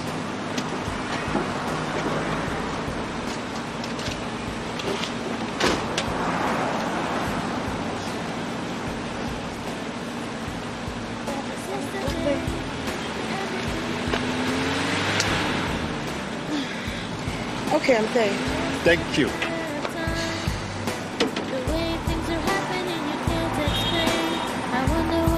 Sometimes when I try to find a ride, as the world is spinning round, I see things happening every day as the world is spinning What if you see your colleagues? I have come to terms with my predicament, madam, and have decided to survive. I use my pension to help myself. That is, if and when the Almighty Father above touches government's heart. Okay. Uncle, come in and eat. It's the least I can offer for your kind service. Don't worry, madam. The Almighty will repay me in His own good time. Besides, I need to earn a lot of money today to pay for a new Kickstarter. Kickstarter? I can't believe you made me keep your car running when you went to check on your pension. I can't believe so either. It's a favor I should repay in the nearest future. Now that I know your shop. Thank you. Thank you, madam.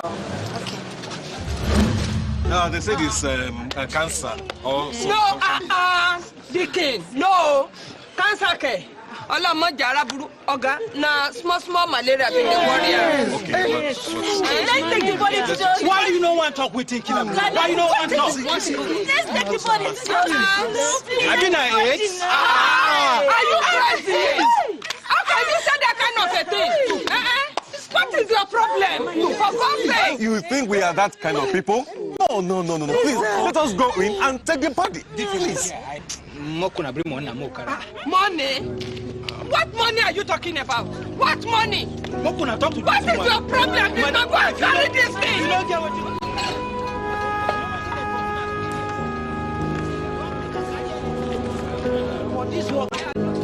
For this business, you have to be very careful. No, in a spirit. You want to carry anything. Carry this thing. You don't get what you do. Keep quiet. What is your problem? Here's the money. Here's the money. It's okay. Tell this woman, make sure not to talk anyhow. It's okay, please. You're a wicked man.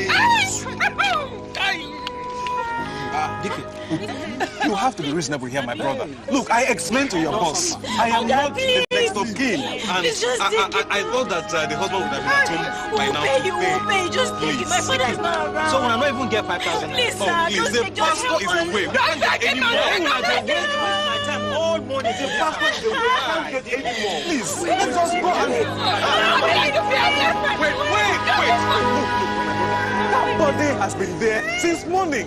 You have to help us, please. If you have any money, please just borrow me. How much you need? Anything. We have something at least. Wait now.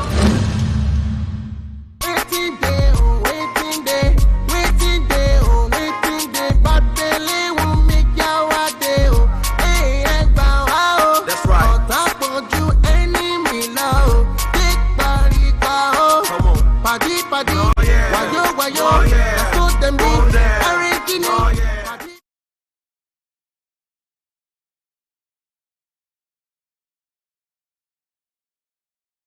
This is TVM.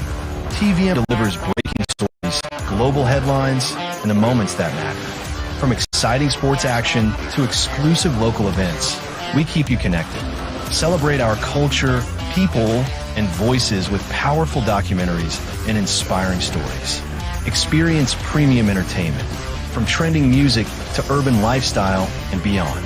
Grow your spirit with life-changing messages and uplifting perspectives. Lead the way with bold conversations, fresh ideas, and thought-provoking shows. Wherever you are, whenever you want, watch TVM on all your devices. TVM, your world, your network.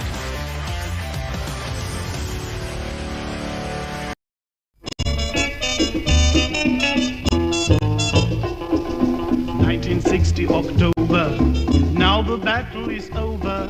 This the date we've been waiting to celebrate. Nigeria is free. Balewa, free. Azikwe, free. Our law was a downer. Nigeria is free.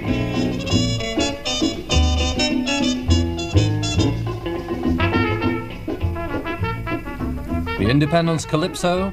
Miss Independence is chosen and admired. The magic word is everywhere as the capital city of Lagos goes gay with decorations arranged by the man who decorates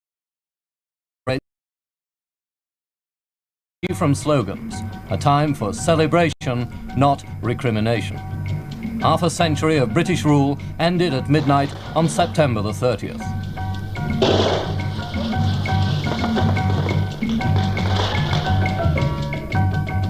This new nation is already a great one, the most populous in Africa, with up to 40 million people of many tribes and languages and gods, rich in groundnuts, cotton and oil, bound together in a federation of 3 regions. Along the coast, the River Niger splinters into a maze of creeks and channels and mangrove swamps as it approaches the Atlantic. The air is heavy and humid. You live in a film of sweat. Here breeds the malarial mosquito, which is a kind of backhanded blessing, for it saved Nigeria from the white settler problem so critical today in Rhodesia.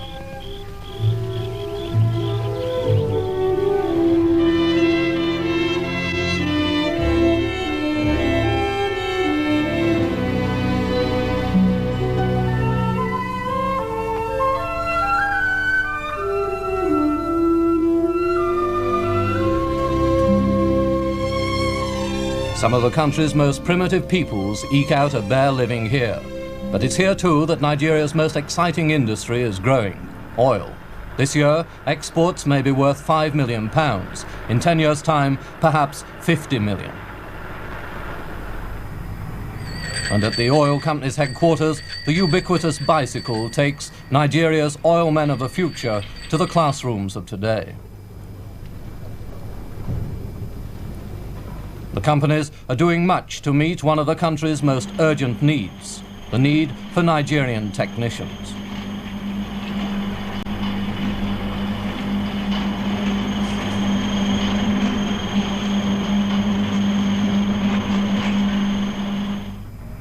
Westwards along the coast lies Lagos, the federal capital, itself an island and Nigeria's main port. The city was annexed by the British 99 years ago in an attempt to curb the traffic in slaves. Today, it's a thriving, bustling, fast-changing city. But down in the market, signs that faith in the traditional curses and cures of juju dies hard.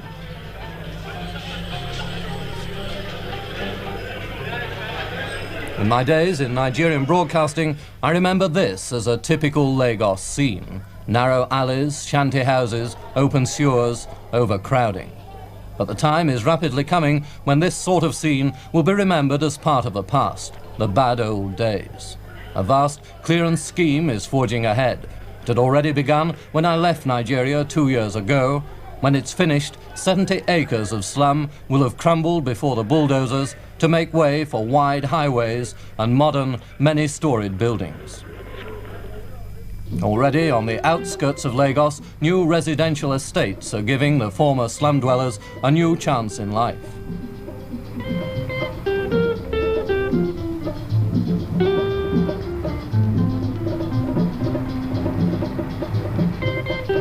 "80 miles to the north of Lagos stands Ibadan, capital of the western region, the biggest Negro city in Africa. Some 500,000 people live here, mostly of the intelligent, progressive Yoruba tribe. The peoples of southern Nigeria are fiercely eager for education, and here, among Ibadan's new buildings, stands Nigeria's first university. Hundreds graduate each year from here, a violent contrast to the handful of graduates with whom the Congo had to tackle independence. From Ibadan, the road to the east takes you through high forest, past rich cocoa farms and careering mammy wagons, and so to the eastern region and the hilltop view of its capital, Enugu. Enugu's an administrative center, but Nigerians are born traders, and here, as everywhere else, the market is a great gathering point. Here, the dominant tribe is the Igbo, a clever, industrious people.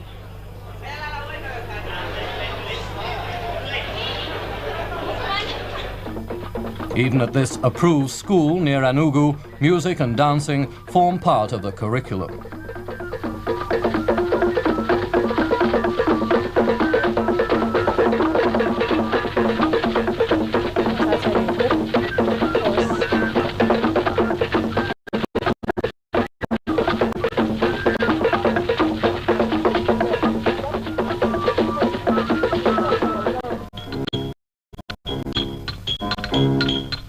Even the convicts get music while they work. The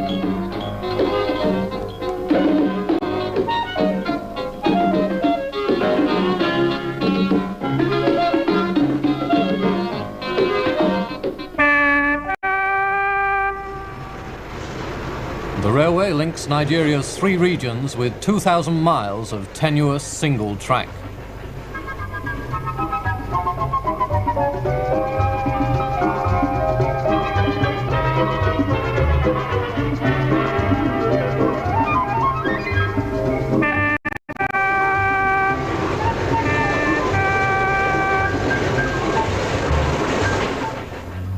In the far north, at Kano, a great international airport has grown up.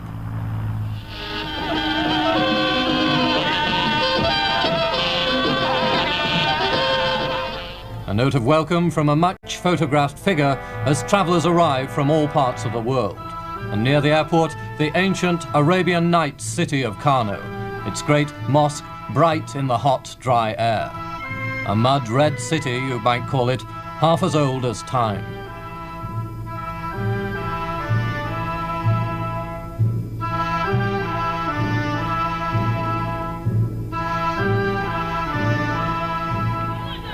Here, the people are mostly Hausa men, ruled by an emir. You'll find them keeping to their ancient ways, Muslim, feudal, their women in strict purdah.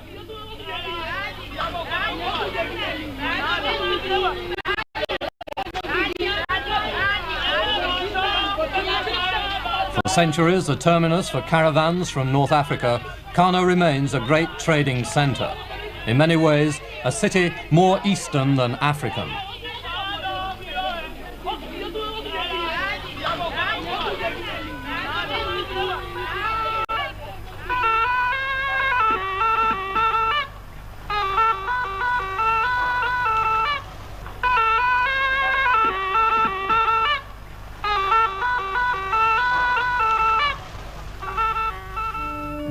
Believe it or not, a pyramid of peanuts. They're stacked to await rail transport to the ships in Lagos harbour.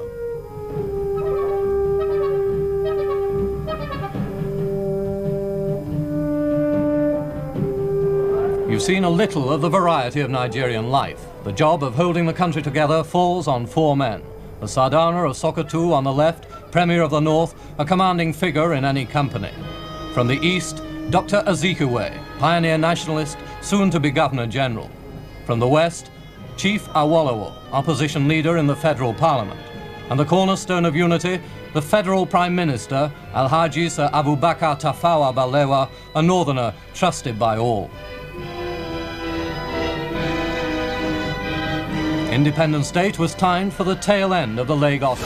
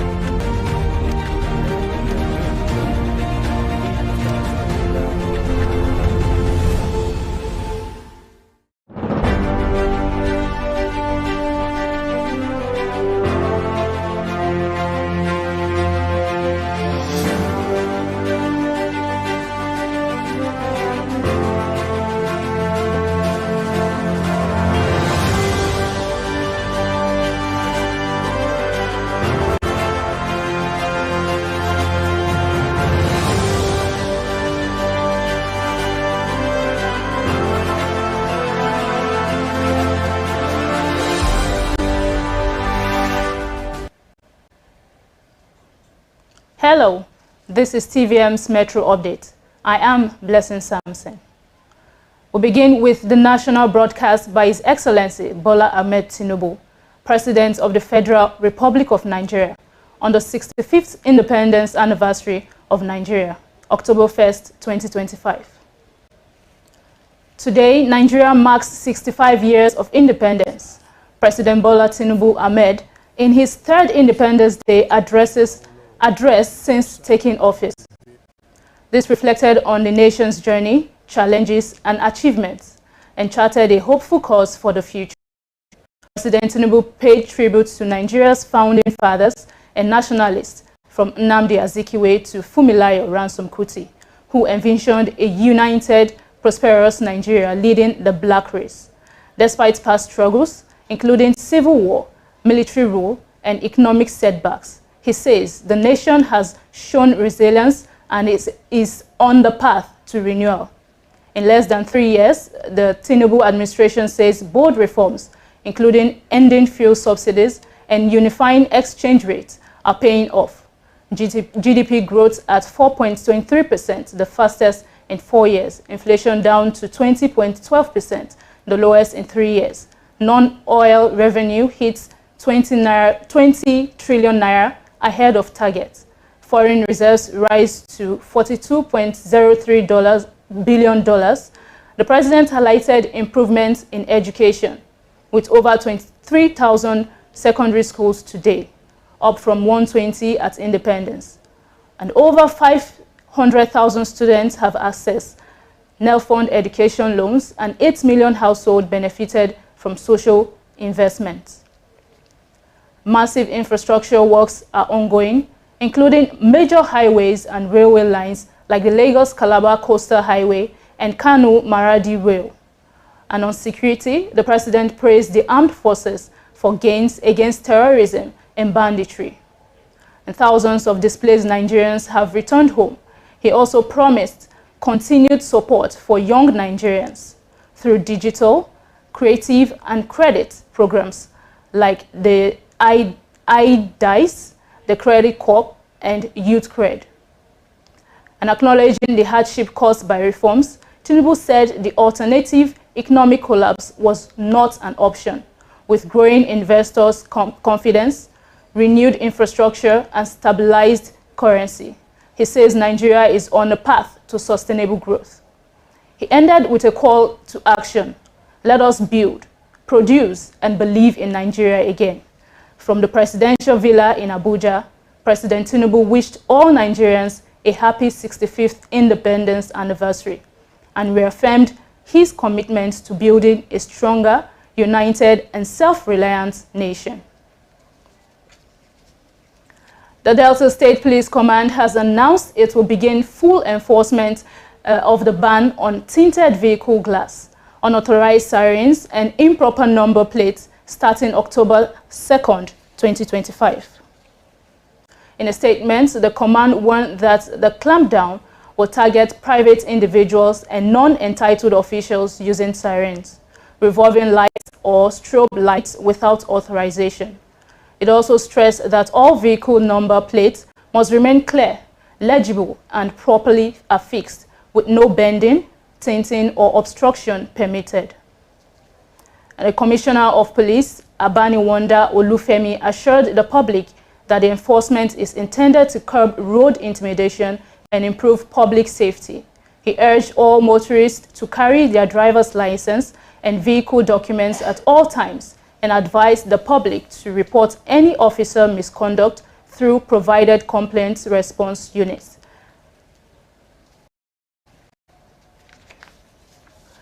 The Independence Day March Parade, organized by Trinity Comprehensive School, Warri, was a memorable occasion for the pupils.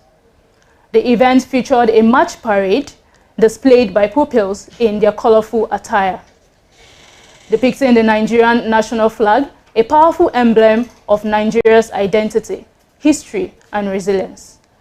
Let's have a report. It was a remarkable event at the Trinity Comprehensive School, Warri. The event featured the Independence Day March Parade displayed by the pupils in their colorful attire, which represents the national flag of Nigeria.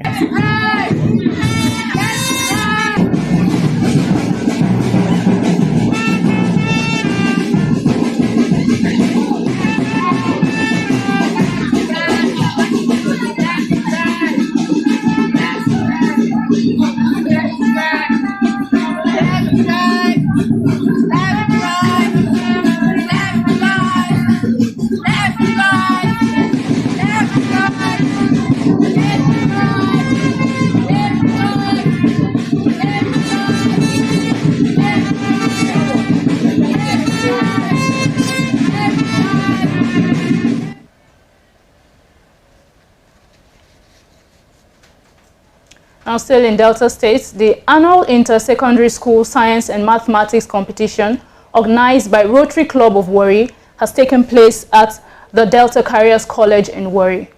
The event including 6 different secondary schools, Dom Domingos College, Hussein College, SC College, Delta Careers College, Urobo College and Our Ladies High School converged for the Inter-Secondary School Quiz competition.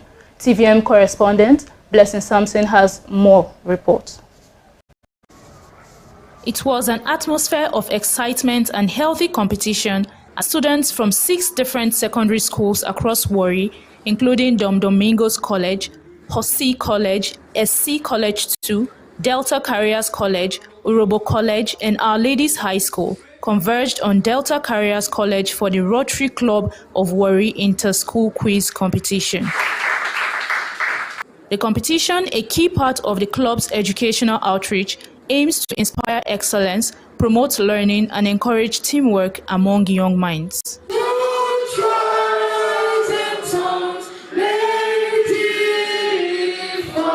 would put together something for the children of Warri.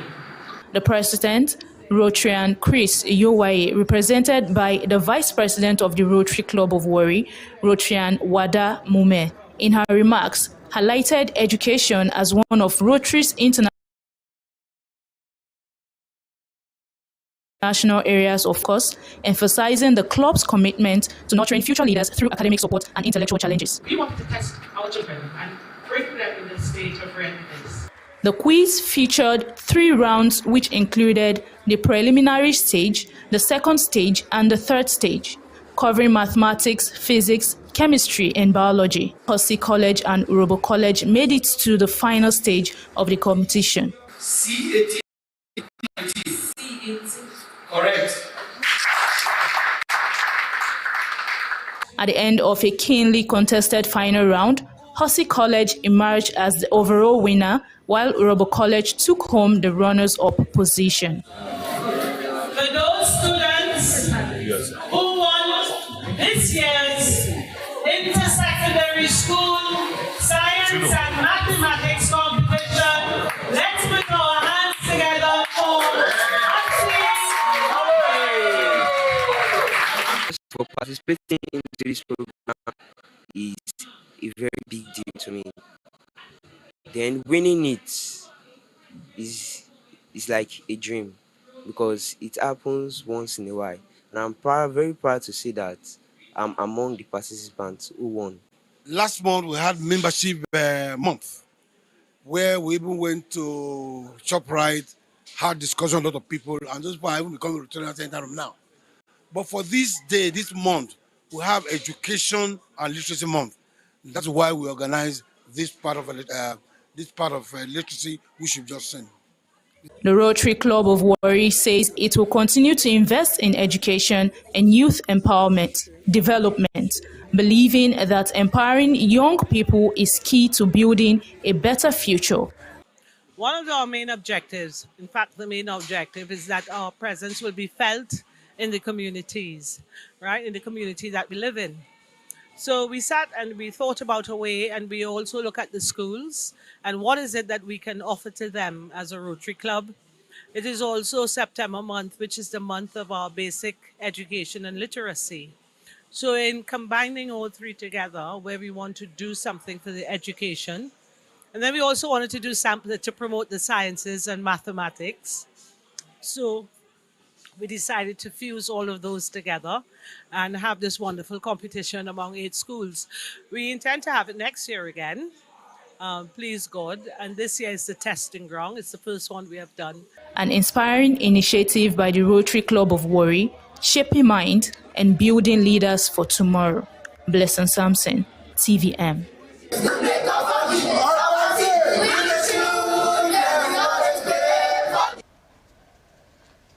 And in Edo State, the Edo State Executive Council has approved a substantial revision to its 2025 supplementary budget, increasing it from 675 billion naira to nearly 800 billion naira.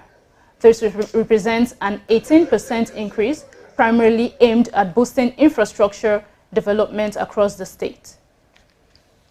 The State Commissioner for Finance, Emmanuel Okeobo, explained that the adjustment was necessary due to the government's commitment to new projects.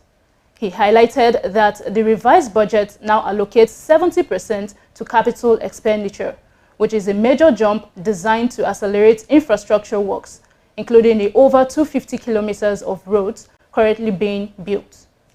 The budget increase will now be forwarded to the State House of Assembly. Previously, we had billion, as I mentioned before. The current expenditure having about 33% and capital having 67%. But with this new budget, capital expenditure has been increased to 70% as against 30% for the current. That shows the commitment of the governor towards infrastructure development for the state. And the increment in the budget is about 125 billion, which means translated by 18% of the previous budget. That's the increment that we now have. Therefore, recurrent just increased to about 12 million, and capital expenditure increased by 113 billion from the previous one, giving a percentage of 25% increment in capital expenditure and just 5% increment in the recurrent expenditure. So that also clearly shows that this government is committed to doing more of infrastructure development, making our people happy. These are funds that we need to complete our flyover. We have done about 254 kilometer stretch of roads that are ongoing, and these are the funds that are needed for the such projects. For the current expenditure, you have 5% increment. The increase in minimum wage also necessitated that increment of about 5%, because we need to prepare for that increment. And a lot of workers were also engaged recently in terms of a Ministry of Health. Over 1,000 people were employed, so we need to also cater for those people. So that's why you have that slight increment in recorded expenditure. Otherwise, everything would have just moved to capital expenditure. But overall, the budget has been increased to about 124 billion, which is about 18%, and for capital expenditure, about 25% increment from 450 billion to 563 billion.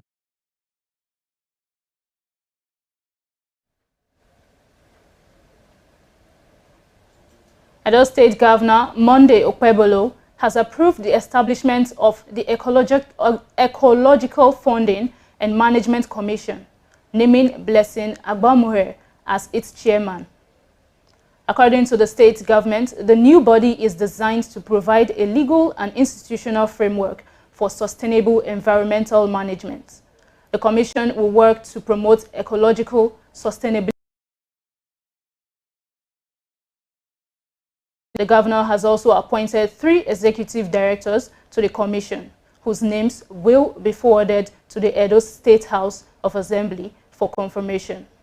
This decision step, the government says, reflects its commitment to safeguarding the environment for both present and future generations. In celebration of the Independence Day, our correspondent went out to get the pulse of citizens. We caught up with a few, and let's have a look. So good afternoon, sir. Yeah, good afternoon. So please, what's your name, sir? Okay, my name is Ogenero Mejiwevo. Okay. I'm from Delta State and Robo. Okay. From Udu local government.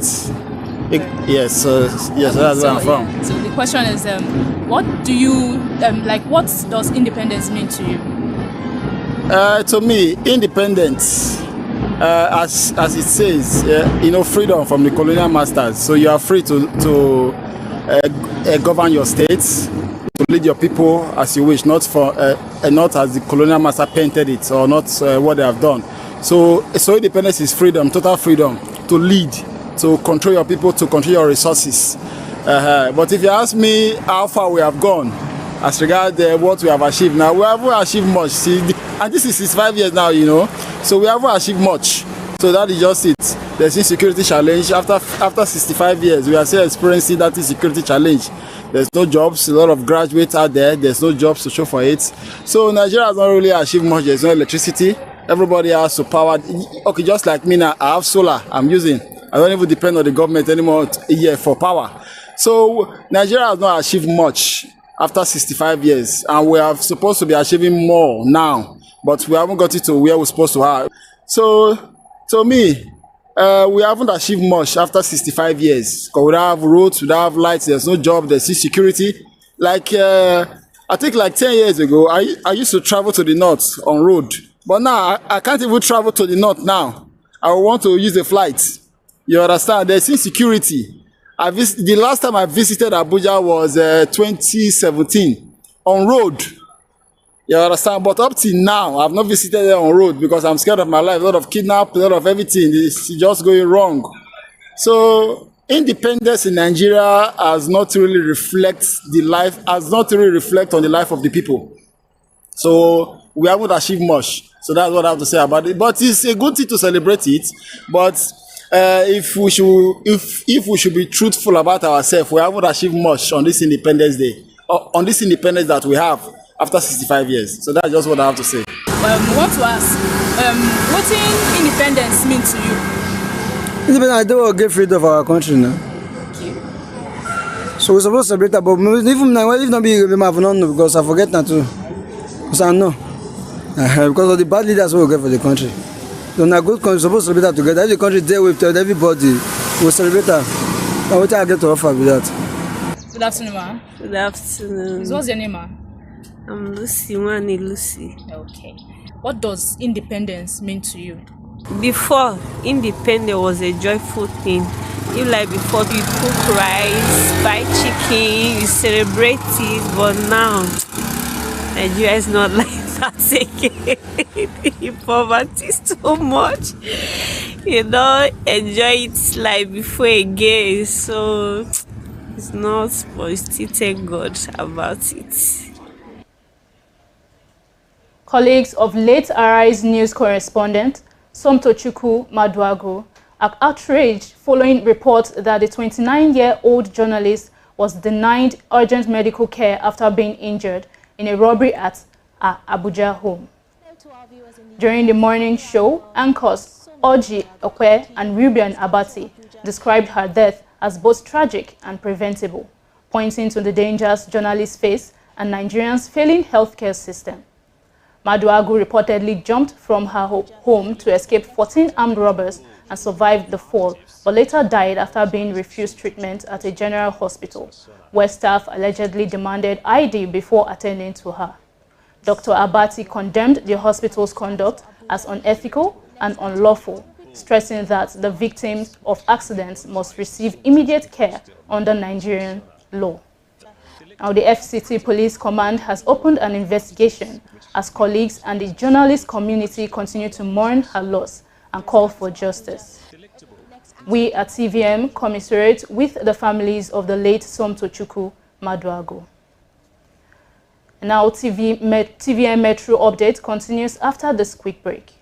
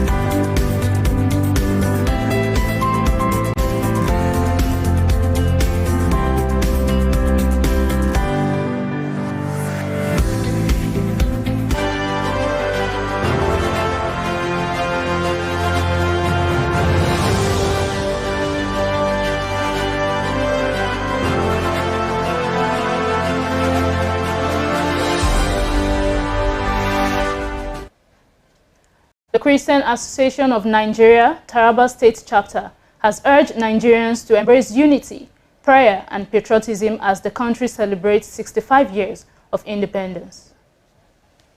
In a statement, Chairman Reverend Father Williams Awoshiri congratulated President Bola Tinubu and Nigerians, describing the anniversary as a moment of sober reflection and renewed commitment to peace, justice and good governance. He called on leaders to see their service as a sacred trust and ensure inclusive governance that uplifts all citizens, regardless of religion, tribe, or political affiliation. Awoshiri prayed for God's guidance for the nation's leaders and urged Nigerians not to give up on the country. This year's celebration is themed Nigeria at 65, all hands on deck for a greater nation. President Bola Ahmed Tinubu received a warm reception in Imo State as hundreds gathered at the Emmanuel Iwanyanwu International Conference Center, Owerri. The president is in the state to commission 4 major projects, including the Conference Center, Concord Hotel, the Hazomta Cathedral Twin Flyover, and the Owerri Mbisei Umaya Road. Security operatives worked to control the large crowd, while key roads around the capital allowed commuters to trek long distances. Nigeria's Minister of Arts, Culture, Tourism and Creative Economy, Hannatu Musawa, has written a poetic tribute to mark the country's 65th independence anniversary. In a poem titled Remember, Remember, the 1st October, reflects on Nigeria's journey from independence through challenges of war, corruption, and division while urging resilience, unity, and hope. Musawa praised the founding fathers, called for renewed commitment to liberty, and ended with a message of faith, love, and national pride to every Nigerian. Happy independence. And now for some business news. President Bola Ahmed Tinubu says tough economic reforms introduced under his administration are beginning to yield results. And speaking on Nigeria's 65th independence anniversary, the president declared the worst is over. Yesterday's pains are giving way to relief. In less than 3 years, the Tinubu administration says bold reforms, including ending fuel subsidies and unifying exchange rates, are paying off. GDP growth at 4.23%, the fastest in 4 years. Inflation down to 20.12%, the lowest in 3 years. Non-oil revenue hit 20 trillion naira ahead of target. Foreign reserves rise to $42.03 billion. And the president highlighted improvements in education with over 23,000 schools today, up from 120 at independence.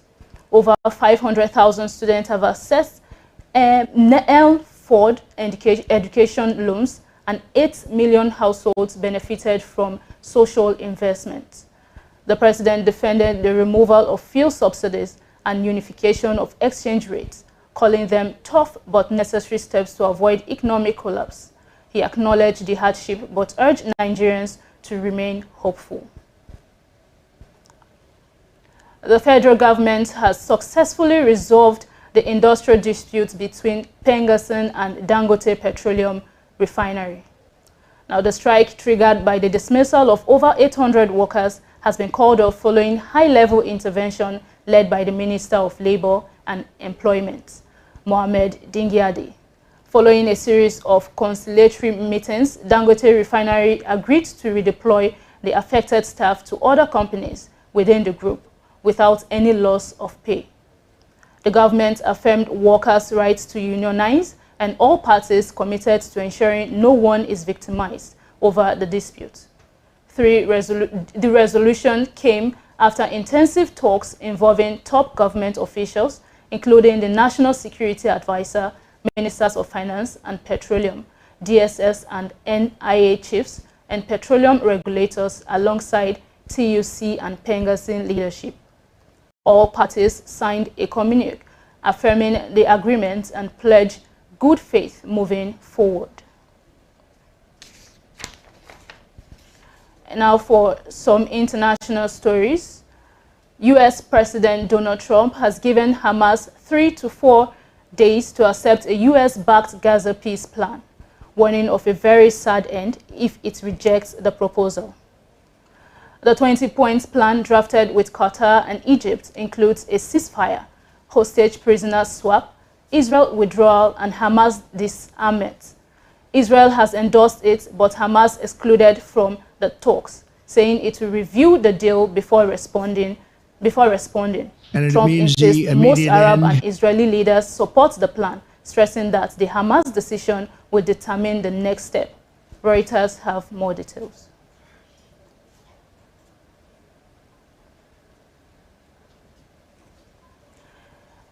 And Italy has told the international flotilla heading to Gaza that its naval frigate will soon issue a radio call, giving participants the chance to abandon ship before entering a critical zone.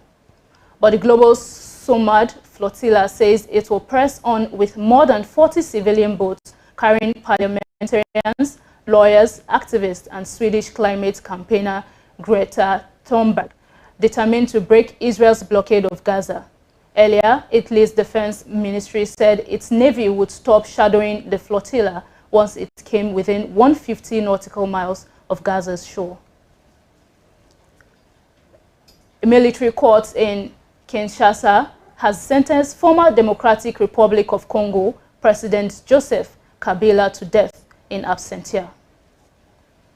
The tribunal found him guilty of war crimes, treason, and crimes against humanity, accusing him of backing Rwanda-linked M23 rebels in eastern Congo. Kabila, who ruled from 2001 to 2019, denies any wrongdoing and says the charges are politically motivated. The court also ordered him to pay about $50 billion in damages. His whereabouts remain unclear. While the verdict is expected to heighten political tensions in the mineral-rich country.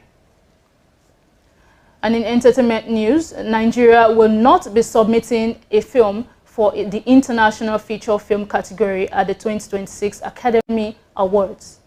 The Nigerian Official Selection Committee has announced the decision, stating that none of the 6 films submitted met the high creative and technical standards required for global competition.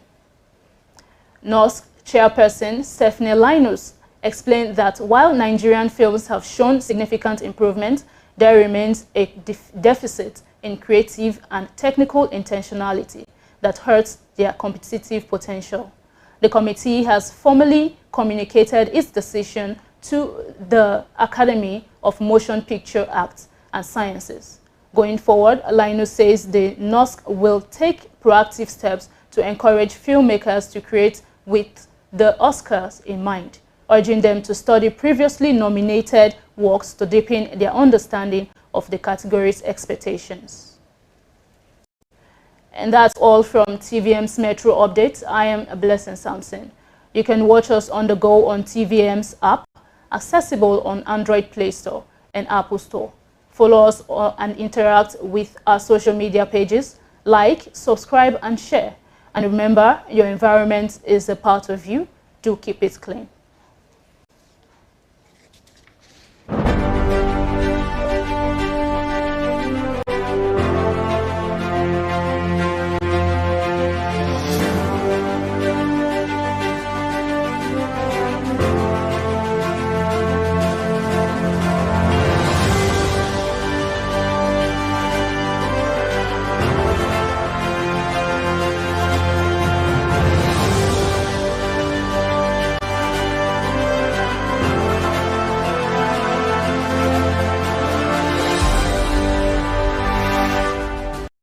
This is TVM.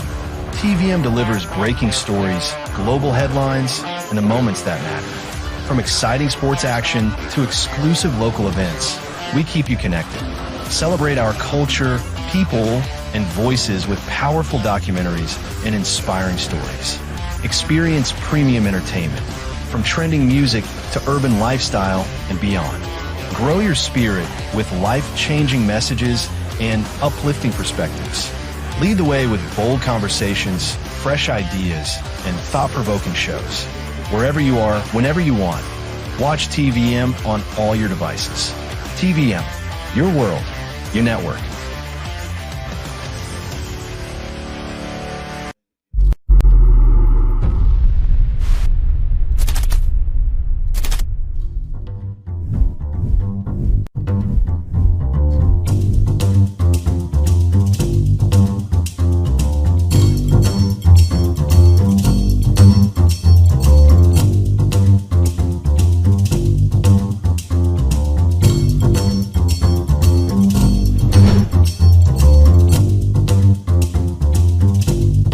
Now, let's join ace broadcaster Mamode Akuga as he takes us inside the Niger Delta.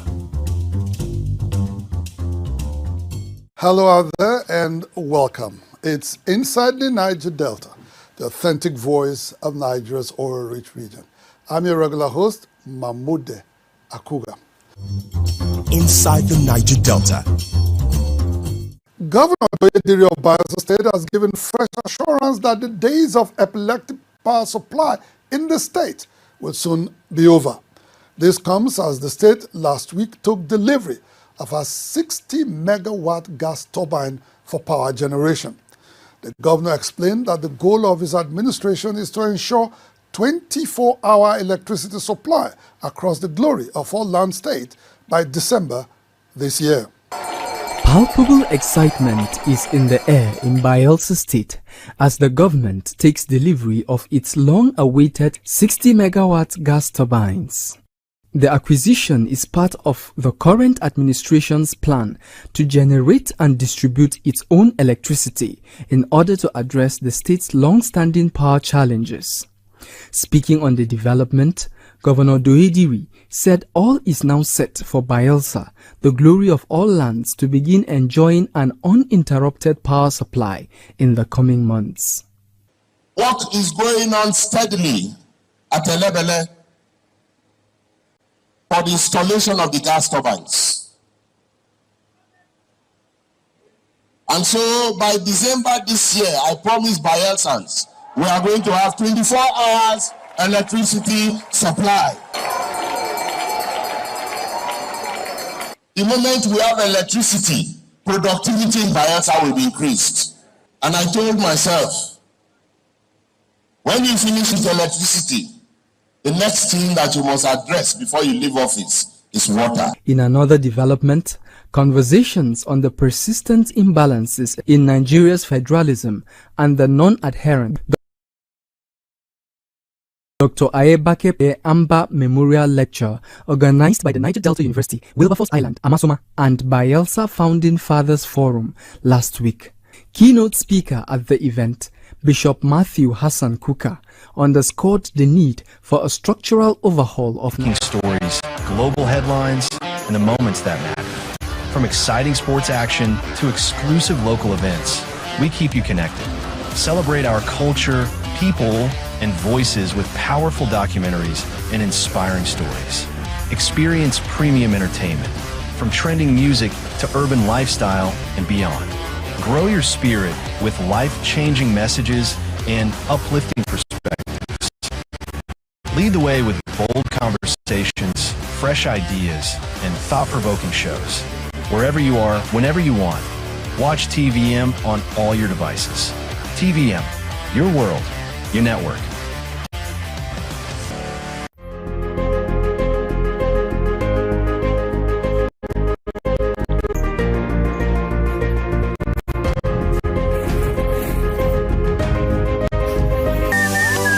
For a school where your child so truly grows by learning, and worry no more, because St. Augustine College, Ogara, Delta State, Nigeria, that you cover. This school is not only committed to shape and motivate your child spiritually, morally, and intellectually. This school, they also get such as sports, football, and such as the tennis, and such as games that will, stimulate the brain of your children. When I want to be science students, they get computer center. Oh, come to think of it, center. Oh, come to think of it, they get. In fact, they are dormitory set. You go to stay your picking at hotel, they stay. Dormitory clean, Baba. What are you waiting for? St. Augustine College, Ogara. He got the spiritual, especially that spiritual Catholic co-educational secondary school. Now he been here. So ladies and you don't say we want to be parents now. As the economy be now. Oh, we get the hustle. I want to take your picking. I want to do now. They will consider worry about school. No, you not go worry again because St. Augustine now don't carry their own school come to get you covered. Why they go up and down to the also they have highly qualified teachers. Not the other teacher. Why go they chop children food? Oh, They call they bully children. No, these children, teachers are, in fact, they are Christian, highly trained. As a matter of fact, check activities. Now talking about academy. Oh, yo, academy they cry. If I send see our record.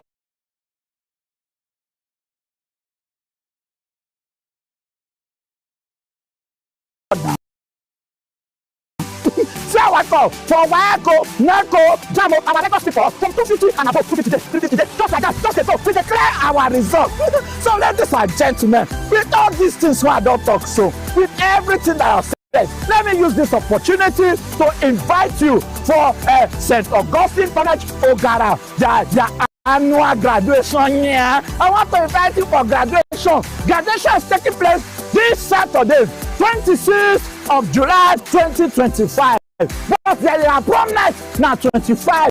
Friday 25th of July 2025. That prom night is strictly by invitation. If they not invite you, not come. That one is strictly by invitation. But for us to showcase what we don't get, come our graduation on Saturday, 9 a.m. for the school premises there. Make you see students, English they class.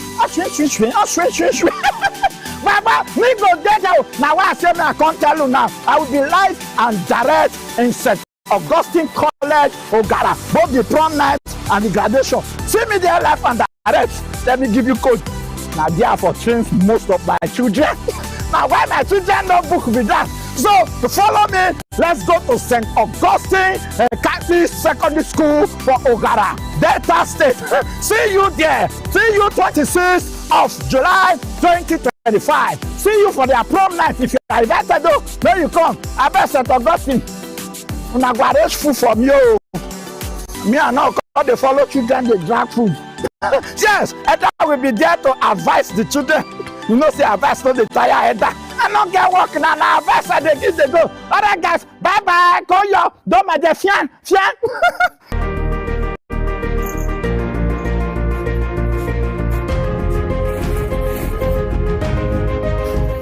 Welcome to Dursag Engineering and Services Limited. A trusted name in the oil and gas industry, proudly registered with the Corporate Affairs Commission since the year 2000. We hold several specialized permits with the Department of Petroleum Resources, are accredited with service and product codes by NIPEX, certified by Dun & Bradstreet, and proudly ISO 9001:2015 certified. Our head office is strategically located at 43 Airport Road, Warri, Delta State, Nigeria. At Dursag, our areas of expertise cut across critical sectors, including manpower sourcing and supply, both local and highly trained expatriate personnel. Engineering services across civil, electrical, instrumentation, and mechanical works. Construction and fabrication works. Specialized procurement and supply. Operations and maintenance services. And integrated marine services, delivering supply boats, crew boats, tug boats, barges, houseboats, and speed boats. We are proud partners to some of the industry's leading players, including NNPC and its subsidiaries, Seplat Petroleum, First Hydrocarbon Nigeria Limited, ND Western, Saipem Contracting Nigeria Limited, and Lee Engineering and Construction, among others. Over the years, we have successfully executed manpower, EPC, and marine support projects with a strong record of excellence. At Dursag Engineering, we are committed to quality, safety, and timely delivery, ensuring that every project meets and exceeds expectations. Dursag Engineering and Services Limited, your trusted partner in delivering world-class engineering and energy solutions.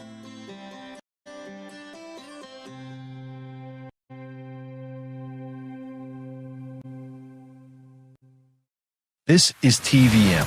TVM delivers breaking stories, global headlines, and the moments that matter. From exciting sports action to exclusive local events, we keep you connected. Celebrate our culture, people, and with